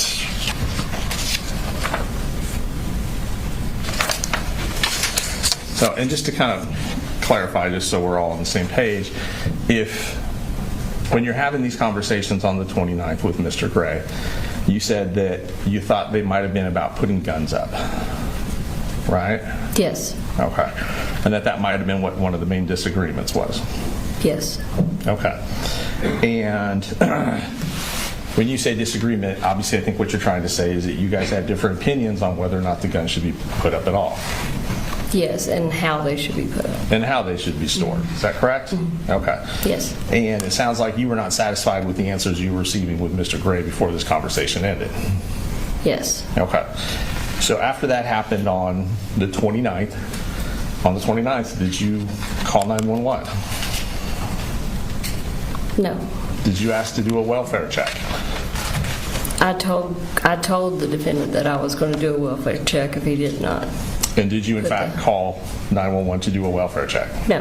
And you had done that previously. You knew how to do it. Is that correct? Yep. Okay. But he was not communicating with me at that time. That you did the welfare At all. check? So you're referring back to November of 2023? Yes. Okay. And so you're saying the reason you didn't do a welfare check this time is because he was communicating with you? He was at least I knew that my kids were not dead. Okay. And on the 30th, which would have been the Saturday, it sounds Sure. like, right? You didn't call 911 on that day? No. Now, he wasn't communicating with you on that day? No, but the kids were. Kids were, okay. Didn't ask to do a welfare check? No, again, I was talking to the kids. So. Okay. So on moving ahead to Sunday, didn't call 911 on Sunday? No, I talked to him and the kids again on Sunday. Okay. Didn't do a welfare check? Nope. Okay. Same question. We roll around to Monday. Didn't call 911? No. Didn't ask to do a welfare check? No, at the time I felt like that would definitely be overkill. Okay. Weren't concerned? Is that right? And you have to say yes or no for the court reporter. That's okay. Everyone does it. So Tuesday rolls around, right? So Yes. Tuesday, school's back in session. On Tuesday, you don't call 911. No. Don't ask to do a welfare check. No. Don't call the school. No. Okay. All right, so now let's kind of go back a little bit. You talked a lot about things that happened in different years, 2022, 2023, and we heard that, for example, you were aware that Colt was interested in school shooters. Yes. You knew he researched them online. Yes. You knew he followed them. What do you mean by followed him? Just was interested in them. Sure. Gathering research on them. Yes. That's a good way to put it, research. Okay. You had information that he was at least trying to communicate with one school shooter. Yes. And you were aware that he created an account online to email this school shooter. I don't remember, but I'm not saying that. Okay. I did not know that, yeah. I knew he was trying to reach out to one of them. Okay. Do you remember ever gathering information that he had sent money to this school shooter? I think he said something about trying to put money on like a jail account or something. Like a commissary account? Yes. Okay. And without telling me what he said, did you ask him where he got the money from? No, because I just assumed that he was not being truthful about it. So you didn't even ask him about it? No. Okay.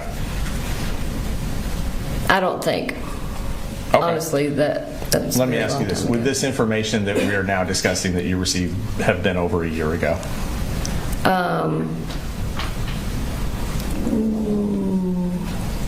Over a year from today? Yes, ma'am. Yes. Yes, ma'am.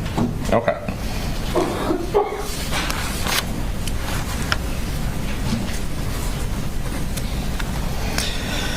Now, when you learned that Colt was trying to communicate with this school shooter, do you remember which school shooter he was trying to communicate with? I don't. Okay. Do you do you recall telling him that this was a bad idea? I don't remember what I told him about any of it. Okay. It was not something that we talked about in depth. It was, You don't think so? I don't think so, no. Okay. It doesn't stand out in your mind that he was trying to communicate with his mass murderer? Well, yeah, I remember him making a comment about it, but again, he was very interested in all these things. So for him to make a comment about one of them, kind of take it with a grain of salt. Okay. So you weren't concerned about it? No. And you did not share that information with Mr. Gray? Probably not if we were not living together. Okay.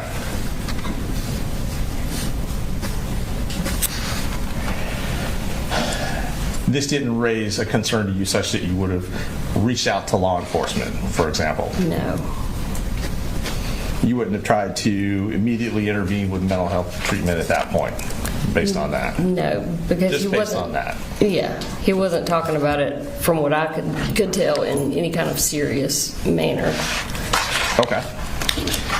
So you thought that the tone in which that you guys were talking about this was more joking than concerning? Or just like a random interest. Okay. Not an obsession? No. And based on that, you didn't tell him it was dangerous to do this? I can't remember what I told him, like I said. You wouldn't have told him this is unacceptable? Again, it just depends on what he said and how he said it. Okay. And it sounds like If you it don't was have a lot said of in a, I mean, if I took it in a more of a joking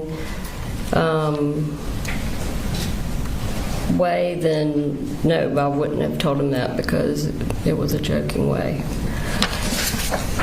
Without reviewing really our conversation, I can't No, tell we'll you much circle at all back. about it. Sure. Okay. And pull some of these out.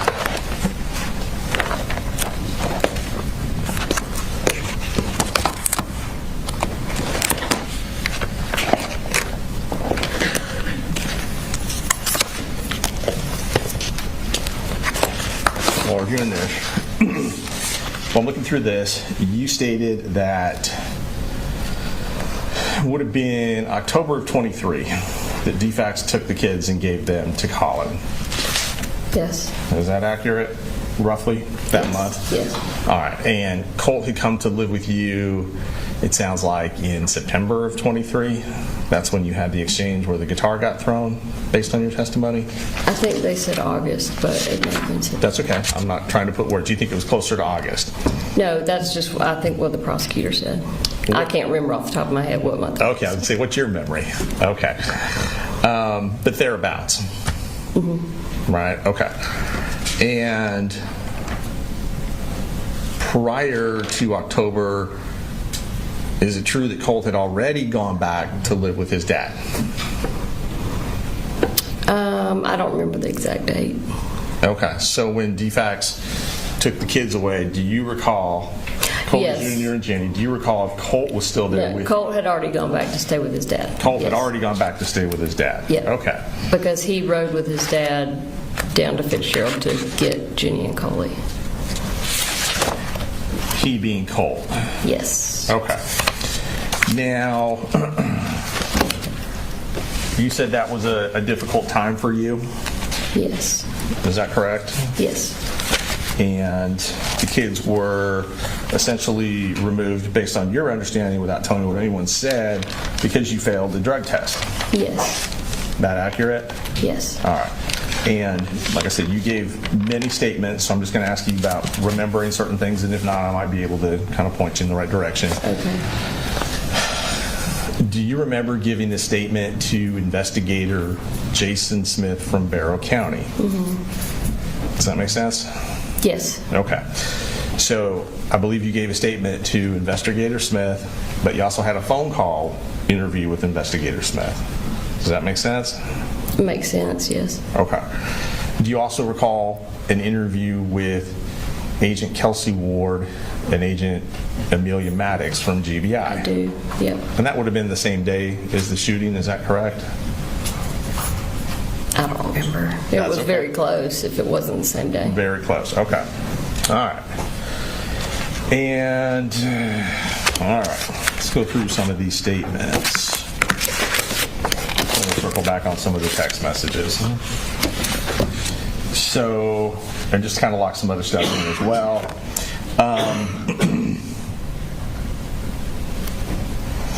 The May 2023 police visit, you said you were not aware of that until September of 2024. Yes. So you're saying that Colin never shared that information with you about the police coming to his home? Is that No. correct? Yes. Okay. And Colt never shared that information with you as well? Not that I remember, no. Not that you recall. Do you think that's something you probably would remember and probably stand out? Yes. FBI coming to his house or an FBI tip? Yes. Okay.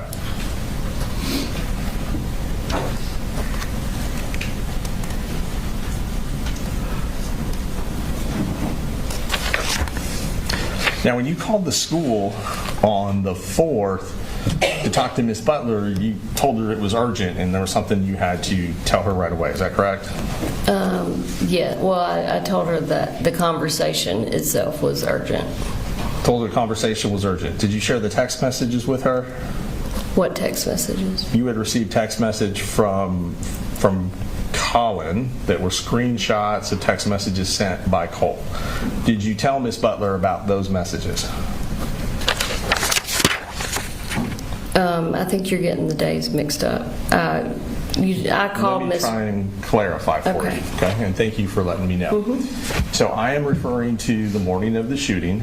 Yes. You got some concerning text messages screenshot by Colin that were sent to you. Yes. And then after receiving those messages, did you call the school? Yes. Did you at that time speak with Miss Butler? Yes. Okay, so now we're on the same page. Yeah, we're on the I know same you page. talked to her a couple times, so Yeah. that makes sense. All right. Did you tell her what those text messages said? I assumed that I would. Well, let me ask you this. Do you remember what you told her? Well, it was an 8-minute conversation. So, like I said, I covered everything that was in most of what was in the list that I had, as far as Colt's behaviors, and the anxiety attack.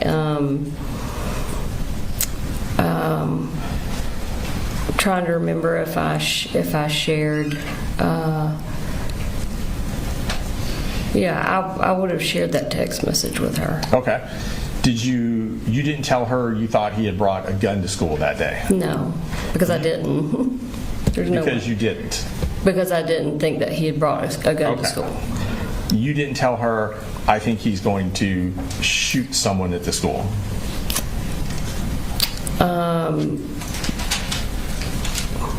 I don't remember what I told her. I'm sorry. That's okay. If you didn't think he brought a gun to the school, did you think he was going to do a school shooting that morning? At the time, I didn't know what he was going to do. So it's very likely that I just started rattling off a bunch of hypothetical things that he might do, and I could have just been saying, I don't know if he's going to hurt himself. I don't know if he's going to hurt somebody else. I don't know if he's going to shoot himself, shoot somebody else. I may have said it in that way, but it doesn't necessarily mean that I literally thought he had brought a gun to school. And I was trying to get her to have some urgency about her actions. And as you just testified, you did not believe he had brought a gun to school that day. No, I mean, if I stopped and you asked me, do you think your son brought a gun to school today or that day, I would tell you, no, absolutely not. Not rationally, I wouldn't have thought that, no. Nor would you rationally have thought that your son was going to school that day to perpetrate a school shooting. No.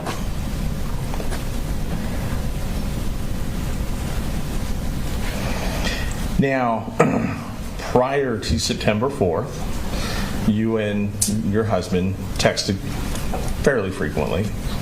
Is that fair to say? It depends. Yeah, on the days when he was talking to me, it could be right. Overwhelming how many texts I would get. Okay, all right, fair enough. And in the month of August of 2024, okay, because that's kind of what we've been focused on a little bit. You never sent Mr. Gray a text message just saying Colt is idolizing school shooters, for example.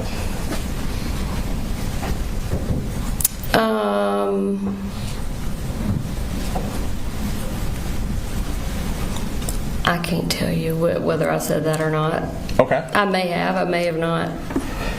Do you remember texting him that Colt was communicating with school shooters? I don't remember.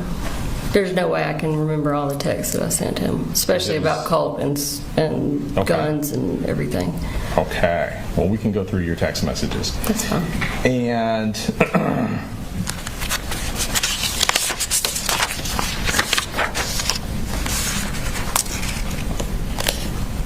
you were aware that Mr. Gray was working with the school to get Colt counseling.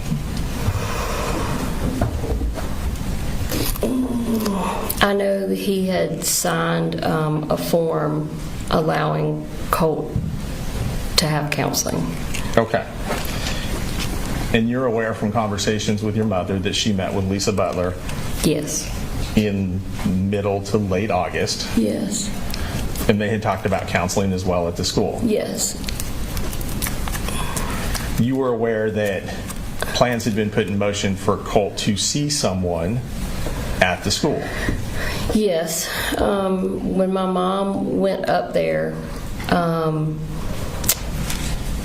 Miss Butler actually told my mom, because my mom told her about the crisis center that I wanted him to go to.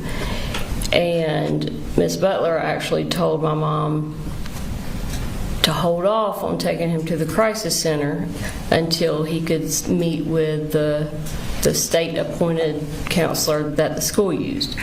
Okay. Unfortunately, that person is not there, every day. Only on Thursdays, I believe. Do what? Is that person only there on Thursdays? I'm not sure. You may be correct, but that person, according to my mom, that person was not going to be able to meet with Colt until the following week. Right. Which is not what I was told to begin with. I thought that it was going to be like next day he's going to get to meet with the person. And does it sound like the day he would have met with Colt would have been September the 5th of 2024? Yeah, if that was a Thursday, yeah. The day after the shooting? Yes. Right. Mm-hmm. And that was the counseling that my mom set up, not Colin. That's the counseling your mom set up? Yes, with Lisa Butler. Through the school? With Yes. Lisa Butler. And your testimony today is that Colin was not involved in that? I didn't say that. Well, that's why I'm asking. I want to make sure I'm not.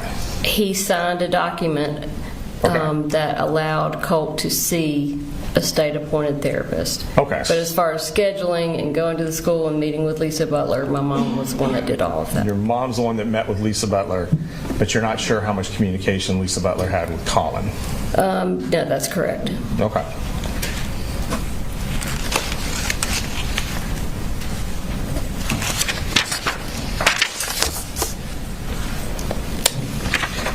And after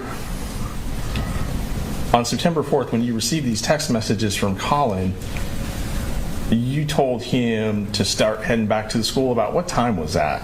I don't know. Okay. Was that after you had heard there was an active shooter at the school or before?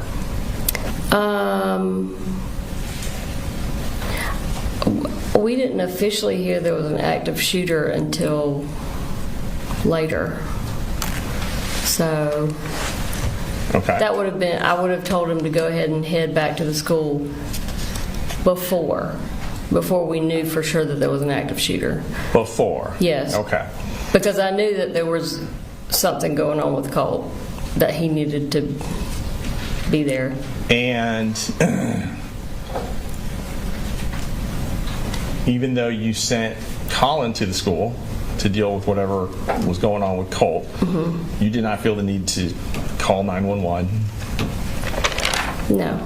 report anything based on what you learned from Colin. Is that correct? No, because I had already talked to Lisa Butler. And Okay. they were, And you thought that was enough to deal with the issue? yes. Now, and I know I'm bouncing around, so just That's okay. let me know if I'm not being clear on my dates. But you said you'd been contacted by a school counselor down in Fitzgerald back in September of 2021 regarding a Google search that Yes. Colt had done. Yes. Okay. So just do that, and then I'll know I need to give you more Yes. information to orient you. And it had to do with the search on Google, how to kill your dad or something in that line. Is that right? Yes. All right. And the school resource officers actually reported to your home. Yes. And I believe you testified that Colin Gray was not at home when they showed up. Yes. And he was not there when they had this conversation, or whatever conversation they had with you and or Colt. No, he was not. Was Colt there when they showed up? Yes. Did they, in fact, without telling me what they said, did they in fact have a conversation with Colt? Yes. All right. And you said that after that incident, you did not immediately tell Colin about that meeting. No, I didn't. You said it took you several months before you shared that information Yeah, it with was him. probably a couple months, yeah. Make sense? Mm-hmm. Okay. Now, when you were in Fitzgerald, there's a couple of defects cases, and I just kind of want to make sure I'm understanding. So one of the defects cases in Fitzgerald, that case was against you. Is that correct? Yes. Okay. And is it true that the allegations that opened the defects case were that you had physically abused Colt? You had hit him or slapped him or I'd something of slapped that him, nature? yes. Okay. And that's what led to the home visits Yes. and the drug test? Yes. I think you said it was approximately a year of drug testing? Yeah. It was until we left and moved back up Okay. here. Okay. Which was about a year. Yeah. Okay. And it sounds like right before they were going to close the case out is when you had this positive test. Yes. Do you recall what you tested positive for? Methamphetamine was the main one, I think. Okay. Yeah. Do you remember telling Investigator Smith why you had been using methamphetamine at that time? Do you remember what you told him? No, I don't. Honestly, I don't even remember us talking about it. Why she's using methamphetamine. I think that I'm giving him leeway, but I don't see how that's relevant to whether or not the defendant committed the crimes in this case. Based on testimony she's already given regarding what was happening in Fitzgerald at that time with Colt and the behavioral issues that he was experiencing and how they were related to Colin. Let me do this. I think Yes. a juror needed a break anyway. Is that right? Something. All right, go ahead and take over.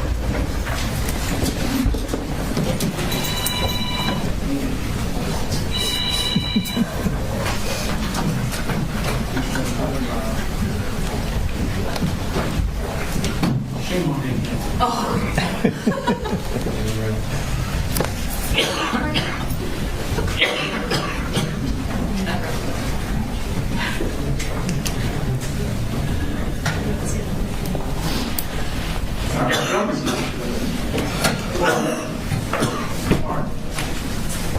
Is there a answer to the question that do you know the answer? Yes. Okay. Yes. What is the answer? So basically what we're getting at is there's been testimony that the issues with Colt's behavior at that time period and also leading up to 2024 were based on his interactions with Colin Gray. The answer that is in another statement that's a recorded statement that we have a transcript of is that Miss Gray started using methamphetamine when Colt got down to Fitzgerald because she was having difficulty taking care of all 3 kids by herself and working at the same time. What we're getting at, or what we're going to circle back around to and why it's relevant, is because the issues that Colt was having at the time were not attributed to Colin Gray. They would have in fact been attributed to Marcy Gray. And there's a pattern of that will continue to build upon over the next 12 months, leading up to the middle of August prior to the shooting.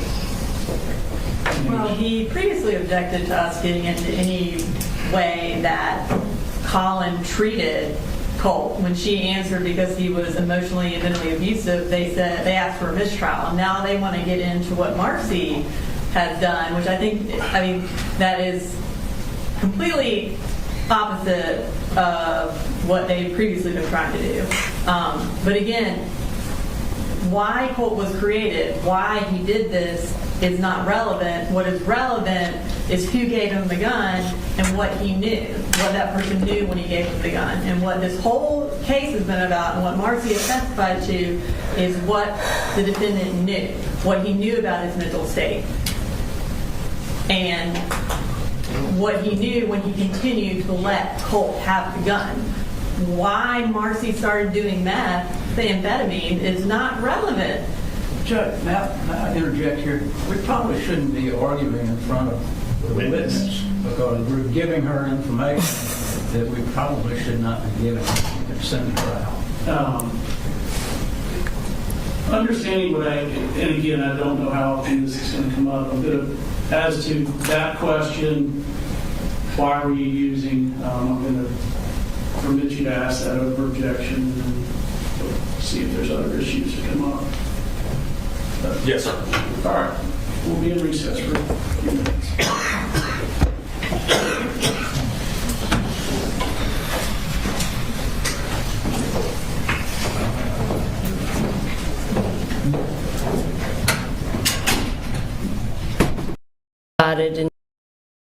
Investigate.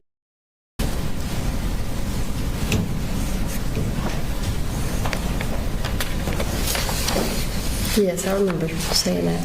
Okay, thank you. Sure. And again, I know this is all a long time ago. Yeah. So, does that help refresh your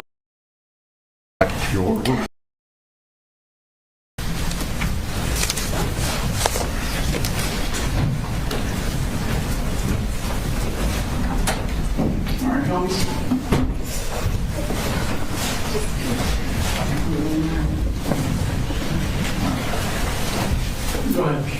Thanks, Judge. All right, just let me know when you're ready, Ms. Gray. I'm ready. Okay. Judge, may I approach? Yes, sir. I'm going to show you a transcript of a statement with Investigator Smith from September 2024. Okay. You just go ahead and read to yourself from this line down and tell me if that helps refresh your recollection. Okay. And just let me know when you're done and I'll come get that.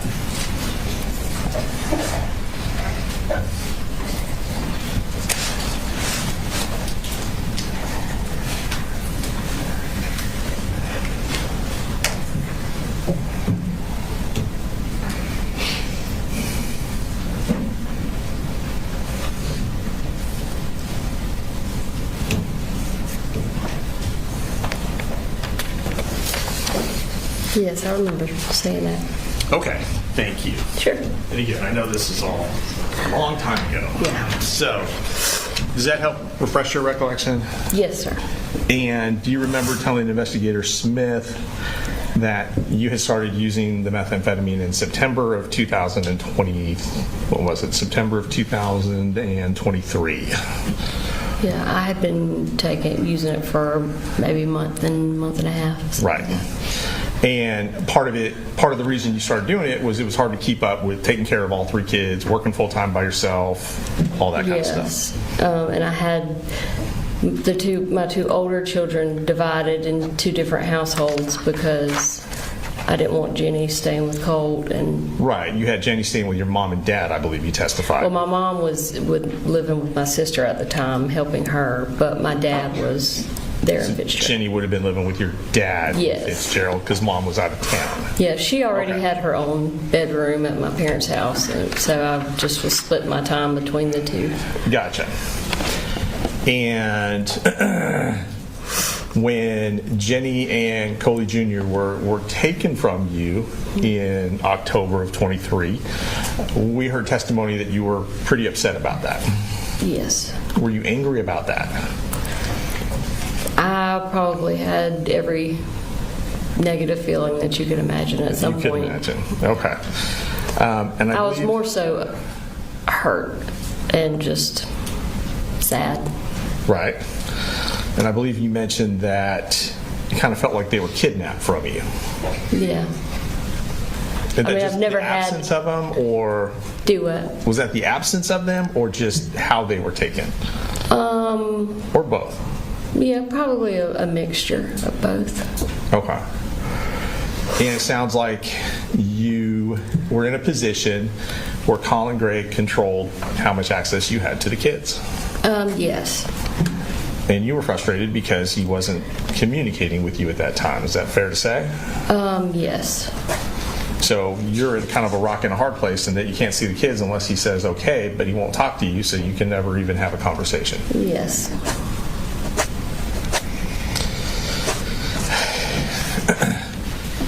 And we'll touch base on what happened in November of 23, but before we get there, just in leading up to it, isn't it true that Colin didn't want you around the kids until you were able to get better? I think it was a mixture. I think just knowing him, I think it was more so just wanting to separate them from me for a number of different reasons. Okay. I think, and without getting into attacking his character, I think a lot of it had to do with his need for control, because he had lost that when I left, and he doesn't know how to exist without having full control. And this was a way that he could control me. So let's fast forward to Mother's Day of 2024. You are, around that time, you're in rehab. Yes. And you are doing better at that point. Yes. And then he sends you a message from the kids with a couple of photographs. Mm-hmm. Is that correct? Yes. Okay.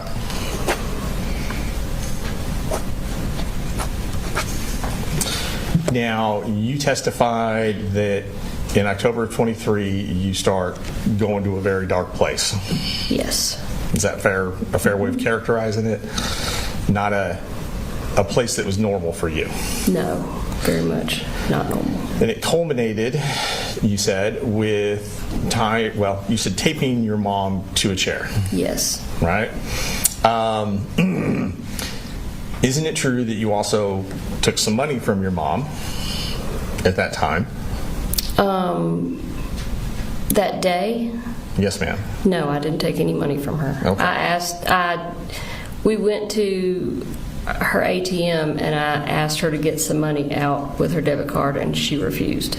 Okay. So I never got any money from her that day. So you didn't take any money from her after you had tied her up? No. Or taped her to the chair? No. Did you take a credit card from her purse before you left? No. Did you swap the license plates on your car and her car? Yes, I did do that. And that was to avoid detection driving up here? Yeah, which makes absolutely no sense in retrospect, but at the time it seemed like a great idea. Okay. And before you left your mom, did you tell her you were driving up to Fitzgerald? Driving up from Fitzgerald to Winder? Yes. And that's what, 4.5 hours? Yes. And the purpose of the drive was to kill Colin Gray. Yes, I did tell her that. And did you tell her that you were also going to kill her grandson, Colt? Yes, I did tell her that. Okay. That was a last-ditch effort to get her to agree to come with me. Right. And you drove all the way up here, Yes. based on your testimony, and then very early in the morning started knocking on his window. Yeah, it was about 8:30 in the morning. Okay. I mean, it was daylight. And then when he would not let you see the kids, that's when you said you keyed his car, his work truck. It was later in the day after I came back to drop Jenny's belongings off. Where were her belongings at when you were there the first time? They were in my car. But he, at the home? yeah, at the Okay. time. But he had told me to get off his property or he was calling the police, so I left. So you left, but then you came back later? I came back to drop that stuff off, and it was at that time where I made the decision to key his truck. Right, and I think you said when you testified it just happened. Yes. And when you said it just happened, isn't it true that you basically carved 2 words into his paint job? Yes, I wrote words. Okay.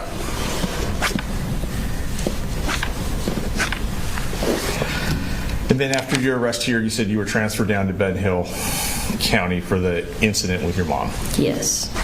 That you had remained in custody during that period of time from when you were arrested up here until you went to rehab. Is that accurate? Yes, that's accurate. Okay. And when you were released from, well, released isn't the right word. At some point in July, you would have left, of 2024, you left rehab. Yes.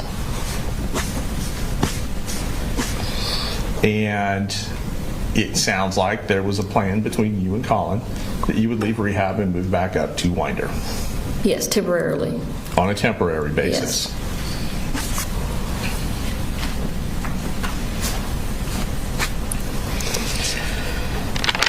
I believe you testified that you stayed up here for several weeks. About 5 weeks. Maybe 5 weeks? I think it was about 5. And that would have culminated in the, probably around August 18th, the incident with Colt would have been your last day in Winder. Is that fair to say? Yes. All right. Now, when you were up here, I believe you said the house was a wreck. Mm-hmm. And it took you several weeks to get the house picked up. Yeah. Was that what you would have testified to Yes. earlier today? I mean, I wasn't working on it nonstop every day, but Okay. yeah. And this is the house on Harrison Mill Road, do you recall? Yes. Okay. Now, while you were there, were you clean? Yes. You weren't using any opiates or drugs or anything? Other than some THC caramel candies that Colin had bought at a store in Athens. Okay. Which were legal. They were purchased at a legal shop, but apparently when you're tested for THC, they Show up. Okay. And had you started drinking alcohol again? I had not. Time period? I had not drank any alcohol. No alcohol. No. Okay.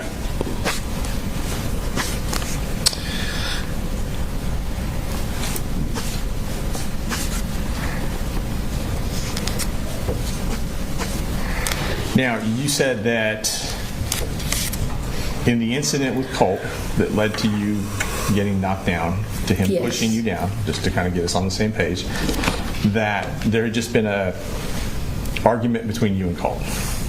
Was that correct? Yeah. I wouldn't say that it had escalated into a full-blown argument. Okay. But it was a discussion that he didn't want to have. Okay. Not a discussion that you didn't want to have. No. So the discussion, isn't it true, the discussion that precipitated that event was Colt wanting to talk to you about coming up here to kill him? Not that I remember. I don't remember that coming up. You don't remember that coming up? Mm-mm. Okay. And you testified earlier that you called your mom and dad and asked them to come get you. Yes. Isn't it true that Colt called your mom and dad and asked them to come pick you up? He did call. He was really upset about what had happened. He felt, at the time, he was just angry in general, but a couple of days later, he apologized for what he had done. But I think at the time, I think he kind of shocked himself. Like, I don't think that he really ever expected to do that, to lash out at me like that, because he had never done that before. And I think he went into panic mode. I'm going to call Mamu and Papa Charlie before she does, so I can tell them to come get her because she's acting out. Okay. Before I had a chance to call them and tell them what really happened. And you testified that you never went into his room. Is that That's correct? right. So you're saying that you never touched the gun when it was in his room? That day? Yes, ma'am. Yes, that's correct. Okay. Because he was holding the gun. You didn't go try and get the gun first? I walked up behind him and I said, Colt, just give me the gun. And I had my hands out like this, but no, I did not reach for it or try to take it out of his hands. So I would not do that. And I just want to be clear, you didn't go into his room first, try and get the gun, and then he took it away from you? No. Okay. No, not at all.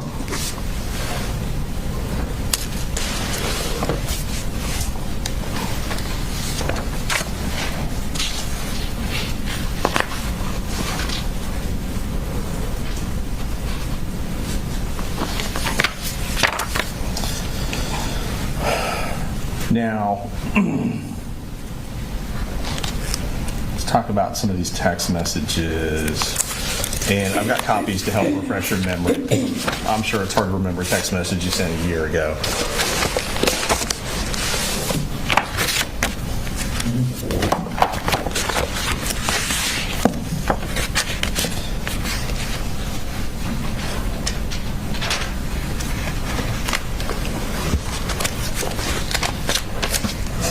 So we had talked about the text message. Well, we talked about some information you'd received about Colt being in contact with someone who was a school shooter. Yes. Okay. And you don't remember who that was or the circumstances of that conversation? Not off the top of my head, no. Okay. I'm going to ask you to review some text messages. Okay. See if this refreshes your recollection. Sure. Don't read them out loud. Okay. I don't. Oh, sorry, Ms. Brooks. These are 8:30.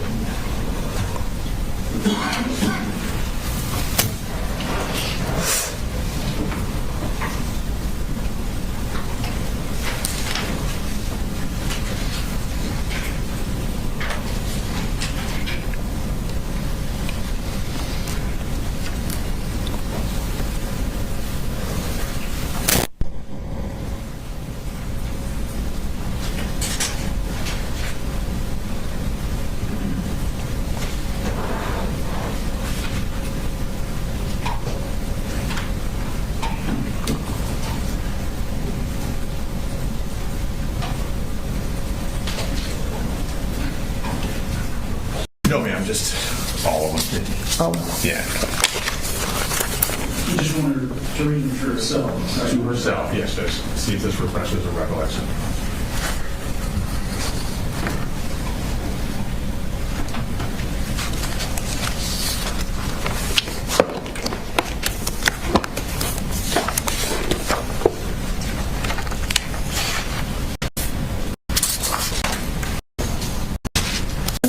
Yes. As to that conversation? And don't, let me ask you the questions. I don't want you to repeat. Go ahead. Hearsay. Get me in trouble. So, you received information that Colt had been attempting to contact the school shooter. Is that correct? Yes. And as you had pointed out, tried to put some money on his commissary, right? Say that again. Tried to put or had put some money on his commissary account. He had. Colt had. Yes. Not you. Yes. Okay. In regards to that conversation and that information that you had obtained about that, you never shared that information with Colin Gray, did you? No, I wouldn't have shared that. Okay.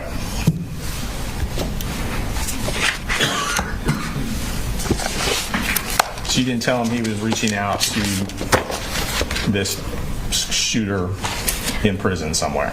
No. Colt said that he just wanted to let him know he cared about it. Before you get into that, sorry, we can't have you tell us what Colt said. Oh, okay. Okay. All right.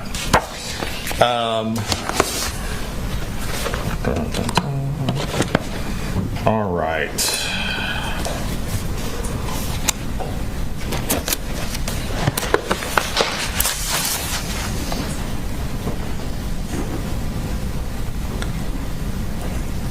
So safe to say, based on what you've just told us, there were things that you knew about Colt that you did not share with Colin.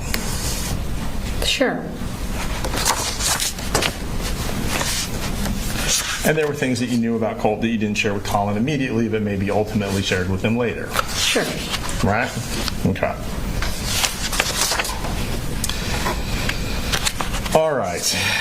Do you recall speaking with the GBI agent Kelsey Ward and Amelia Maddox? Yes. Would have been two females. Yes, I do remember. Okay.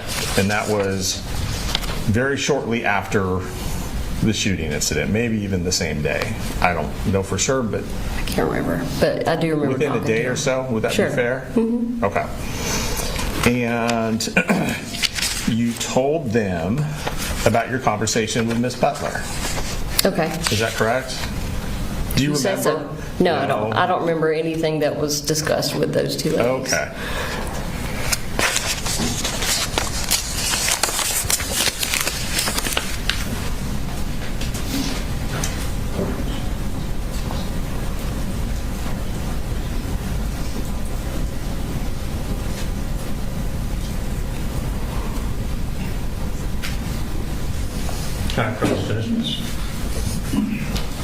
If you could just look at this paragraph right here and here. Okay. Just let me know when you're done.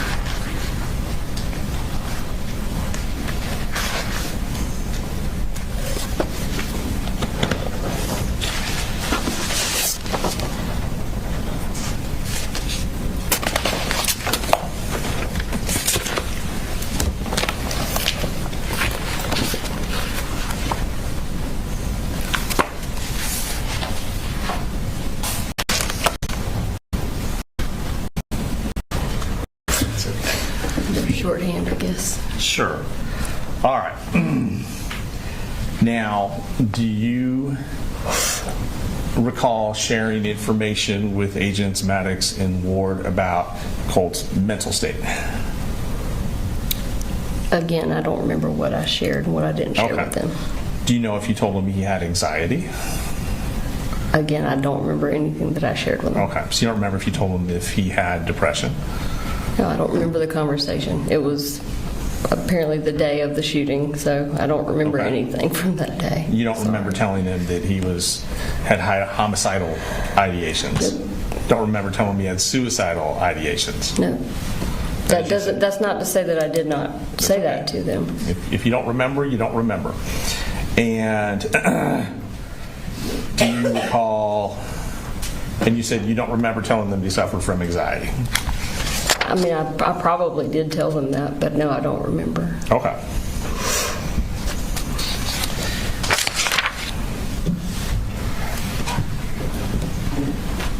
You testified that on multiple occasions you asked Colin Gray to lock the guns up. Is that correct? Yes. Okay. Yet, do you recall, let me ask it this way, do you recall ever sending him a text message saying lock up the guns?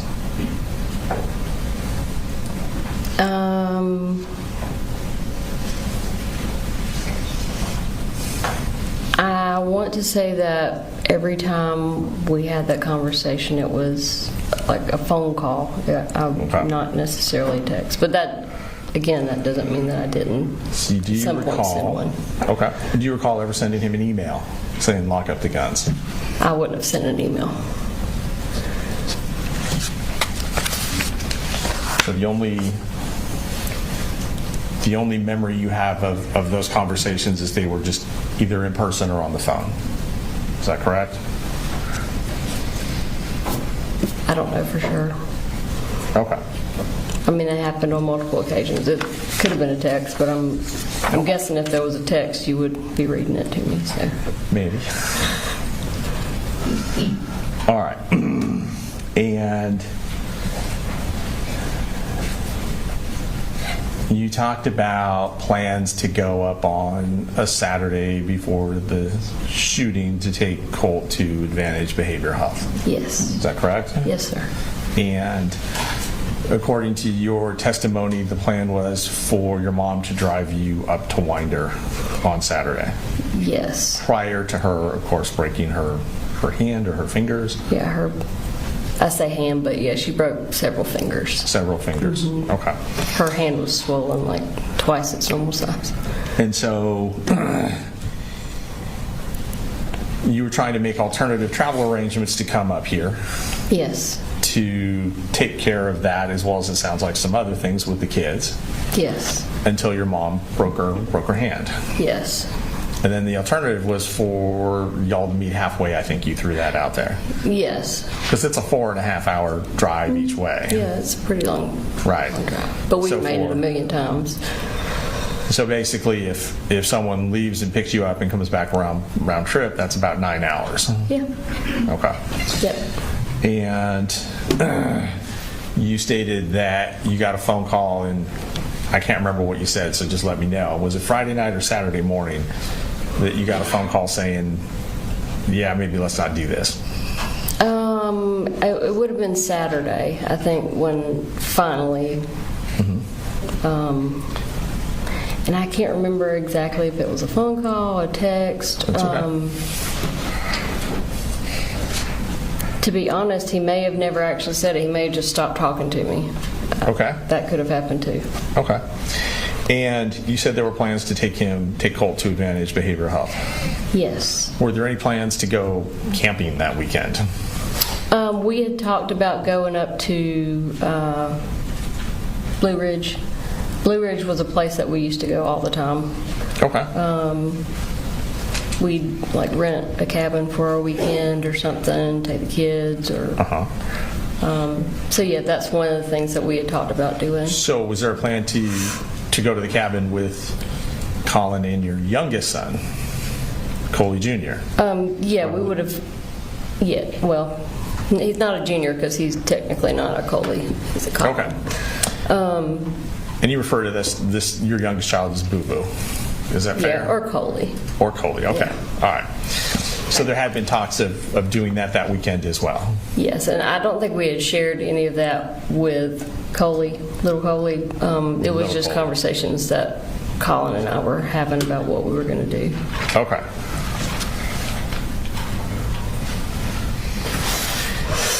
And when that plan fell through, obviously you realized from your testimony earlier today that Colt was not going to get over to Advantage Behavioral Health. Yeah, you said that his dad wouldn't do it, right? That's correct. Okay. Knowing that, you didn't insist on your mom driving you up here so that you could make sure he got over there? No, I didn't. Okay. You didn't ask your mom if you could borrow her car and drive up here to take him to Advantage Behavioral Health? I didn't have a license at the time. Okay. And That was a big part of all this. I was reliant on other people to drive me places. Okay. And when you realized you couldn't be up here, you did not decide, hey, I need to call the police because I feel like something urgent is about to happen, something imminent is about to happen. No, I did not. And the truth is, you didn't think anything imminent was about to happen. No, I mean, no, obviously not. I mean, if I thought something was immediately about to happen that was tragic, yeah, I would call the police or whatever I had to do. Call the police, you would have called Colin, you would have done something, right? Yeah, sure. You would have sent him a text like, hey, you really have to take him over because I think this is about what's going to go down. I probably would have just opted to drive on a suspended license before I did that because he wouldn't have taken him by himself. Okay. Now, you said that you helped set the health insurance up? Yes. And that would have been late July of 2024? Mm-hmm. Okay. Yeah, I think it went into effect August 1st, I think. It went into effect around August 1st. And prior to that is when you decided, and it sounds like you talked to Colin and your mom, it wasn't a decision you made on yourself based on your testimony, but you decided to start giving Colt Zoloft. Yes. Right? Yes. And you started with what you described as a small dosage? Yes. You say half a pill? It was actually a quarter of... It was actually... so I took... 2 of my pills was a daily dose for me. Okay. And I was giving him a quarter of 1 of my pills. Okay. Every day? Yes. Okay. And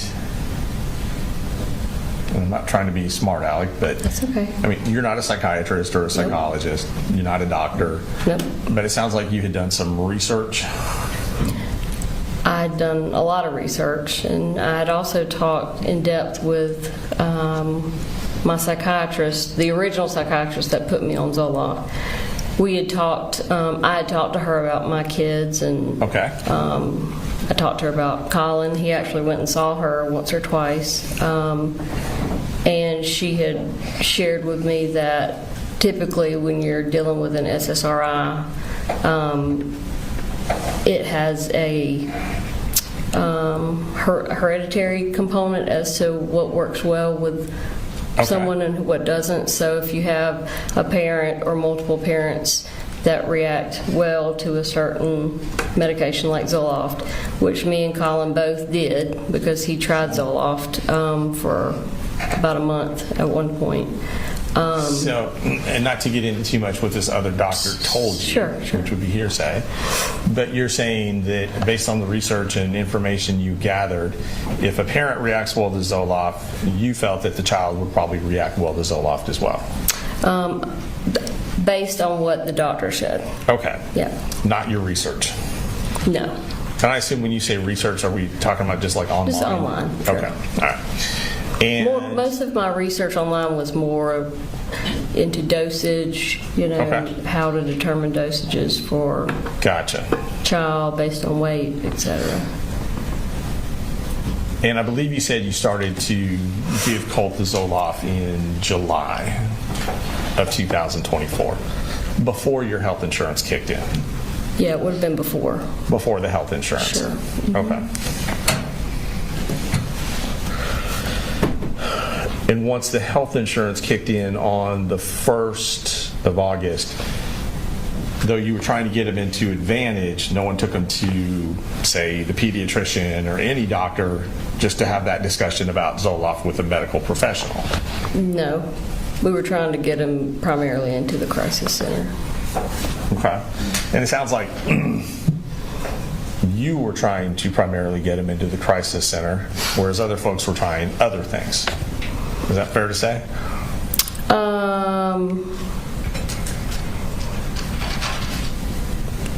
I would say that everybody was on board with the crisis center. My mom tried to get him to see the professional at the school after going to speak with Lisa, but nobody was really trying anything else. Well, there was an appointment set up for September 5th. Yeah, that was. Is that correct? That was from what Lisa Okay. had. And I know that you felt something more urgent was needed. Is that fair to say? Yes, that's. And you felt something more in depth was needed as well? Yes.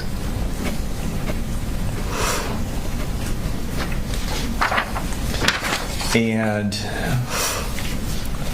at this time, with the exception of those 4 weeks or so that you were at the house, you had not been in Winder. No, Is that right? that's correct. Okay. In fact, when you're making all these plans, you had already moved back to Fitzgerald. I had started researching facilities prior to moving to Fitzgerald. Okay. But my mom and I did not actually reach out to the crisis center until I was down in Fitzgerald. Until you were down in Fitzgerald? Yes. All right.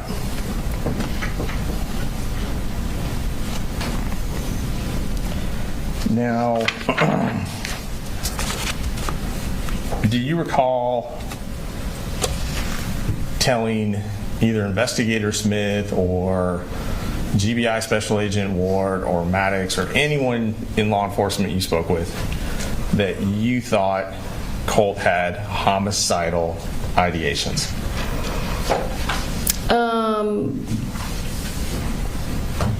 Again, I hate to go back to this, but I don't remember specifically, yes or no, what I discussed with them. Okay.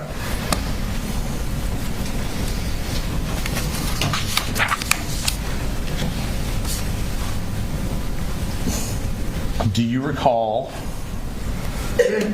telling anyone in law enforcement, so we'll say it like that so I don't have to say everyone's name every time. Do you recall telling anyone in law enforcement about Colt's fascination, which is your word, with the school shooters?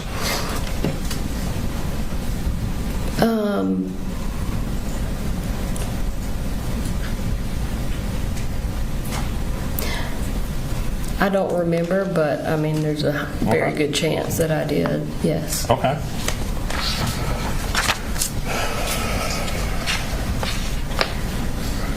Did you tell anyone in law enforcement that Colt had made these threats to kill Colin? I don't remember. Do you recall, well, you testified that some of these threats made by Colt to kill Colin were done in front of Colin.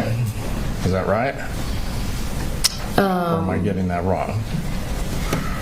That is what happened. I had witnessed him do that before. I don't know who I told or if I told anybody that. Okay. You witnessed Colt threaten to kill Colin in Colin's presence, is what you're saying? Yes. Okay. And despite that, Colin still wouldn't lock up the guns, is your testimony. Yeah. Right? Mm-hmm. Okay.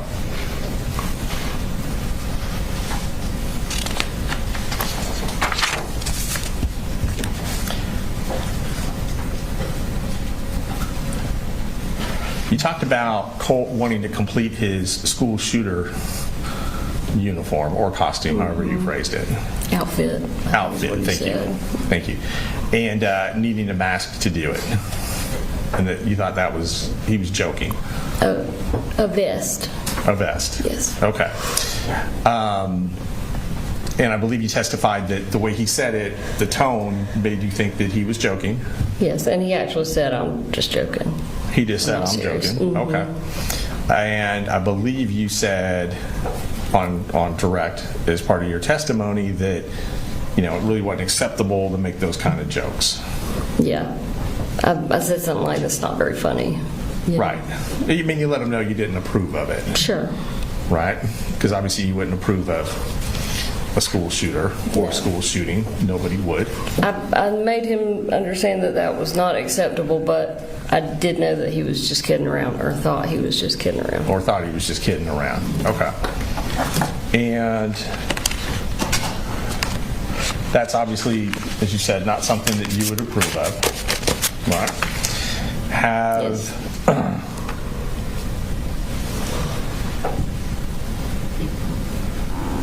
Since Colt's been locked up, have you done anything to try and enhance his popularity or celebrity as a school shooter? No. You have not taken his photograph, for example, and passed it on to people who put it on the internet? I, at his request, sent a picture to, he had two very good friends that he had been friends with for several years, way before the shooting took place. And I sent those pictures to them. Okay. Now, if they shared them on the internet, I don't know. Okay. Did you or have you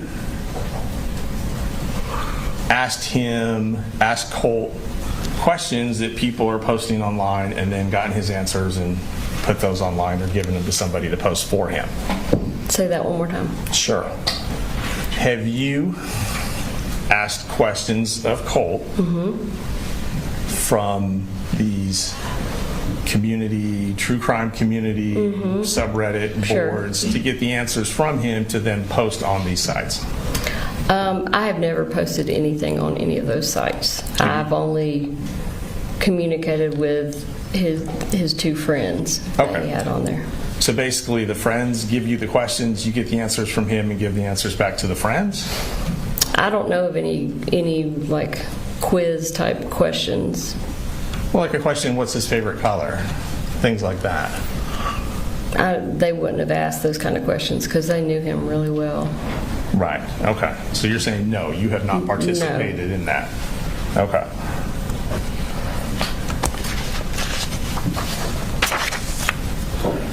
And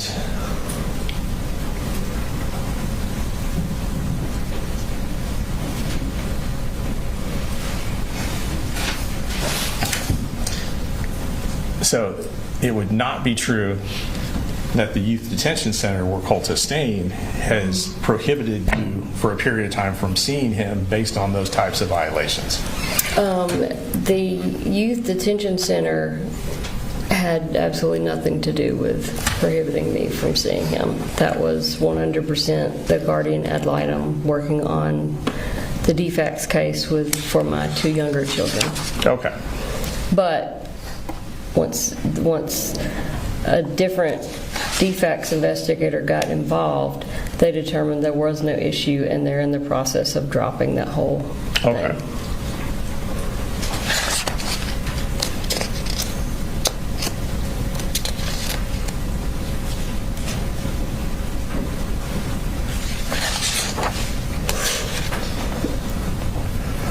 Now, you were aware that Colin Gray and Colt had gone hunting. Yes. Is that correct? Yes.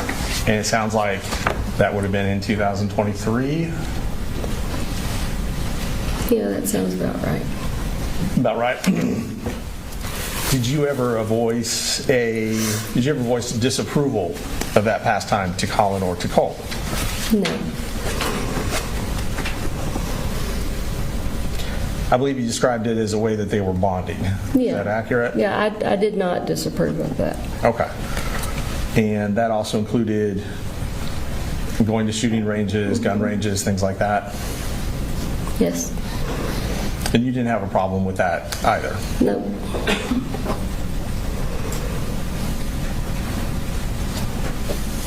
You mentioned when you came up there that you thought Colt had gotten more interested in the guns when you were here in July of 2024.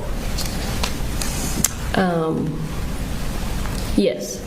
You saw him cleaning the gun? Yes. Is that accurate? Yes, that's accurate.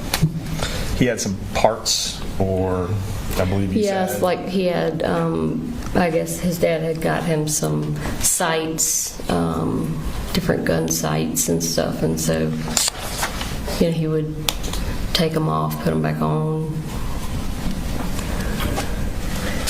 And at that time, were you aware of, well,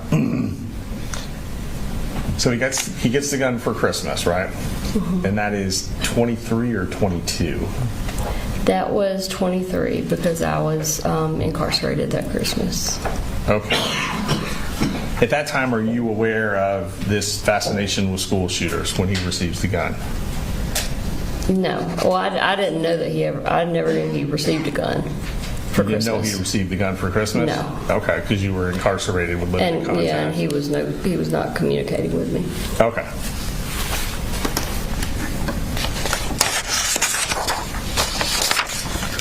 When did you become aware of the fascination with the school shooter? Shooters. When he, I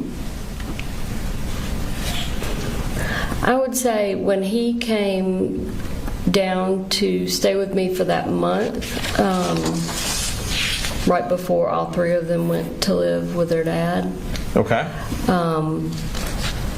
While he was down in Fitzgerald for that month, he talked about one certain school shooter. He had done some research on him and talked about just some quirky things that he did, different video games he liked to play, just basically showed like a general interest in the individual, not necessarily the act of shooting. So that would have been late summer, early fall of 2023? Yes. And Colt was down with you for approximately how long? About a month. About 30 days? Mm-hmm. Okay.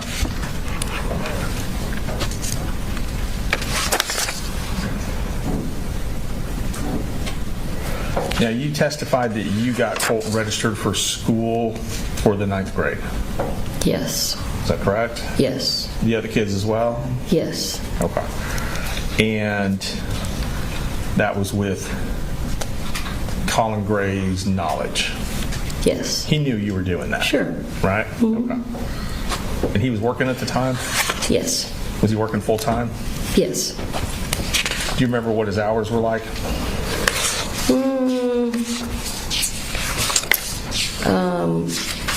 It depended on the day, but in general,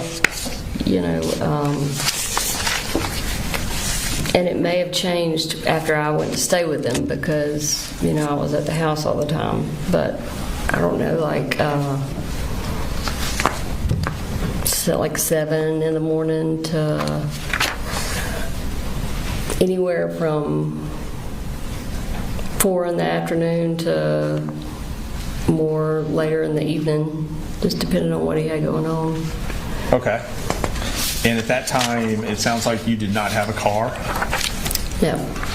So you would have been home during the day with the kids during the summer because school hadn't started yet? Yes. Fair to say? Yes. Okay.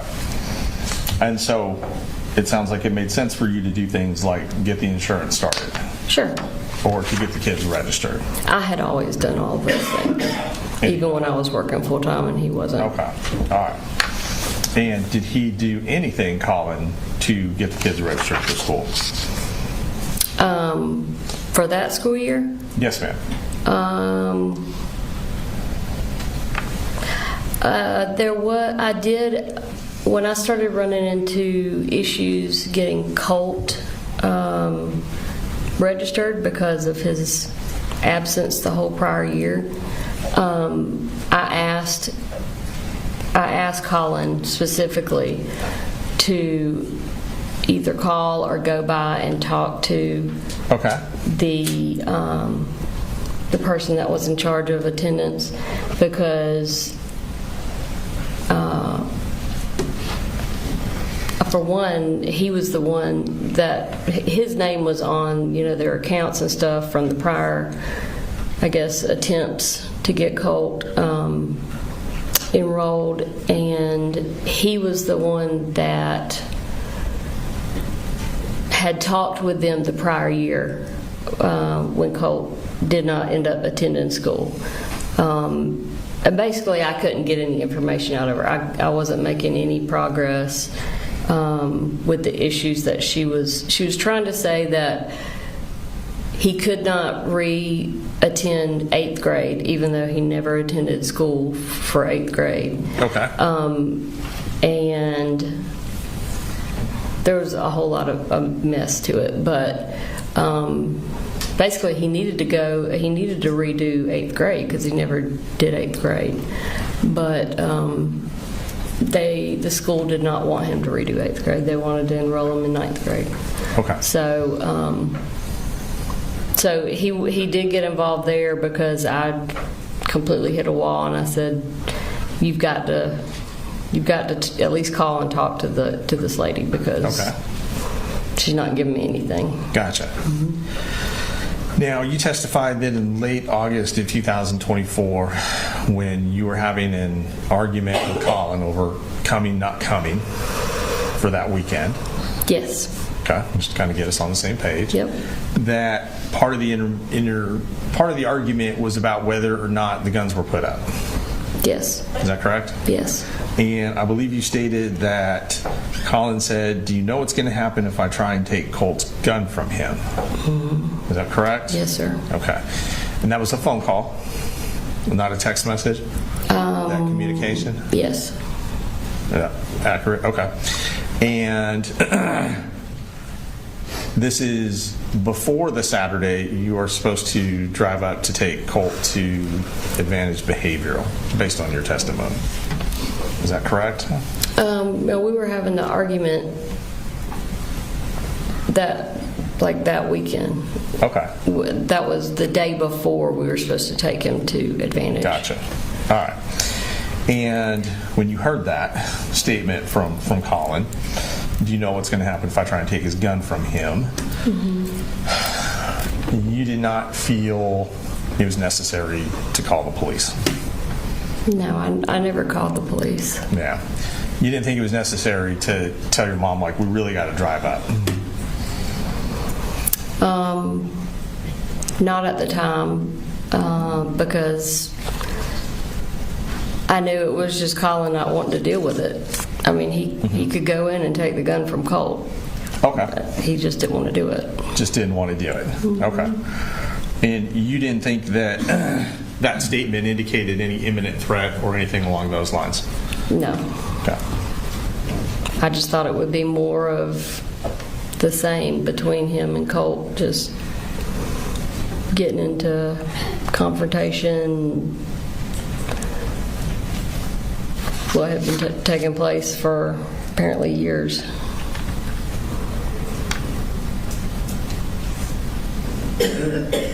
Now, if you can, I'm trying to orient this.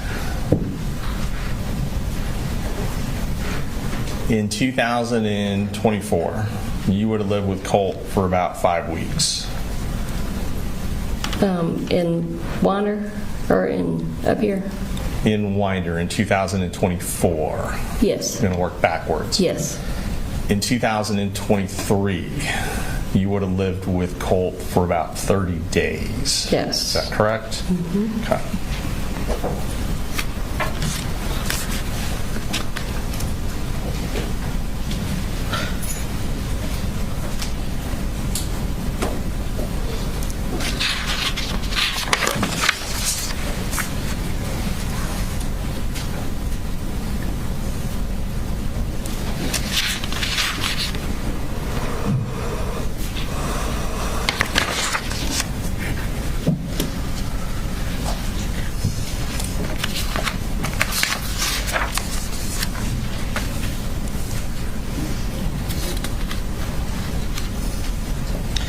Now, you told GBI that you had this feeling of impending doom. Do you recall that? Yeah. Was that after you received the text messages on the 4th from Colin?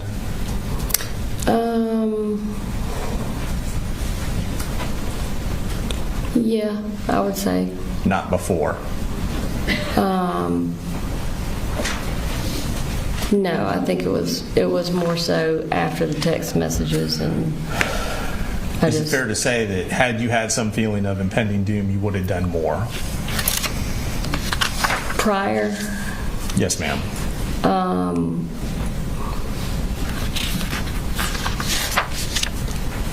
I can't say what I would have done or would not have done. I mean, I felt like I was doing everything that I could, other than call the police. Or the school and tell them that you were afraid something like this was going to happen? Well, I called the school several times. But you never told them you were concerned that Colt was going to do something violent? Or did you? I had a whole list of things that I told Lisa. I think I said, I don't know what he's going to do. He may hurt himself. He may hurt somebody else. I don't know, but it's something bad's going to happen. So you did tell Lisa that. And that would be Lisa Butler? Yes. Okay. And did you tell Lisa Butler prior to the 4th in any of these conversations? Or let me ask you this. Did you have any conversations with Lisa Butler prior to September 4th? Well, I tried to call her the week before, if you remember, and she was supposed to call me back, and that was the first time I reached out to her. So the first time you reached out to her was the week before, and she didn't call you back. And the only conversation you had with her would have been the day of the shooting. Well, I had a very short conversation with her the week prior. Okay. And during that short conversation, and she told me she was going to call me back, I said, it's very urgent. It's very important that I talk to you today. Yes, ma'am. Did you go over that list with her during that conversation where you said it's very urgent for you to call me back, or no? No, I didn't go over the whole list. The list, you didn't go over that with her until the 4th? Yes. Is that fair to say? Okay. Fair to say. The whole list. Now, I could have thrown a couple of bullet points out to her during the conversation the week prior. I don't remember exactly what I said. With one of those, well, you're not sure what you told her. No. That week in August of 2024, basically, right? There's a number of different things I could have told her. But didn't. Well, I did tell her something, but I don't know what exactly I told her. Okay. I wish I had a photographic memory, but I don't. That's all right.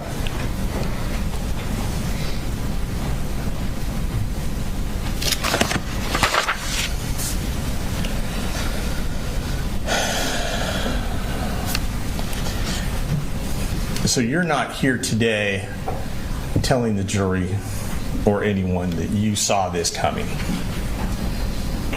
I did not see a mass school shooting coming. No way. Okay. Maybe I was just not wanting to face it because I was his mother. I don't know, but it was the last thing that I would have guessed. Right. I mean, this is your child. Sure. I mean, I would have seen, if you'd asked me if I saw him hurting someone, I would have said maybe himself. But you can't picture him doing something like this to someone else. No. Nor could you have in 2024. There's no prior way. to September 4th. Yeah, that's correct.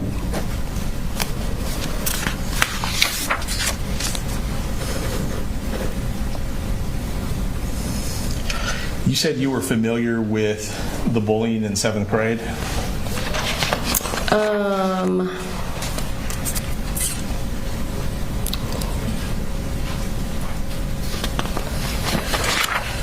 Can you elaborate?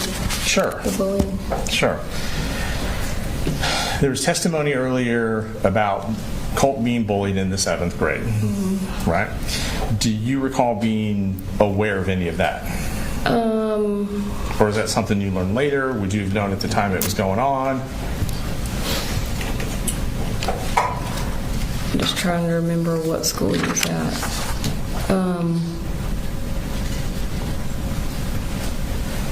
I don't remember 7th grade bullying. Okay. I could be misspeaking though. That's all right. Do you were shown a text message earlier where Colt was referencing his teacher's out to get him, out to harm him. Yes. Is that correct? Yes. All right, you remember that text message? Yes, I do. And I think that's certainly an element of paranoia there, is there not? Yes.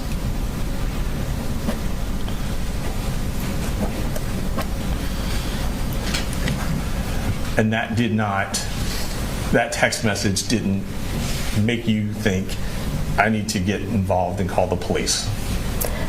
It did not make me think I needed to call the police. It made me think we've really got to get him into the crisis center. Mental health treatment? Yes.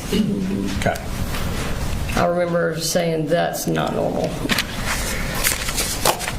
Do you remember telling one of the investigators that you and Colt had long conversations? Yes, we did. Is that fair to say? Oh, definitely. Right, and he would shared talk to me things for with hours you. and hours sometimes. Right, and he would share things with you. Is that accurate? Yes, Share things with you he wouldn't share with his dad? definitely. Is that fair to say? I believe you characterized some of those conversations as being more emotional that you would have with him as opposed to his father. Yes, definitely. Is that right? Is that fair to say? Mm-hmm. Okay. Yep.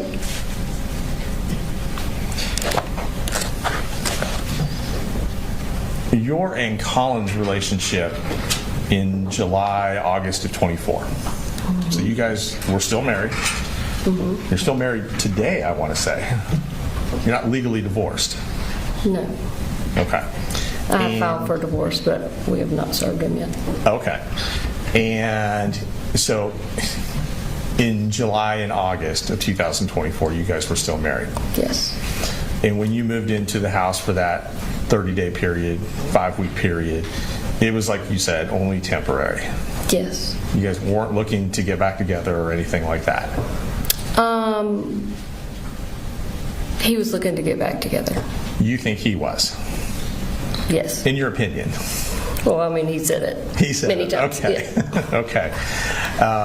And you were, it sounds like, not of the same mind. Correct? I knew that I had to make sure that I continued to have access to my children. Okay. I did not want him to think that all hope was lost of us getting back together. So you were deceiving him in order to maintain a relationship with your kids? I don't know if I was deceiving him. Okay. Because I never said, oh yeah, we're going to Okay. ride off into the sunset together. Sure. I was very open about the fact that I wanted to get my own place or, another living situation. Right. But as you said, you wanted to make sure there was an avenue available for you to still be able to communicate with the kids. Is that right? Yes, and he had proven many times in the past that if that avenue was taken away, then he was going to make me pay for it. Okay. And he usually uses our children. And at that point, he still was in charge of what type of visitation you would have with the children. Yes. Right. Okay. Just kind of 1 second. Yes, sir.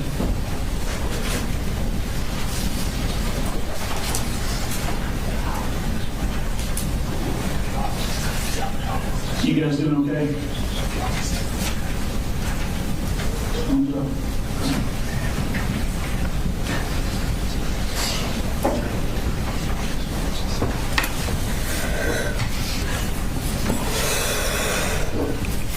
All right, and I'm almost finished, Judge, for timing purposes. I know, you've been here all day.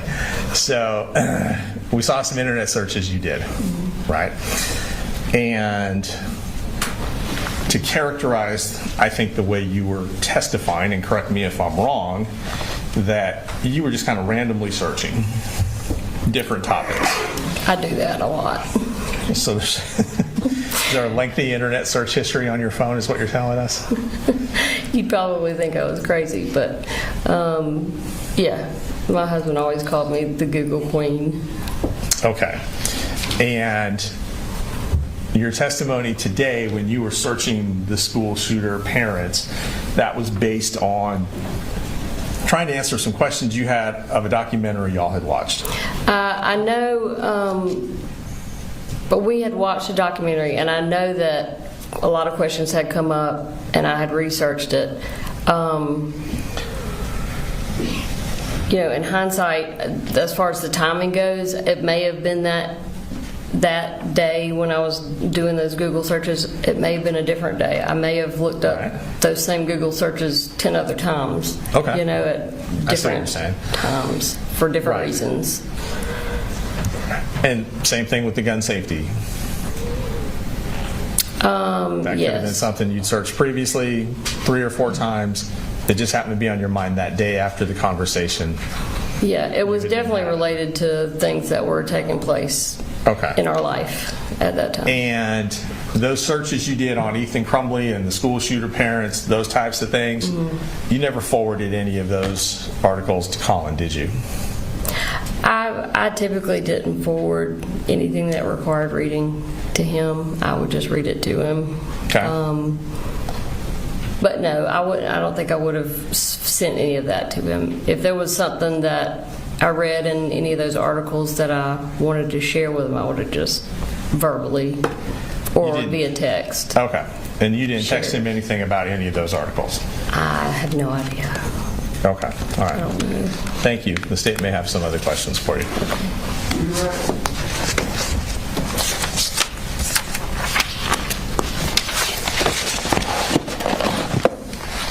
Just briefly, Your Honor.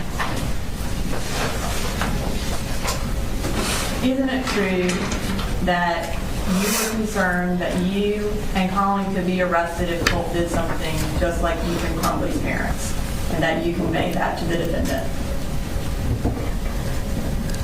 I don't remember ever doing that, no. Nothing further. Is she free to go? Yes, Your Honor. All right, you can be excused. All right, I found some really, really interesting facts. I put up, okay, so what do you guys want to watch next? It's 4 o'clock. Debbie is 2.5 hours, and Jenny is 1 hour and 15 minutes. So just so you know. So take a moment to vote in our poll. Also, if you take a moment to hit the like button, if you can hear my voice, and you're not in our chat, just take a moment to hit the like button. But I found a really interesting website that let's see, Smooth. You were getting me thinking, so I appreciate that. Here is some stats. Here are some stats. Now it doesn't paint the full picture, but it paints a pretty good picture. Oh, shoot, where was it? Here? Nope. Crap, where did I just put it? Wheel image? There it is. Okay, I don't know if you can see this. So this is, sorry, I'm going to have to put it over. So this is a database, kindergarten through 12. Now this is in the USA. So it starts from 1966 and it goes up to 2026. So there's that. So 1966, there were 9. These are, I put in mass. This website is how many school incidences. So all, at schools indicate when a firearm is fired, brandished with intent to harm, or a bullet hits school property for any reasons. Unlike other data sources, this information includes gang shootings, DV, shootings at sports games, after-hour schools, self-deletion, and fights that escalate into. So the information is recorded to document the number of school incidences and the full scope of violence on school campuses. So again, okay, so this is fascinating, and so that's 1966 to 1926 to 2026, 1966 to 2026, and then here, check this out. I thought this was really some fascinating data. All right, this is the situation. So here's the situation. So clearly the highest one is escalation of dispute. So where Colt would land, I think, would be psychosis or indiscriminate. I think he would fall in indiscriminate or psychosis. So you have accidental anger over a grade, bullying,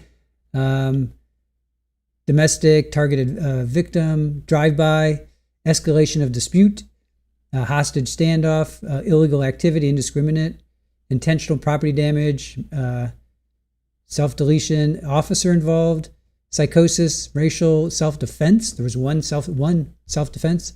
There's another one that's attempted, self-deletion attempted, and then unknown. So I think Colt would fall in either under psychosis or indiscriminate. Right? I think that's the majority of, like, when we think of when you think of, a school incident like this, you're like Columbine, or that's the one that pops to mind, or anything like was it Virginia Tech? I think colleges. But now this is K through 12, but usually it's just somebody goes in and they just start indiscriminately taking out people, right? So I thought that was pretty interesting. And the last one I have, this is a really good website. I'll link it for you guys. So this is the number of victims. Here's the number of victims from 1970. This is from 70 up to 2026. So I just thought that was interesting. It's called K12ssdb.org /all shootings. So I thought it was really interesting. I'll drop this in towards the end of the stream. I'll drop this link in if you guys want to go check it out, or I'll put it in the description. That's what I'll do. I'll throw it in the description so you guys can check it out. All right, so who do you want to watch next? Let's see. Let's end the poll. Who do we want to watch next? What? Oh, can't answer that right now. All right, so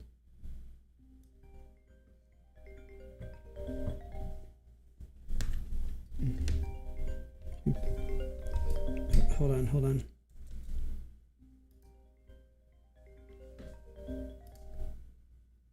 All right, sorry. All right, so looks like Jenny. You guys want to go with Jenny? All right, let's go with Jenny. Jenny's going to be up next. So this is going to be his sister.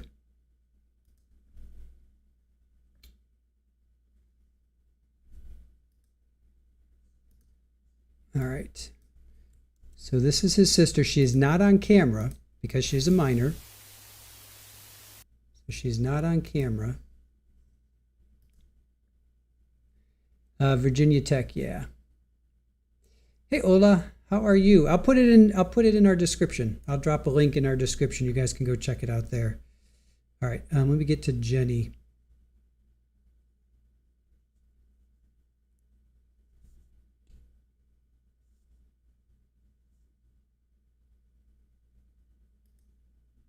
All right, so here's Jenny.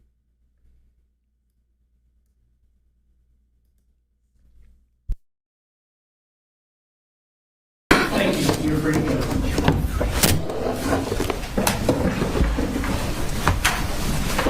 State your call signs, please. Judge, our next witness is a juvenile, so we just ask that the media proceed accordingly. All right. So, see what meeting you're on first row. Make sure if they come in, they know Terry, but WSB, it's got to be shoulder down or chest down with the juvenile witnesses. Thank you, Judge. And the state calls Jenny Gray.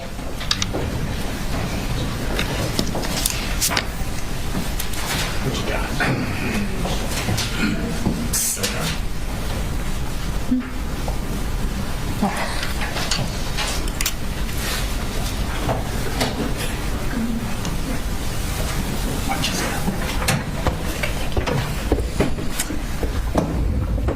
All right, I'm just going to have you go ahead and raise your right hand. Do you swear to tell the truth, the whole truth, and nothing but the truth, so help you God? Yes, ma'am. All right. I'm going to start by just having you tell us your name. My name is Jenny Gray. And Jenny, how old are you? I'm 14. Okay. What grade are you currently in? 9th grade. And tell us a little bit about what kind of things you like and that you like to do. I like listening to music in my spare time, and I like reading. Okay, great. Jenny, do you have any siblings? Yes. And tell me what their names are. My oldest brother is named Colt Gray, and my youngest is Coley Gray. How much older than you is Colt Gray? He's 1 year older. And how much younger than you is Coley Gray? Ish, like, I'd say 4. About 4 years younger, Yeah. so a good bit younger. And then you and Colt are like pretty close in age. Yes, ma'am. Who are your biological mom and dad? Marcy Gray and Colin Gray. Okay. Does Colin Gray also go by Coley? Okay. And do you currently live in Barrow County? No, ma'am. And I don't need you to say their names or anything, but who do you live with now? My foster parents. Okay. Do you currently have any contact with your biological parents? No, ma'am. And do you currently have any contact with your brother Colt? No, ma'am. When was the last time, other than Coley, that you had any contact with anyone in your biological family? I'd say 2 years ago. Okay. So basically since early September of 2024? Yes, ma'am. Okay. Is that your choice? Yes, ma'am. Okay. Now, Jenny, I'm going to start by talking a little bit about your life growing up. Did y'all move around a lot with your family when you were growing up? Yes, ma'am. Okay. And if I asked you to tell me all the dates and specific places and times and stuff, would that be hard for you to do? Extremely, yes. Okay. So I'm going to take you back to October of 2023. So that was during your 7th grade year when you moved back up to Barrow County with Colin Gray. Do you know what time frame I'm talking about? Yes, ma'am. Okay. Once you moved up there during your 7th grade year, who all was living in your house at that time? My father, my older brother, and my younger brother. Okay. And was this the same house that y'all lived in up until September of 2024? Yes. Okay. Explain to me where everyone would sleep in that house.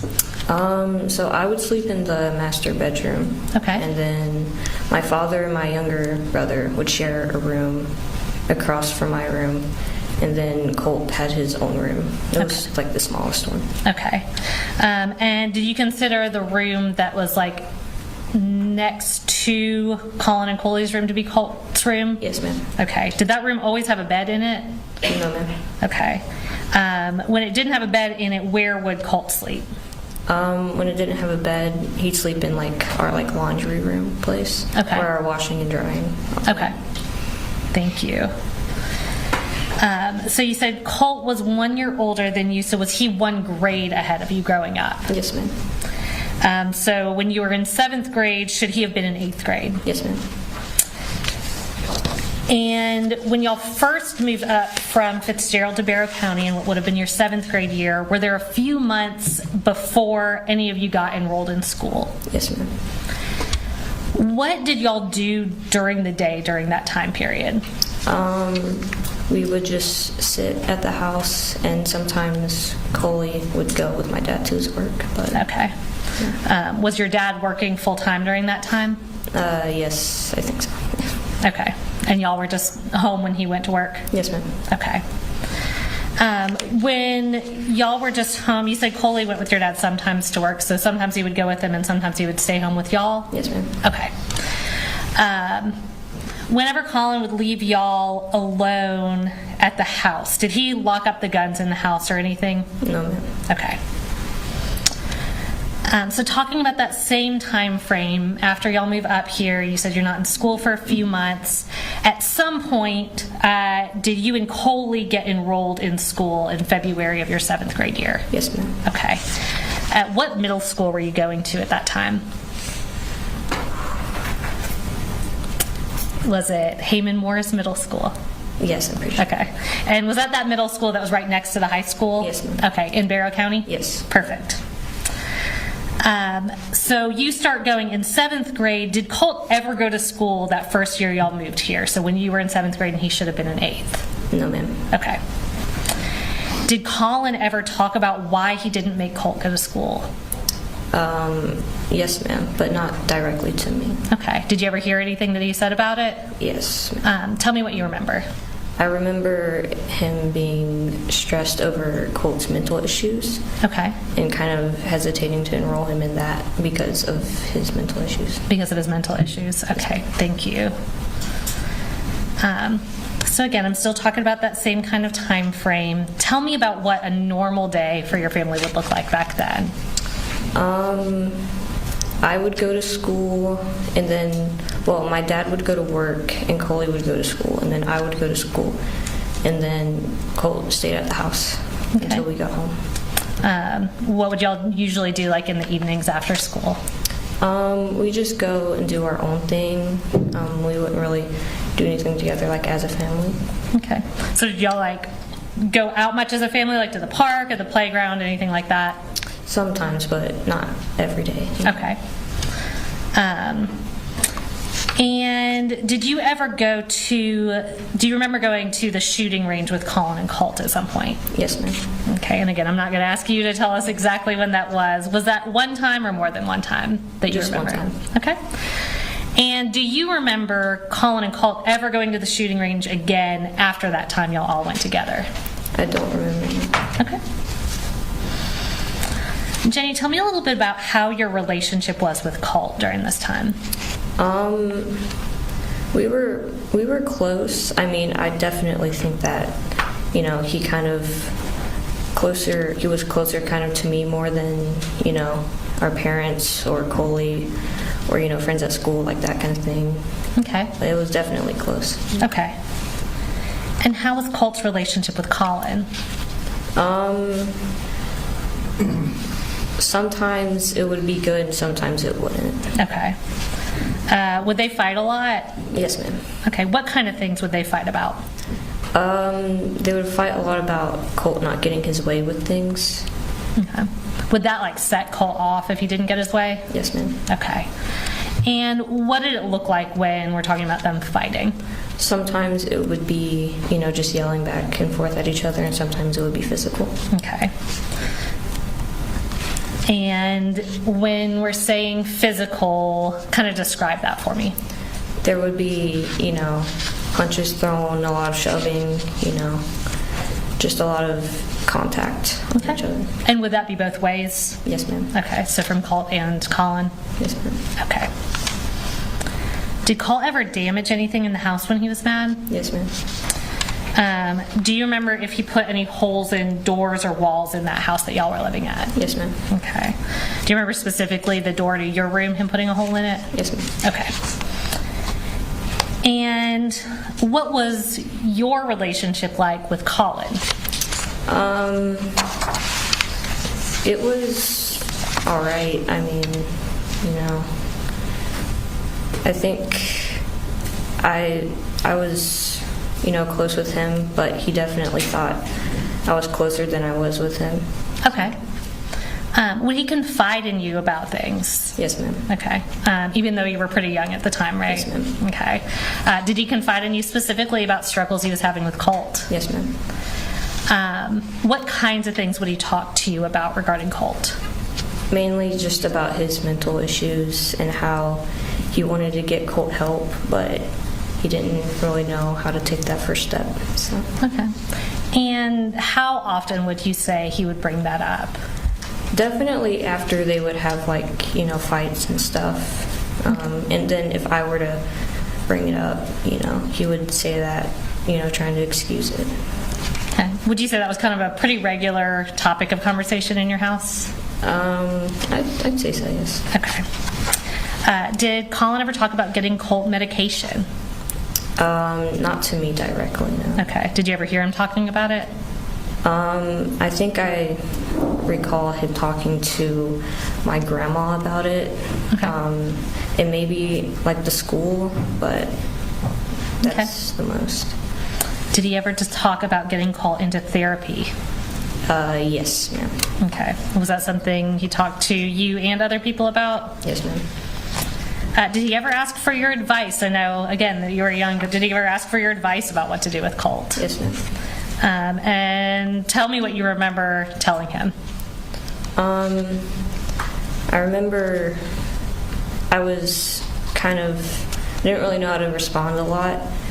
because I wasn't really expecting an adult to ask me advice about that. But Sure. when I did give a response, I just, tried to get him to talk to other adults about it. Okay. Yeah. And what about finding safer ways to store the guns in the house? Did Colin ever talk about that? Yes. Did he ever do anything to make the guns in the house safer or stored in a secure way? No, ma'am. Okay.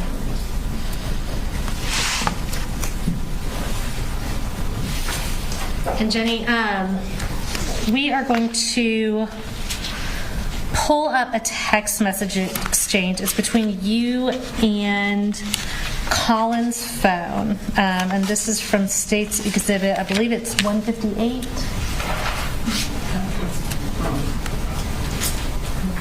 Okay. 150. Okay.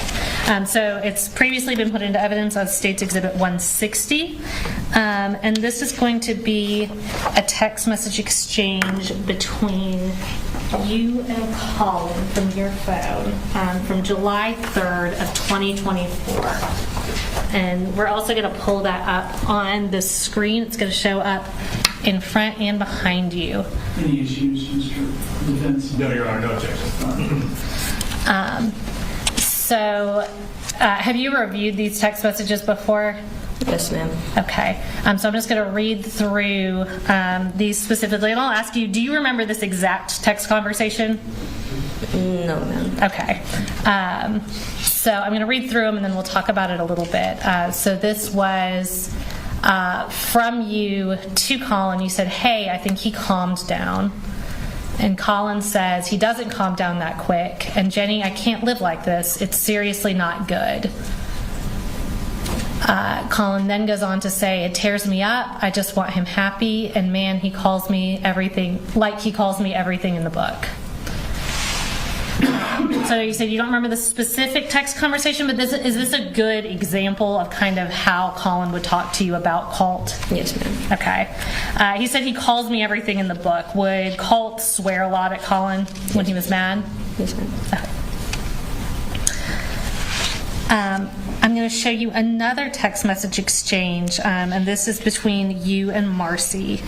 This is from July 20th of 2024. And this has previously been tendered into evidence, I believe it states 160. No objection. And looking at that, do you remember this specific conversation? Faintly, I do, yes. Okay, so you remember the what's being talked about, but maybe not the exact words? Yes, ma'am. Is that fair? Okay. So I'll read through it, and then we'll talk about it. So this was from Colin's phone. It says, Colt had a horrible panic attack last night. And you said, why? He said, not really, or his phone said, not really sure.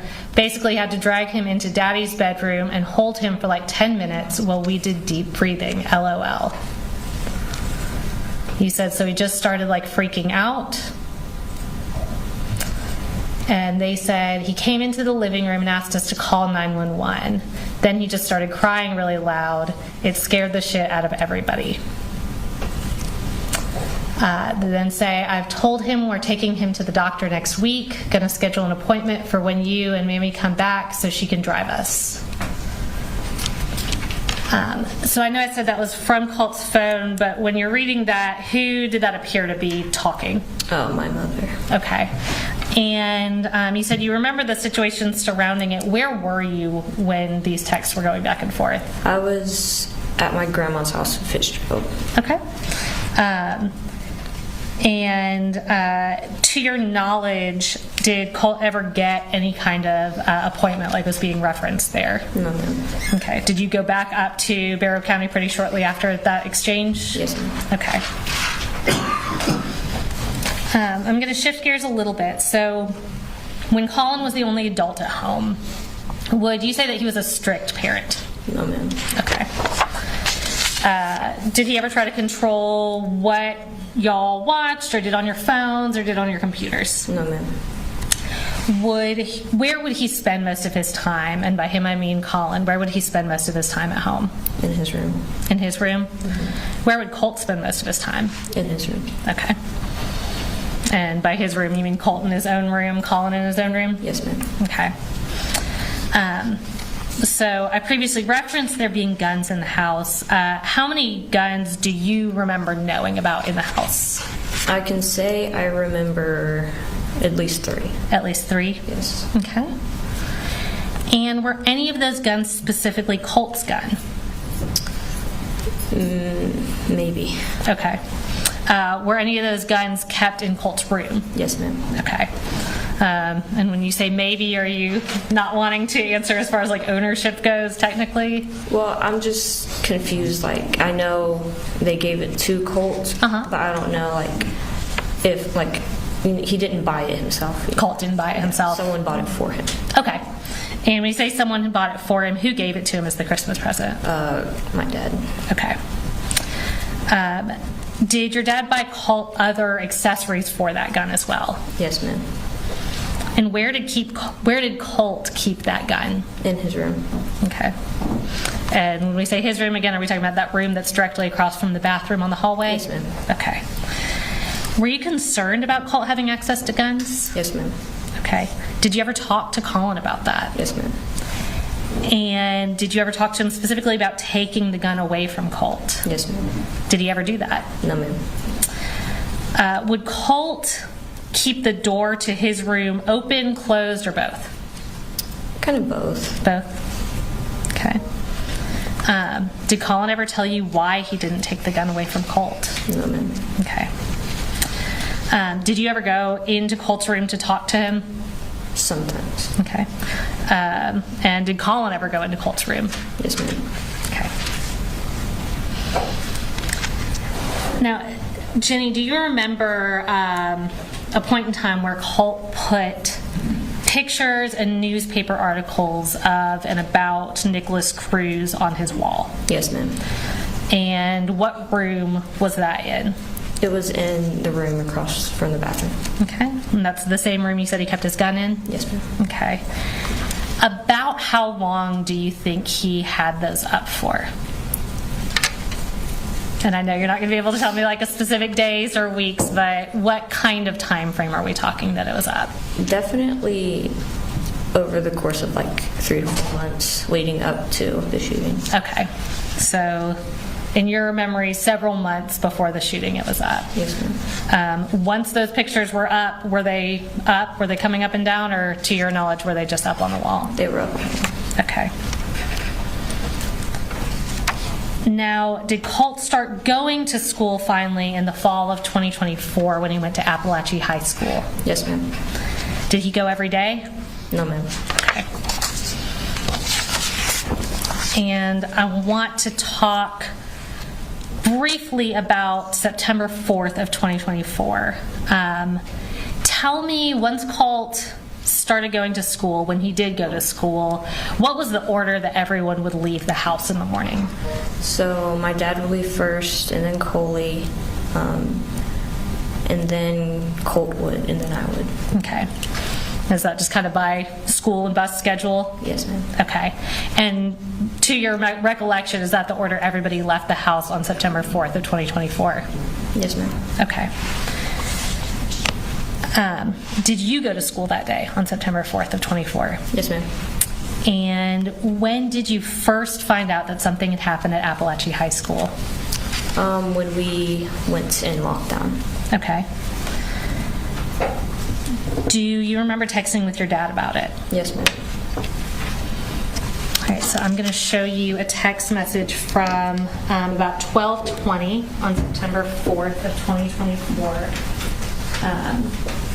And this, I believe, is from States 158. 156. And Jenny, do you remember those text messages?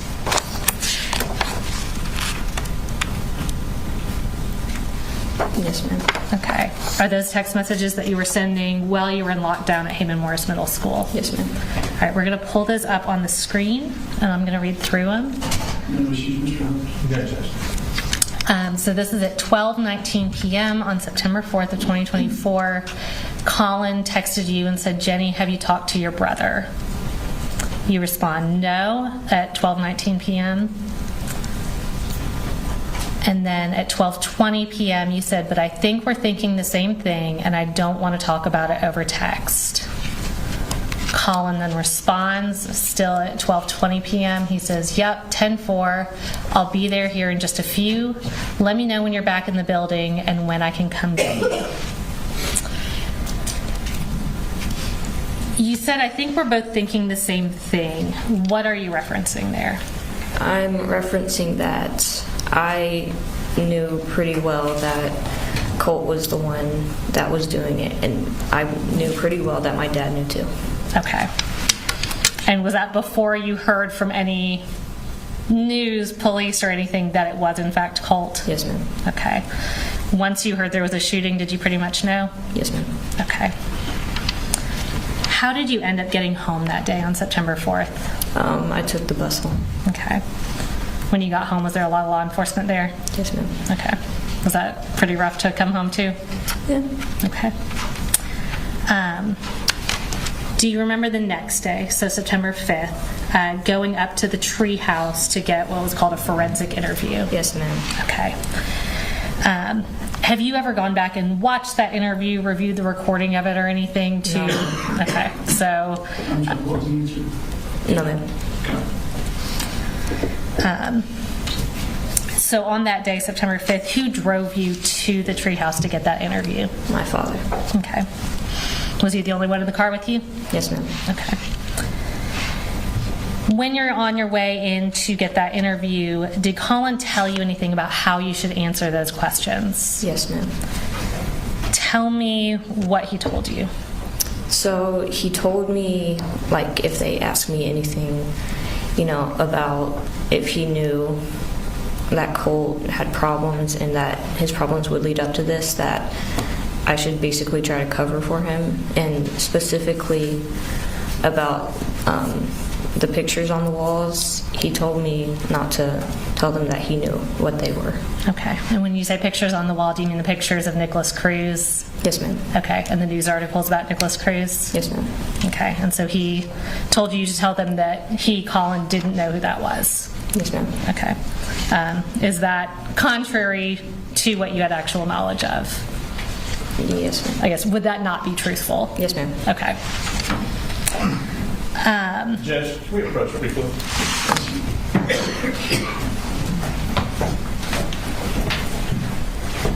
So this is Colt's sister, Colin's daughter.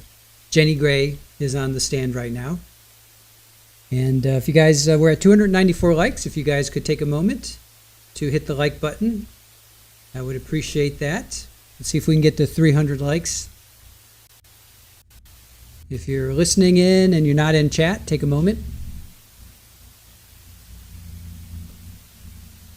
So Jenny Gray is on the stand right now. Let's see if we can get up to 300 likes. If you've not hit the like button, please hit the like button. I'll make sure Super Ball does too. Oh, this is a long break.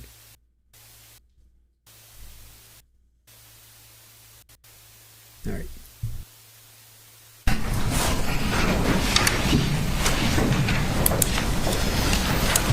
Jenny, I'm almost done.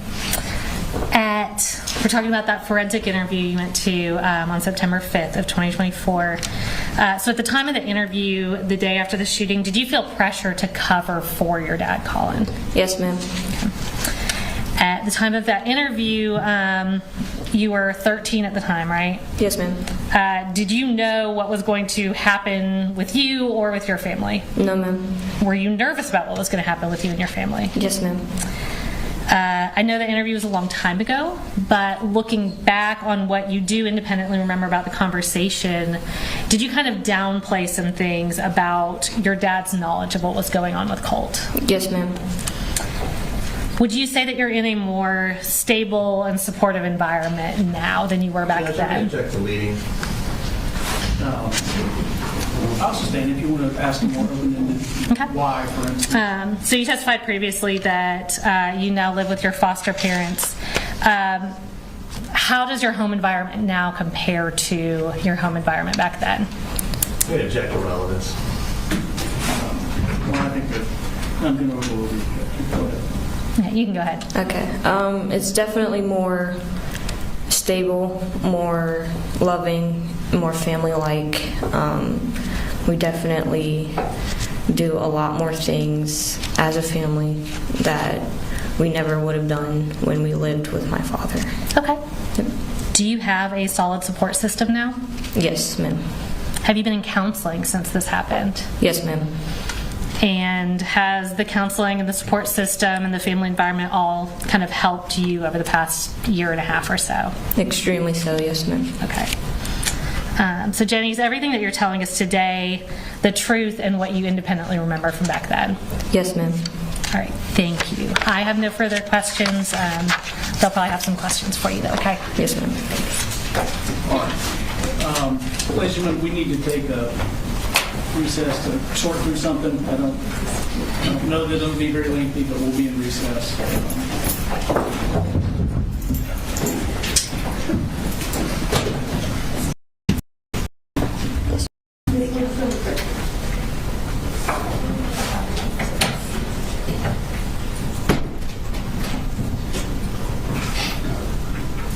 We'll just pause while everybody does a little bit of legal research.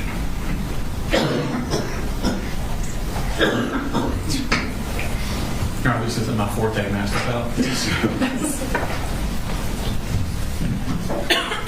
I run to the law editor. Yes, sir.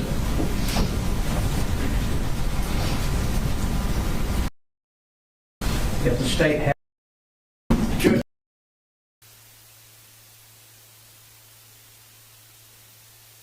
What did you find in there? What's your best case? Judge, basically under 17.6.7 of the discovery statute, it does say that if the state has anything in writing, then they have to turn that over. I think we need to call the witness back in and ask her during the time that she was giving this statement if anybody was taking notes. I think notes would qualify as writings. You don't think there'd be attorney work product, like if the attorney's taking notes? Well, if somebody's giving a statement and you're taking notes, then I would think that that's taking down a statement. So, and the case that we got is Hunt versus the state of 278, Georgia 479. 278. Turning notes over basically good. 479. Georgia Supreme Court, 471, is that what you said? 278 Georgia 479. Ms. Stewart?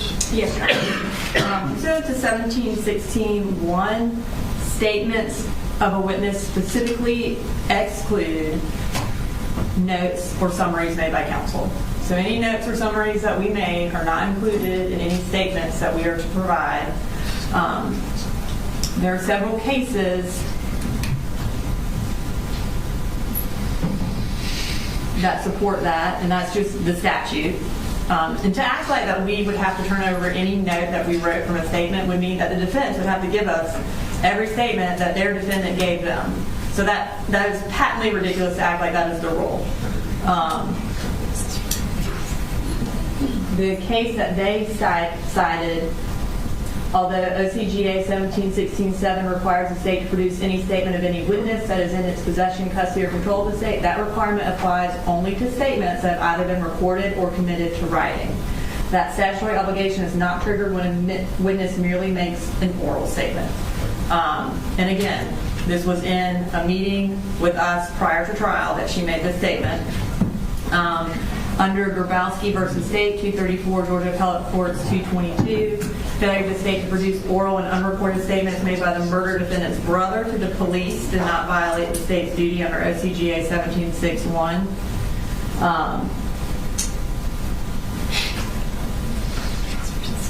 In Hines v. State, with regard to a caseworker was allowed to testify to additional recollections the caseworker realized about the defendant's statement that she had not written in her summary but were oral, because that oral statement did not trigger any sort of production by the state. So the law, case after case after case, is very clear that the state does not have to provide an oral statement that a witness made to us. And I think if that were the rule, again, then every time Colin Gray gave the defense a statement, then they'd have to turn that over to us, which they clearly don't. So I think that is not the law, and to act like that we have committed some sort of discovery violation is just not true. Well, the difference, Judge, is that here is a witness who's given a forensic interview. That's the only thing that we have. Yes, a forensic interview. Now, based on them having the opportunity to have this witness come into their office, take notes about things that she says now, I lied about in the previous statement, I can't imagine that the state would not be obligated to turn that over to us if they have notes concerning that issue. And that's basically what Hunt is talking about. Well, let me read this first. This paragraph. It doesn't deal with just all witness statements. It's a statement that is being, the original statement was a forensic statement, and now the person is coming in saying something totally different. That takes it out, puts it in a totally different realm. There's no exception for if someone makes a forensic interview statement and then tells counsel in a pretrial meeting that makes it a different legal argument. It's the same legal argument. She gave a statement. She told us something differently that they knew. They knew she told us something differently. It was written in a motion that their defendant or their client had told her to hide evidence. They were going to call a witness to talk about her changing her statement. So they knew she was going to change her statement. They gave her and act like they had no idea. It's disingenuous. What do you all say to that? It doesn't give us any specifics at all. What are you saying is the remedy? I think the remedy, Judge, is to disallow the witness's testimony. Or at least give us the opportunity to have what she's going to testify to so that we can properly get ready for cross-examination on her. That would be the bare minimum. Well, she's testified to it, Your Honor, so they have it. So, again, he is not providing any actual legal argument. It's just, this is the way things should be done argument, and that is not a legal argument, and that is not a legal requirement. And to act like we were supposed to do something that we are not, again, it is not, it's disingenuous to act like that. So we're not required to give over an oral statement that a witness gave us in trial preparation. Like, the statute actually says it. And he has not said any sort of case law that takes us out of a witness statement that is notes from counsel, or a witness statement does not include notes from a counsel. So if he has a case that says that, then okay, but they don't. I think that's what Hunt said. Well, we read Hunt.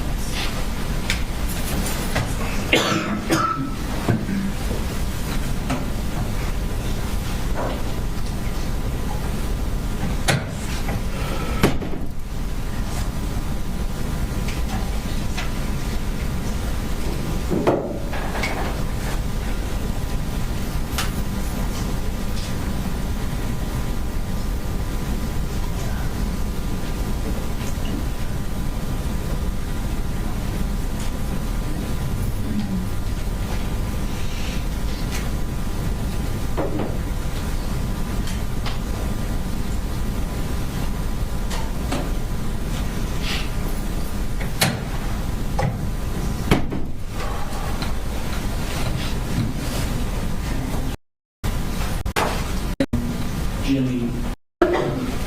All right, and just to confirm for the record, in the state's place, it's saying they have no written statements from Jimmy. Correct. These were statements that were made in interviewing her for trial. Correct. And I am sure took notes. I don't have an independent recollection. I'm sure we took notes Ms. Daniel and I, but she made no written statements. She signed nothing. That statement was not recorded in any manner. I understand the unfair surprise argument,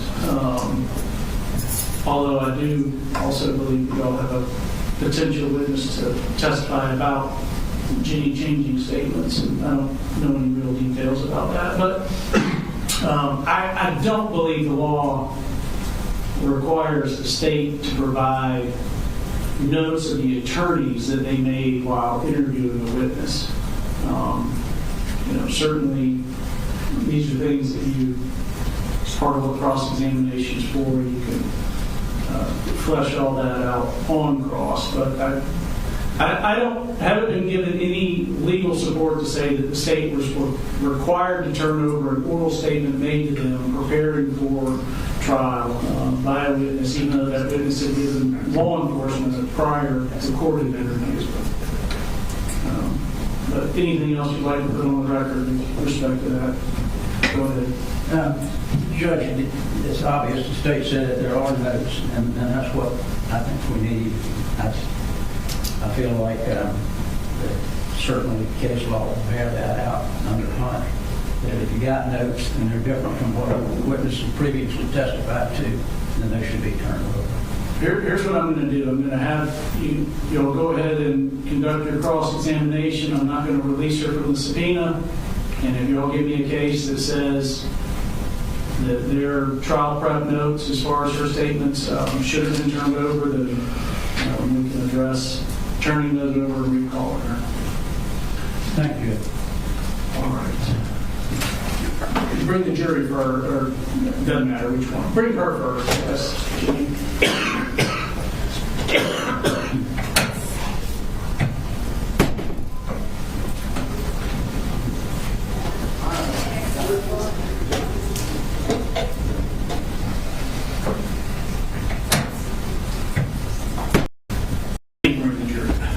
Yes, sir.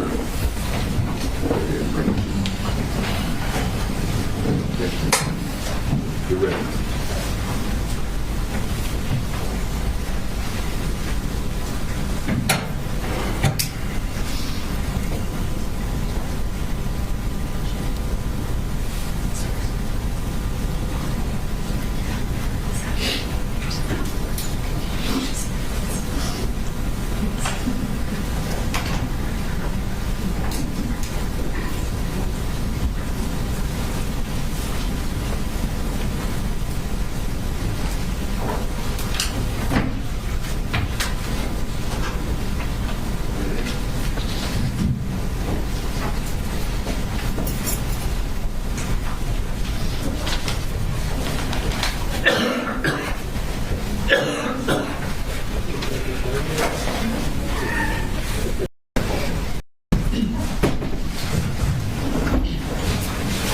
When the words left my mouth that this should be a short break, I was regretting it as they left. All right, cross. Mr. Hobbs? Yes, sir. Good afternoon, Ms. Gray. Good afternoon. My name's Brian Hobbs, and I'm Colin Gray's defense attorney. I'm going to ask you some questions. Yes, sir. Now, if I ask a question that doesn't make sense or is confusing, please let me know. Yes, I want sir. to make sure we're on the same page and you understand what I'm asking you. Mm-hmm. Okay. Now, this shooting incident happened on September 4th of 2024. Does that sound correct? Yes, sir. And you were interviewed and gave a statement to Miss Alicia Chandler on September 5th of 2024. Does that sound correct? Yes, sir. That would have been the day after the shooting. Yes, sir. Much closer in time to the shooting, obviously, than today. Yes, sir. All right. And that's been described as a forensic interview. Do you know what a forensic interview is? No, sir. They probably didn't tell you we want to bring you in for a forensic interview, for example. No, sir. Okay. Do you remember who you met with? No, sir. Does Alicia Chandler sound familiar? And if it doesn't, tell me it doesn't. No, sir. Okay. like I said, this is over a year ago. There's probably some things you remember, and there's probably some things you don't remember. I'm going to ask you some questions about the statement you made on September 5th, and let's just see what we can figure out in terms of what you remember about that statement. Yes, sir. Okay? Yes, sir. All right. So you would have been 13 years old at the time? Yes, sir. And that means you would have been in, what, 8th grade? Yes, sir. And I think you told us you were going to Heyman Morris Middle School at the time. Yes, sir. And at that time, you were living at the house on, what was the street that the house was on? Do you remember? No, sir. You were living with, who else lived in the house with you? Let me ask the question that way. My father, my older brother, and my younger brother. Okay. Not your mom? No, sir. Okay. Now, your mom would visit occasionally, or your mom visited one time? Yes, she visited occasionally, yes, sir. Occasionally, okay. Did she ever stay there for an extended period of time? And by extended, I mean more than a day or two? Yes, sir. And when was that? I can't remember. Okay. Do you remember if your mom stayed there the summer before your 8th grade year? I can't remember, sir. Okay. Do you remember what it was like when your mom stayed there? Yes, sir. What was it like? It was kind of chaotic at times. More chaotic than when mom wasn't there? Kind of the same. Kind of the same. Okay. And do you recall an incident where your mom and Colt got into a big argument? No, sir. Okay. Do you remember a time when they got into a big argument over the gun? No, sir. Okay. Do you remember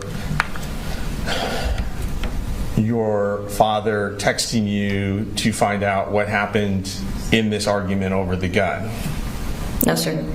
Do you remember any arguments where Cole pushed your mom to the ground? Yes, sir. When was that? I can't remember, sir. Was it when you were a little kid, or was it when you were 13? I was 12 to 13 years old, sir. 12 to 13 years old. Okay. What happened in that argument where your mom got pushed to the ground? They got in an argument. I can't remember what it was about, but it ended with Colt going to his room and then my mother following him and trying to go and follow him into his room. And Colt didn't want that, so he pushed her out. Okay, so your mom did go into the room. Yes, sir. Colt didn't want her to go into the room. Yes, sir. Okay. Was the argument, if you remember, did the argument start when Colt questioned your mother about the time she came up here threatening to kill him? I can't remember, sir. You don't remember that? No, sir. Okay. Do you remember if when your mom went into Colt's room, she tried to take the gun? Yes, sir. She did try to take the gun? Yes, sir. Okay. All right. So after that incident, did your mom leave shortly thereafter? Yes, sir. Do you know why she left? No, sir. Do you know if she left because she wanted to, or did someone say, come pick her up, it's time for mom to go? I can remember her parents coming up to our house and taking her back with them. Okay. And her parents, that would be your grandparents, right? Yes, sir. And who were they? Deborah, Paul Hamus, and her husband. I forgot his name though. Okay, that's okay. What'd you call them? Grandma, grandpa? Yeah, that stuff like that, yeah. Stuff like that? Mm-hmm. Okay.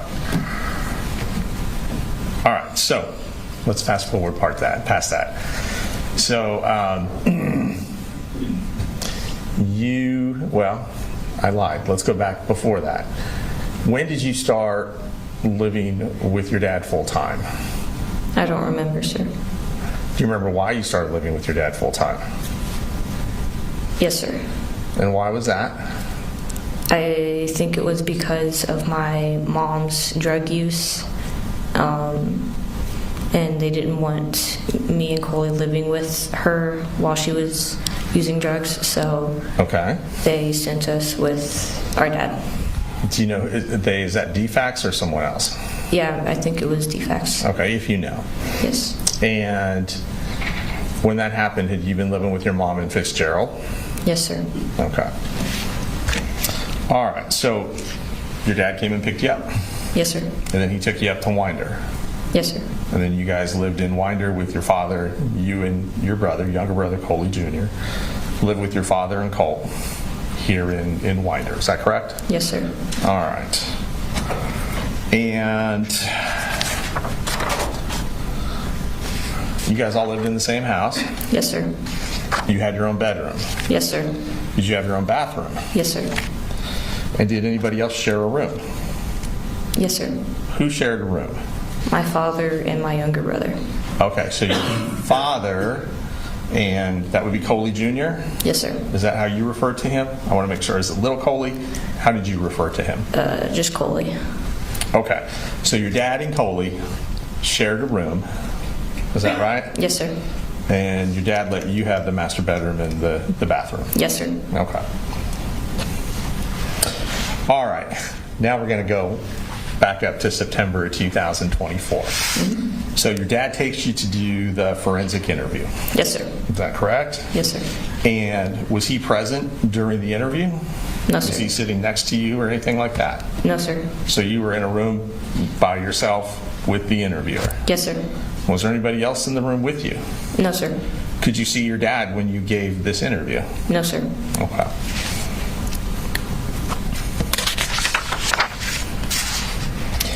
And the interviewer asked you questions about yourself? Yes, sir. Do you remember? Yes, sir. Okay. She probably asked you how old you were. Yes, sir. She asked you what school you went to. Yes, sir. Did she ask you what you liked, music or anything else? Yes, sir. So kind of started off getting to know you a little bit. Yes, sir. Okay.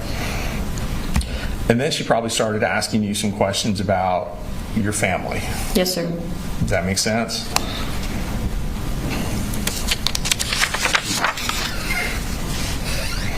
Did they ask you about Colt? Yes, sir. Did they ask you what he was like? A little bit. Okay. Do you remember telling them that he could be twitchy? No, sir. Do you remember telling them that he could be annoying? No, sir. Do you remember telling them that he could be chill? No, sir. Do you remember telling them that he could be closed off? Yes, sir. Do you remember telling them that he used to like playing video games? Yes, sir. Did he like to play video games with you? Yes, sir. Okay. If you remember, did you guys ever play Minecraft, for example? I can't remember, sir. You don't remember about Minecraft? No, sir. Okay. Do you remember if he ever created a server for just the two of you to play on Minecraft, he being Colt? I don't remember, sir. Okay. Have you ever played Minecraft? Yes, sir. I just want to make sure I'm saying it right. All right, so there is a game called Minecraft. Yes, sir. But you don't remember playing it with your brother? No, sir. Okay. And let's see.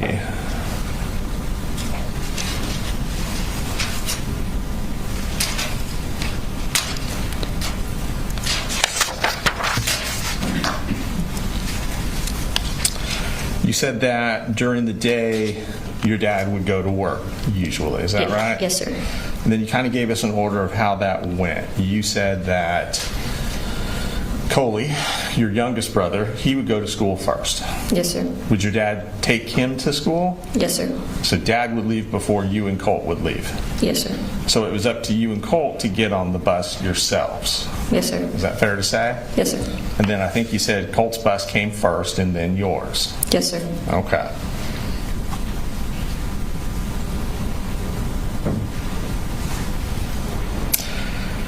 Now, did they ask you to describe your dad? I can't remember, sir. Okay.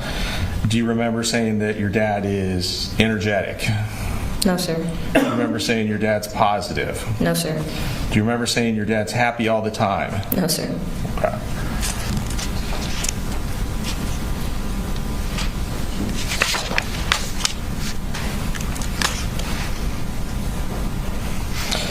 They asked you about moving several times. Did y'all move a lot? Yes, sir. Don't worry, I'm not going to ask you about all the different addresses or anything like that.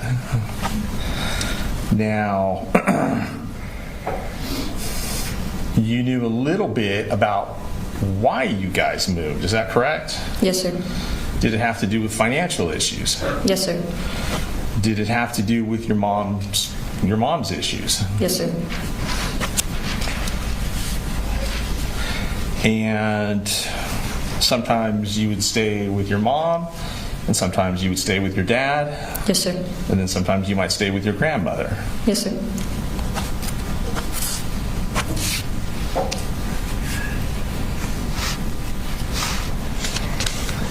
And do you remember telling them that sometimes your mom would go back and forth between living in one house with you guys and then also living with grandma as well? Yes, sir. Does that sound right? Yes, sir. And that was in Fitzgerald? Mm-hmm. Okay.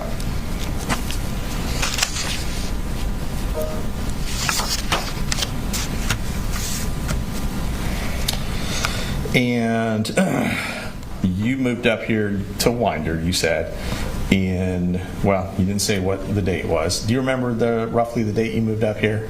No, sir. It's okay if you don't. But you moved up here when Defect said your dad had to come pick you up. Yes, sir. Is that fair? Okay.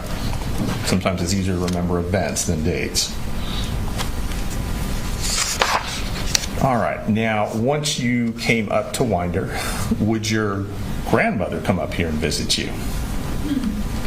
Not a lot, but okay. I'm so sure. A lot can mean a lot of different things. What's a lot mean to you?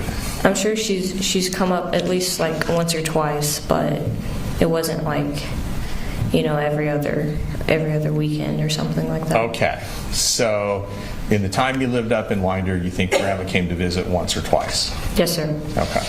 Not every month, for example? No, sir. Okay.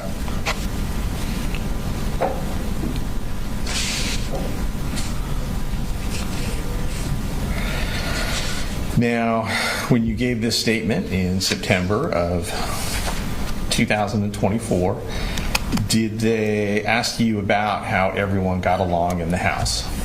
Yes, sir. Does that sound familiar? Yes, sir. All right. If you remember, how did your dad and Coley get along?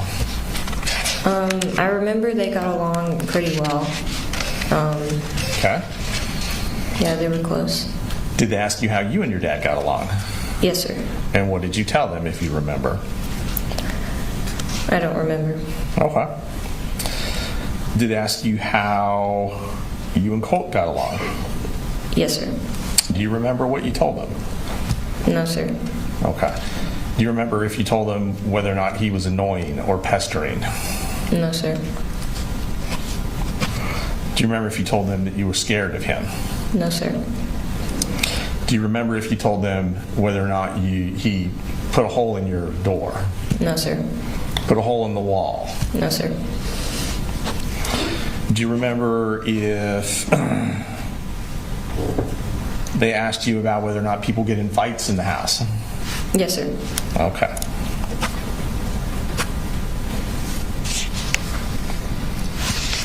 Do you remember saying if fights to you are arguments or fights to you are physical altercations? Or are they both? They're both. Okay. So when you say fights, you can mean arguments, but you can also mean physical stuff as well, right? Yes, sir. Okay. The arguments that were in your house, did they involve you? Like, were you one of the people arguing? No, sir. Was Coley one of the people arguing? No, sir. To have an argument, you usually need to have two people, right? Yes, sir. So the only two people left in the house are your dad and Colt. Is that correct? Yes, sir.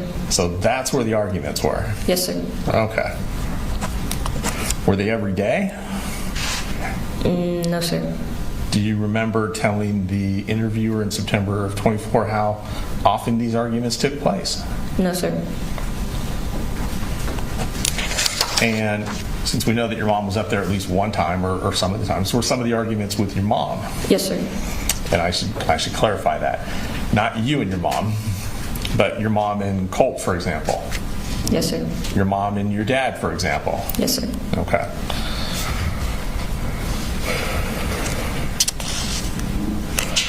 Do you remember saying that in regards to these arguments that Colt liked to instigate these arguments? What does instigate mean to you? To just, kind of add like fuel to the fire almost. Add fuel to the fire, okay. If you remember, did Colt ever start these arguments? Yes, sir.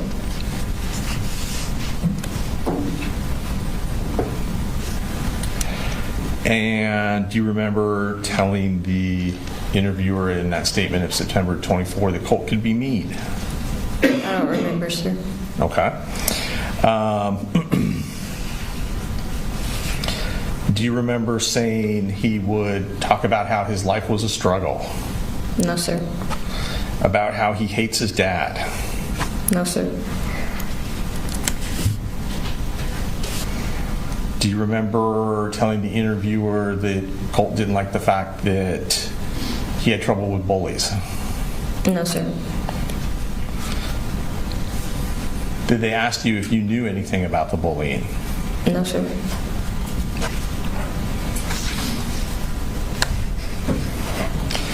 Do you remember telling the interviewer that Colt had been transferred to a different school because of the bullying?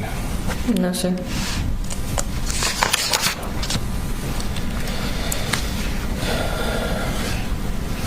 Do you remember that telling the interviewer that Colt could get really frustrated about stuff?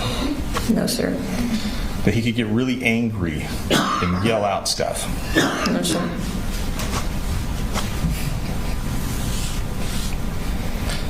Do you remember telling the interviewer he used to yell that he hates you?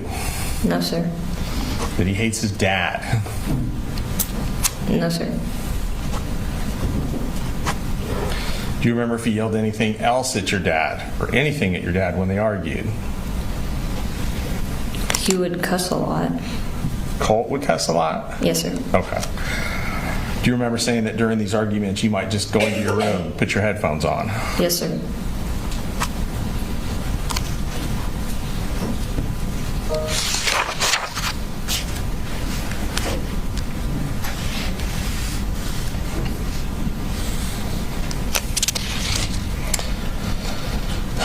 Do you remember whether or not you told the interviewer that Colt had threatened your dad? No, sir.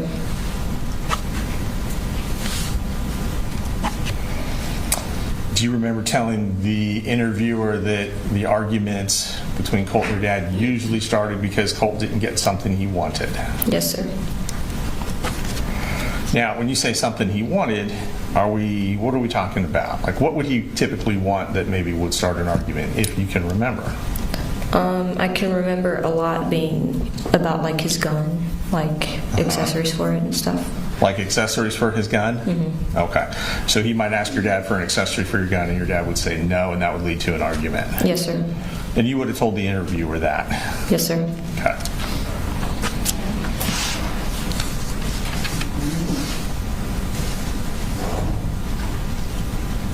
Do you remember what kind of accessories they would argue about? No, sir.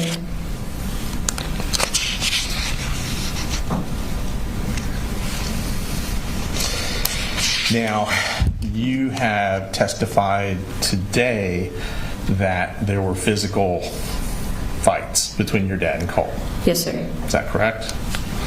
And did Colt ever charge at your father? Yes, sir. And what would happen when he did that? He would fight back. Like, what would your dad do in response? He would fight back. Your dad would fight back? How? Yeah. Specifically? He would just try to get him to stop, like, push him to the ground, stuff like that. Okay. Would he ever put him in a bear hug? Yes, sir. Grab and hold him until he calmed down? Yes, sir. And I believe you said earlier in describing physical altercations, are you saying your dad would make a fist and try and hit Colt with his fist? Yes, sir. And you would have told that to the interviewer when they asked that question in September of 2004, right? If I can remember. Okay. Colt would try and punch your dad? Yes, sir. Would you have told the interviewer that? I don't remember. Okay.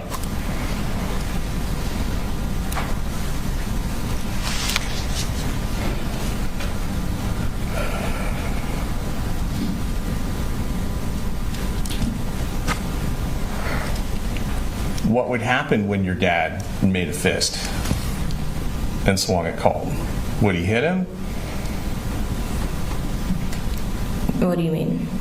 Well, you said your dad would make a fist, right? Yeah. And that they would punch at each other, right? Yes. So sir. what would happen when that happened?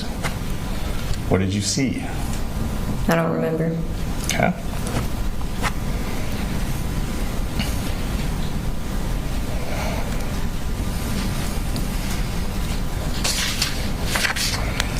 Do you remember telling the interviewer that you never saw your dad hit Colt? No, sir. That you never saw your dad kick Colt? No, sir. That you never saw your dad choke Colt?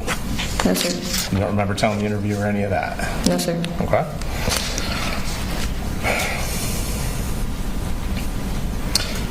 Do you remember telling the interviewer that in these altercations, once Colt would calm down, typically he would end up throwing something?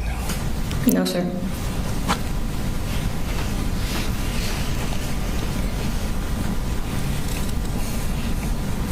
Do you remember telling the interviewer that there were usually stages to these fights?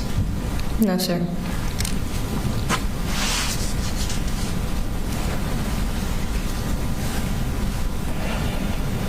Do you remember telling the interviewer there was a fight about a month before school started between your dad and Colt? No, sir.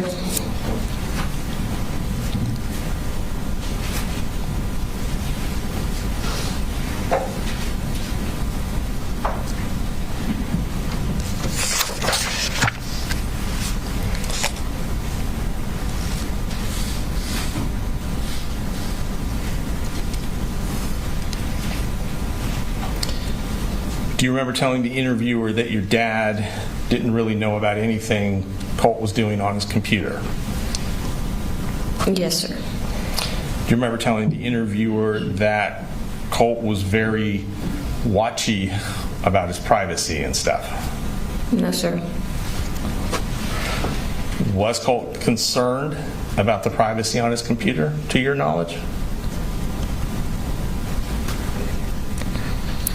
I think a little bit, you know. Do you remember telling the interviewer that Colt would use burner accounts? No, sir. Do you remember telling the interviewer that Colt would delete his accounts after a week or two? Yes, sir. You do remember that? Yes, sir. Okay. Do you know why he would delete his accounts? No, sir.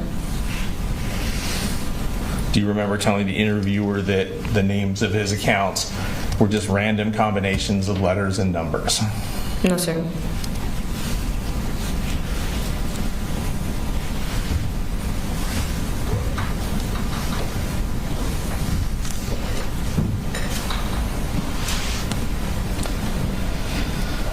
Do you remember telling the interviewer that Colt would be on websites like Tumblr? No, sir. Websites like YouTube? No, sir. Twitch? No, sir. Discord? Yes, sir. Pinterest?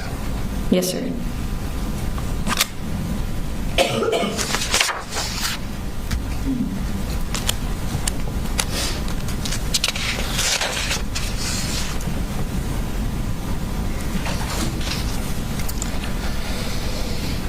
Do you remember telling the interviewer on Pinterest Colt would make boards about like inspiration and vibes?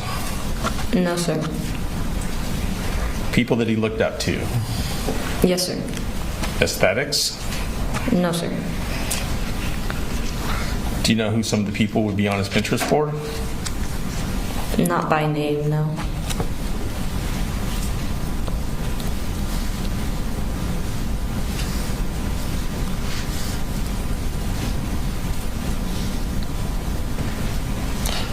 Do you remember Colt talking to you about school shooters? Yes, sir. Do you remember telling the interviewer that he would act as if you knew who they were? Yes, These sir. shooters. Did you know who they were before he told you? No, sir. Were you interested in any of those folks? No, sir. Would you act like you were when you talked to Colt? No, sir. And you didn't tell the interviewer that? You did not tell the interviewer you would act as if you were interested when he told you about the school shooters? Not that I remember, no, sir. Okay. You remember telling the interviewer Colt would act like that kind of stuff was normal? Yes, sir. That it was common knowledge? Yes, sir.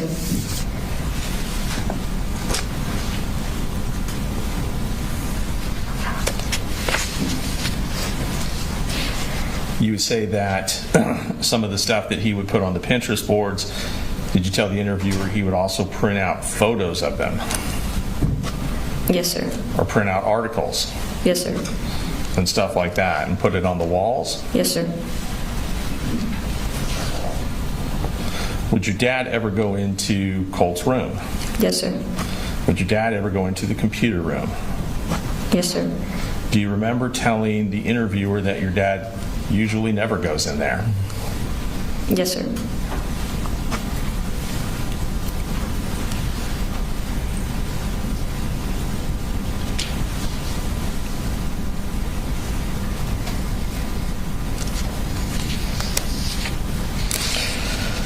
Do you remember telling the interviewer why Colt would change his account so much? No, sir. Did you ever tell the interviewer it was because he was nervous about police? No, sir. That he was nervous about the FBI? No, sir. That he was eerie about that kind of stuff? No, sir. That he would try to avoid anything that's connected to them? No, sir. That he would try his best to hide himself? No, sir. You didn't tell any of that stuff to the interviewer? Not that I remember, no. Not that you remember. Okay.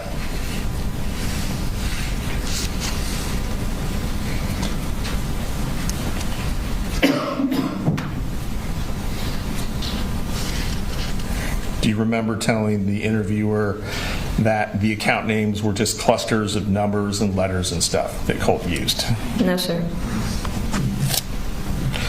That his usernames or account names were just random sequences of these different letters and numbers? No, sir. You don't remember telling them that? No, sir. Okay.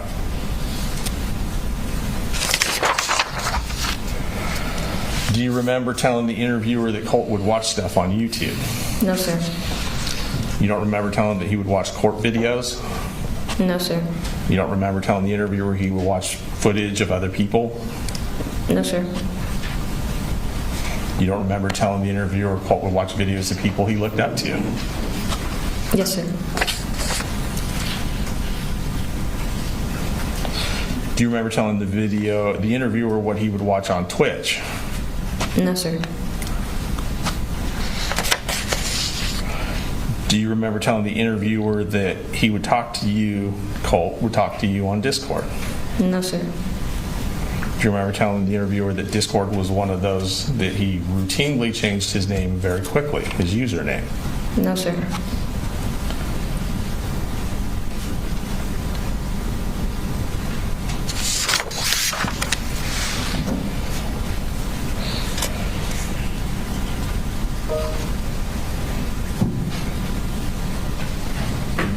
Do you remember telling the interviewer that he would look stuff up about different people on Reddit? No, sir. Do you remember telling the interviewer that Colt would have friends that he spoke to on Discord? No, sir.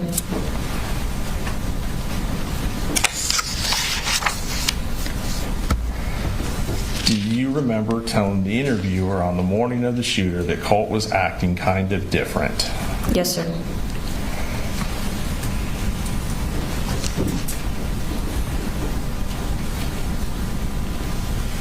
Do you remember telling the interviewer that Colt told you about making a video? Yes, sir. Why did that seem strange or weird? I forgot, sir. Do you remember when Colt left for school that morning? Yes, sir. Do you remember seeing his backpack? Yes, sir. Do you remember seeing a big piece of poster board sticking out of his backpack? Yes, sir. Was it wrapped up, the poster board? Yes, sir. Was there a hat on top of the poster board? I don't remember.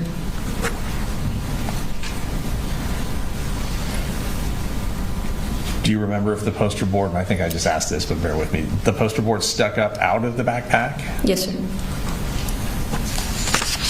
Did you think that was strange? Did he have this giant poster board sticking out of his backpack? Yes, sir. How long had you been in school at that point? What do you mean? I don't understand. So, no, you're okay, that's fine. September, when did school start? I don't remember, sir. Okay, had you been in for like a couple weeks? Yes, sir. Do you remember, had Colt been going to school consistently or not consistently at that time? Not consistently. Okay. Did you ask Colt about the poster board sticking out of his backpack? Yes, sir. Do you remember if he said anything about what it was? He said that it was for a project at school. Did that seem strange to you? Not at the moment, no.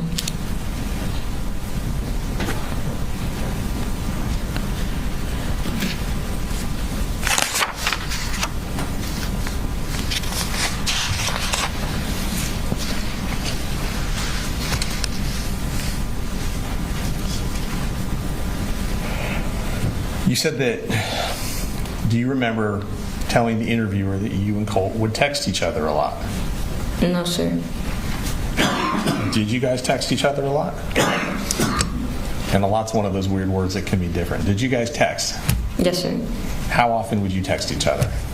Per day. Let's just use one day as an example. We wouldn't text every day, but when we did, it wasn't like long conversations, I don't think. Okay. Did he ever text you any memes? Yes, sir. Do you remember any specific ones? No, sir.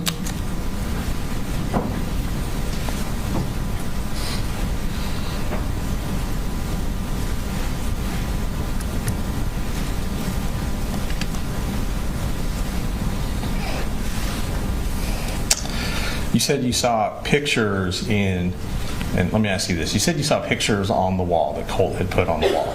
Yes, sir. What room was that in? It was the room across from the bathroom. Across from the bathroom. Okay. Did you know were they photographs of people? Yes, sir. Did you know who the photographs of the people in the photographs were? Not by name, but I knew that they had something to do with shootings. Okay. Do you remember telling the interviewer that your dad didn't know who those people were? Yes, sir. Do you remember telling the interviewer that Colt wouldn't talk around that kind of stuff around your dad? No, sir.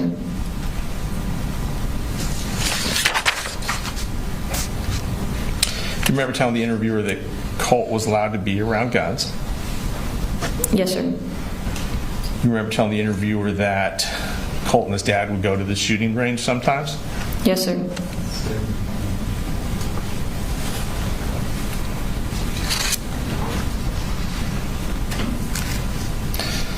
Do you remember telling the interviewer that they would go to the range once a year, something like that? No, sir. Do you think it was more often? I don't know, sir. Okay.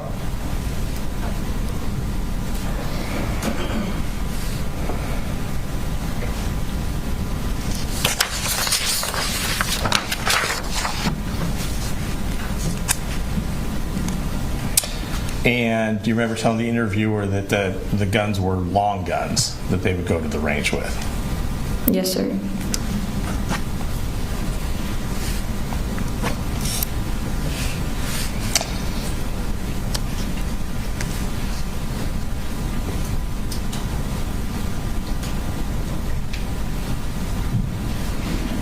Do you remember telling the interviewer that when Colt would get into these arguments or fights with your dad, he never had the gun? No, sir.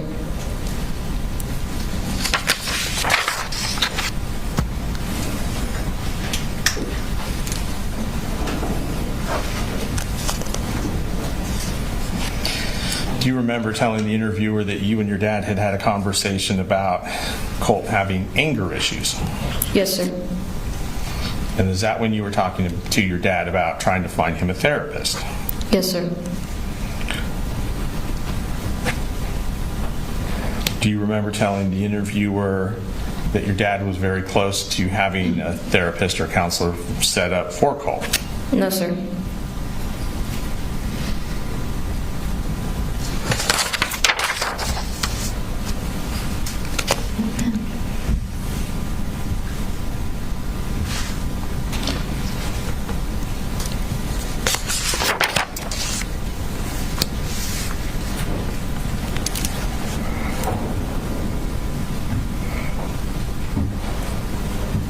Do you remember having a conversation with your dad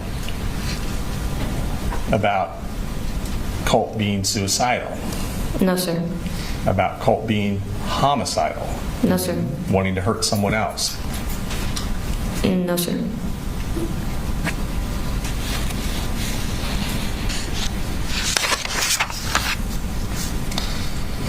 Do you remember having conversations with your dad where he said he was worried about Colt? Yes, sir. Were you ever nervous around Colt? Yes, sir. Do you remember telling the interviewer you were nervous after arguments with Colt? No, sir.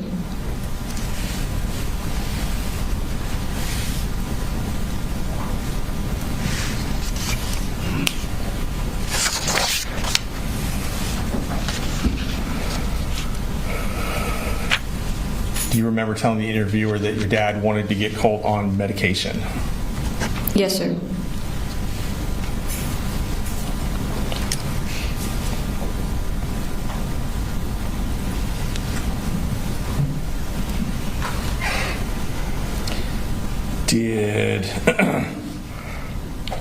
Do you remember telling the interviewer that Colt would talk to you about looking up these people he looked up to?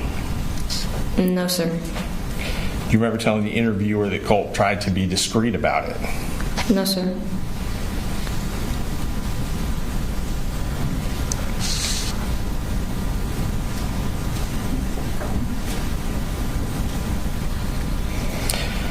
Do you remember telling the interviewer when she asked you about the shooting on the 4th that you could kind of see it coming? Yes, sir. And you told her that you could see it coming because when he left on the bus, you saw the open book bag. Yes, Is that sir. right? You saw the poster board sticking 1.5 to 2 feet out of it. Right? Yes, sir. He had had a weird attitude that morning. Yes, sir. And then after he left, you told the interviewer that you went into his room, right? I don't remember, sir. Do you remember telling the interviewer that after Colt left, you went into his room and didn't see his guns anywhere? I don't remember, sir. Okay.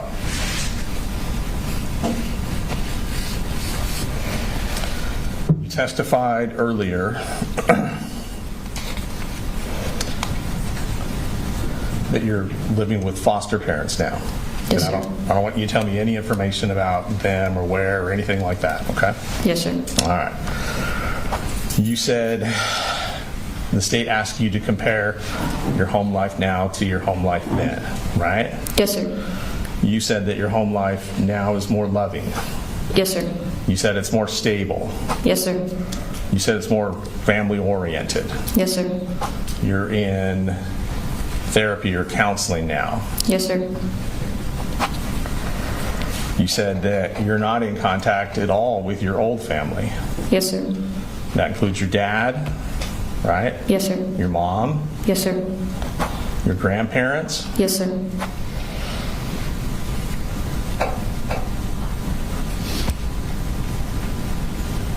and don't tell me where, you're currently in school. Yes, sir. Is that right? Yes, sir. And don't tell me what it is, but isn't it true that the last name you have in school is not Gray?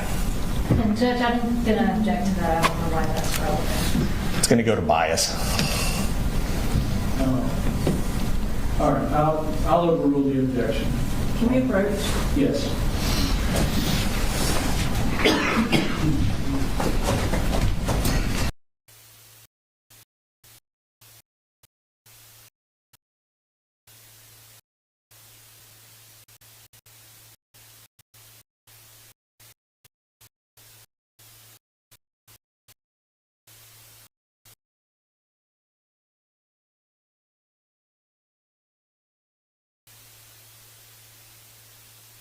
Just trying to fast forward through there.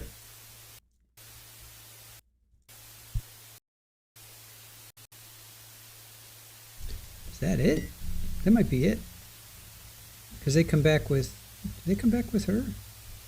We talked about, and then on the 5th, Let me see here.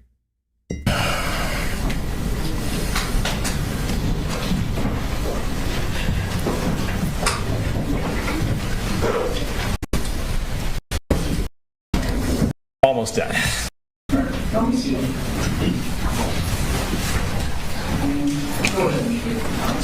Thank you, Judge. All right, I'm almost done.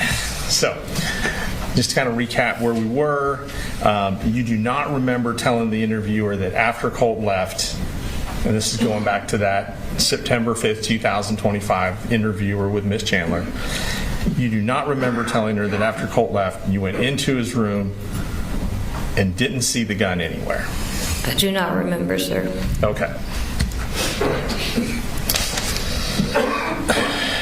Have you spoken to the district attorney about this case before today? Yes, sir. How many times do you think? I don't know, sir. Okay. More than once? Yes, sir. Okay. Have you discussed this case with other court officials? I don't know, sir. Okay. I don't think so.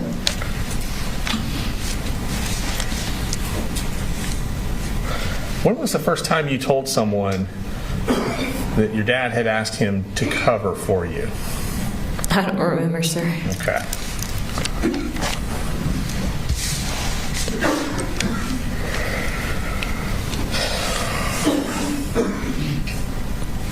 Has anyone ever told you that if your dad wins this trial, you may not be able to be adopted by the family you're currently with? No, sir.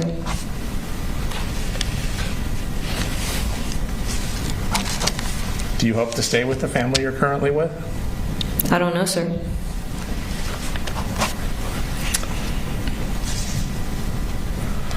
Are you saying today that you lied to that interviewer in September of 2024? What do you mean? When you gave that interview in September 2024 to Miss Chandler, did you lie? Yes, sir. Okay. And when was the first time you told someone that you lied? I don't remember, sir. Okay. All right. So you're currently in a situation where you have a more stable family life. Yes, sir. It's more loving. Yes, sir. It's more family oriented, I think you discovered. You Yes, sir. described it. Yes, sir. Less drama, Yes, sir. less chaos, Yes, sir. and you'd like to stay with the family you're currently with. Yes, sir. And you've broken off all contact with your old family. Yes, sir.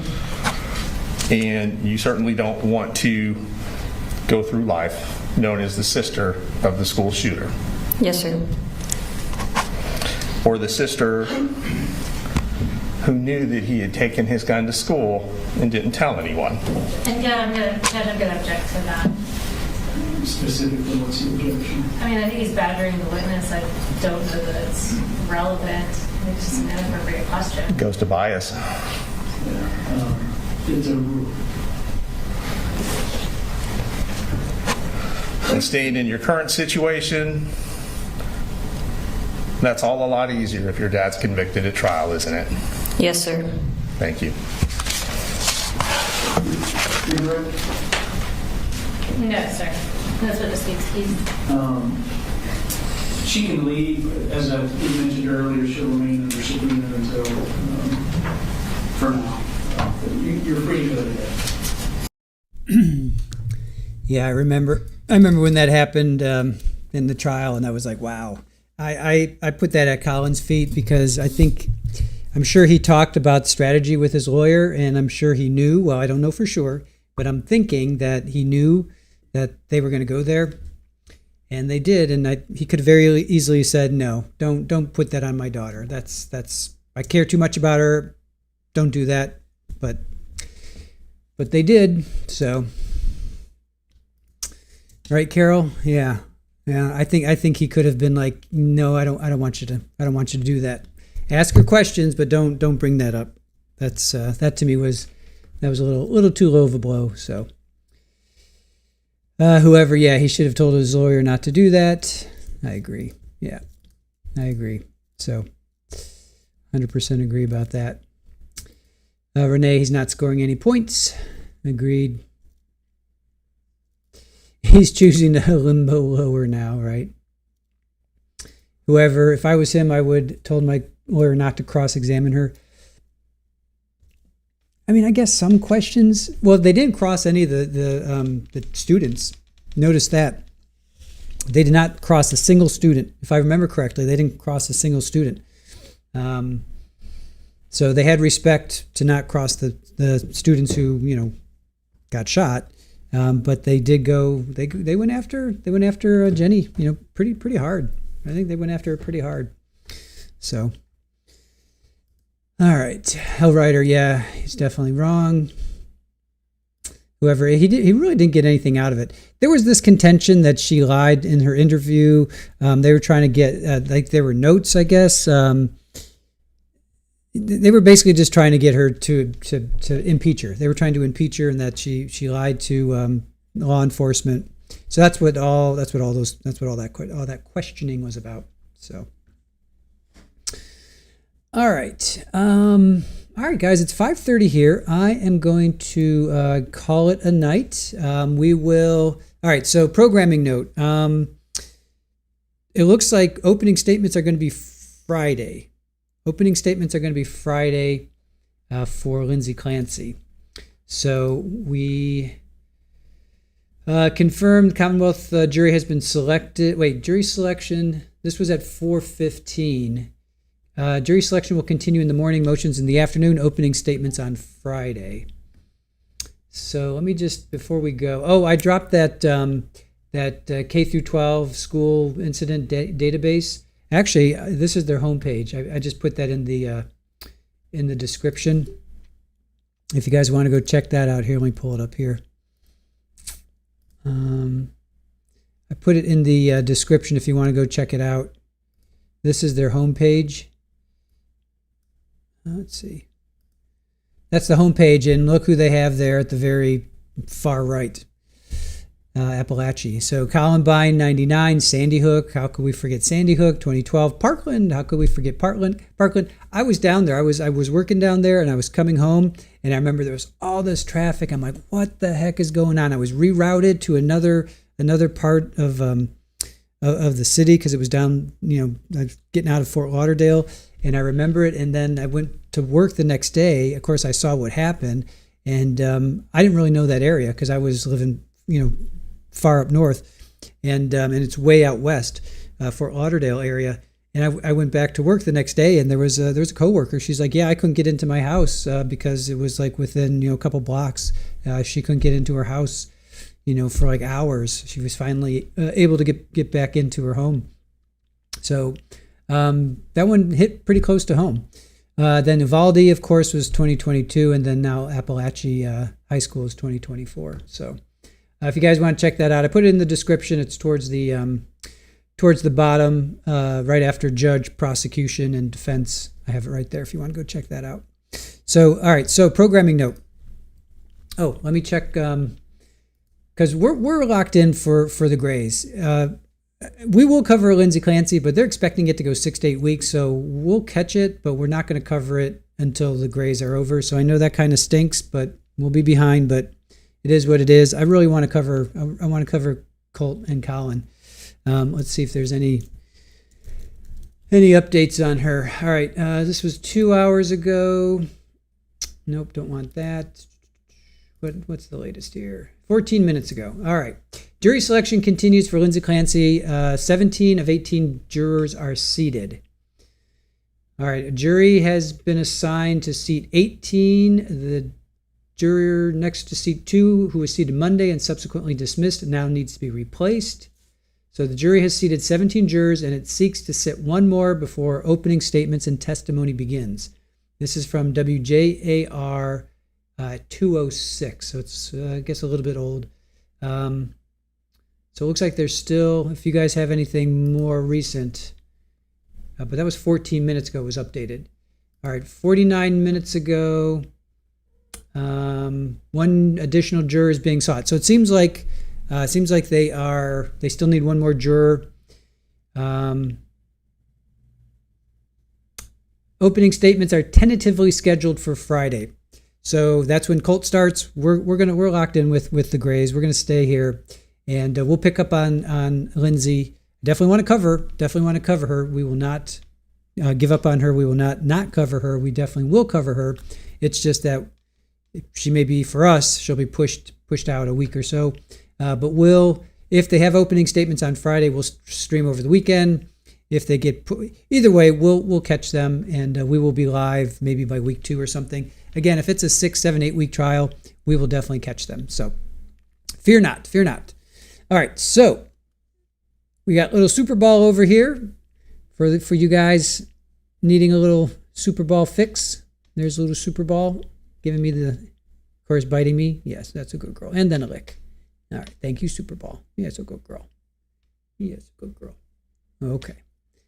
There's your ouch. There's your afternoon fix of Super Ball. Oh, here comes Roger. Roger to the rescue. You're going to get smacked. Be careful. Yep. Saw that coming. Come on, buddy. Come on. Back away slowly from Super Ball. Super Ball. So anyway, all right. So tomorrow, more Colt and Colin. We're going to listen to Debbie's testimony, and we're going to get the man himself, Colin Gray, on the stand tomorrow. And we will then roll that into Colt's sentencing starting Friday. It's probably going to go, well, it definitely is going into next week. And then after that, Colin Gray's sentencing. And then after that, Lindsay Clancy. And then after that, Tupac. Not quite sure we're going to be able to swing Tupac. But then we have Mario Fernandez and Shanna Gardner. And I will be going to Shanna Gardner's trial. Not the full trial, but I will definitely be swinging by here and there. Again, Jules, if you guys are on Twitter, and I know a lot of you are not, and you do not like that platform, and I understand completely, but if you guys are on X/Twitter, please go give our wonderful friend of the channel a support. She has a new channel, a new account over there. This is dropping it right there. She is Notorious Jules 2. So definitely, if you guys are on Twitter /X, please go give her a support. Pam, what time tomorrow? Tomorrow is Thursday. Probably 9:30 or 10 Eastern, somewhere around there. Somewhere maybe 9:30 or 10 Eastern. Haven't decided yet. I have to look at how long testimony is. I think Debbie's testimony is 3.5 hours, and Colin is like 6 hours. I got to double check that. So we'll check. I'll check, and then we'll be streaming at some point, either 9:30 or 10, somewhere around there. So look for us then. All right, you guys. Everybody have a great night. I see you saying good night. So have a wonderful evening. Thank you for joining us. Thank you for spending your day with us. Really appreciate that. I know you have a choice on what you do during the day, watching trials, and I do appreciate that. Please hit the like button on the way out. Share this with your friends and family and coworkers. Let them know that you are with us. And if you like this content, drop comments. Let us know what you think about it. And thank you to our mods for keeping our space respectful, and courteous. Thank you to all the new members. Thank you to the people who gave us super chats, memberships, and gifts. We really appreciate that. The cups of coffee, that really means a lot to us. And we do appreciate you. We see you and we appreciate you. And thank you to Aaron. And with that, Grampy, I like to give you Super Ball. Super Ball in her repose. Yes, that's a good girl. Super Ball in her repose. And again, big shout out to Debbie for purchasing that. And then Carol purchased this over here, these back here. I'll find it right there. Carol purchased those. If you guys are still in chat, thank you. Carol, hopefully we'll be putting those up this weekend. I don't know if we're going to be streaming. I may not have time to do that, but we'll sort it out. Oh, and another thing, I think we found a contractor for the patio/catio. I'm really, really excited about that. He's within our budget, and I think we found one. I think we found a contractor. So hopefully that will be going on very, very soon. So we'll keep you up to date on that. So lots going on here at Trial TV Live, and I really appreciate you guys, your support, your love. You know, we see you, we appreciate you back, and with that, take care of yourselves, do something positive for yourselves, and we will see you tomorrow, either 9:30 or 10. You can check our channel; we post there, and of course we're on Twitter, Facebook, Blue Sky, and Patreon. If you want to join Patreon, you can join for free. Or we have different tiers over there if you want to support us there. That way you'll get notifications of when we go live. So with that, have a wonderful night, and we will see you tomorrow.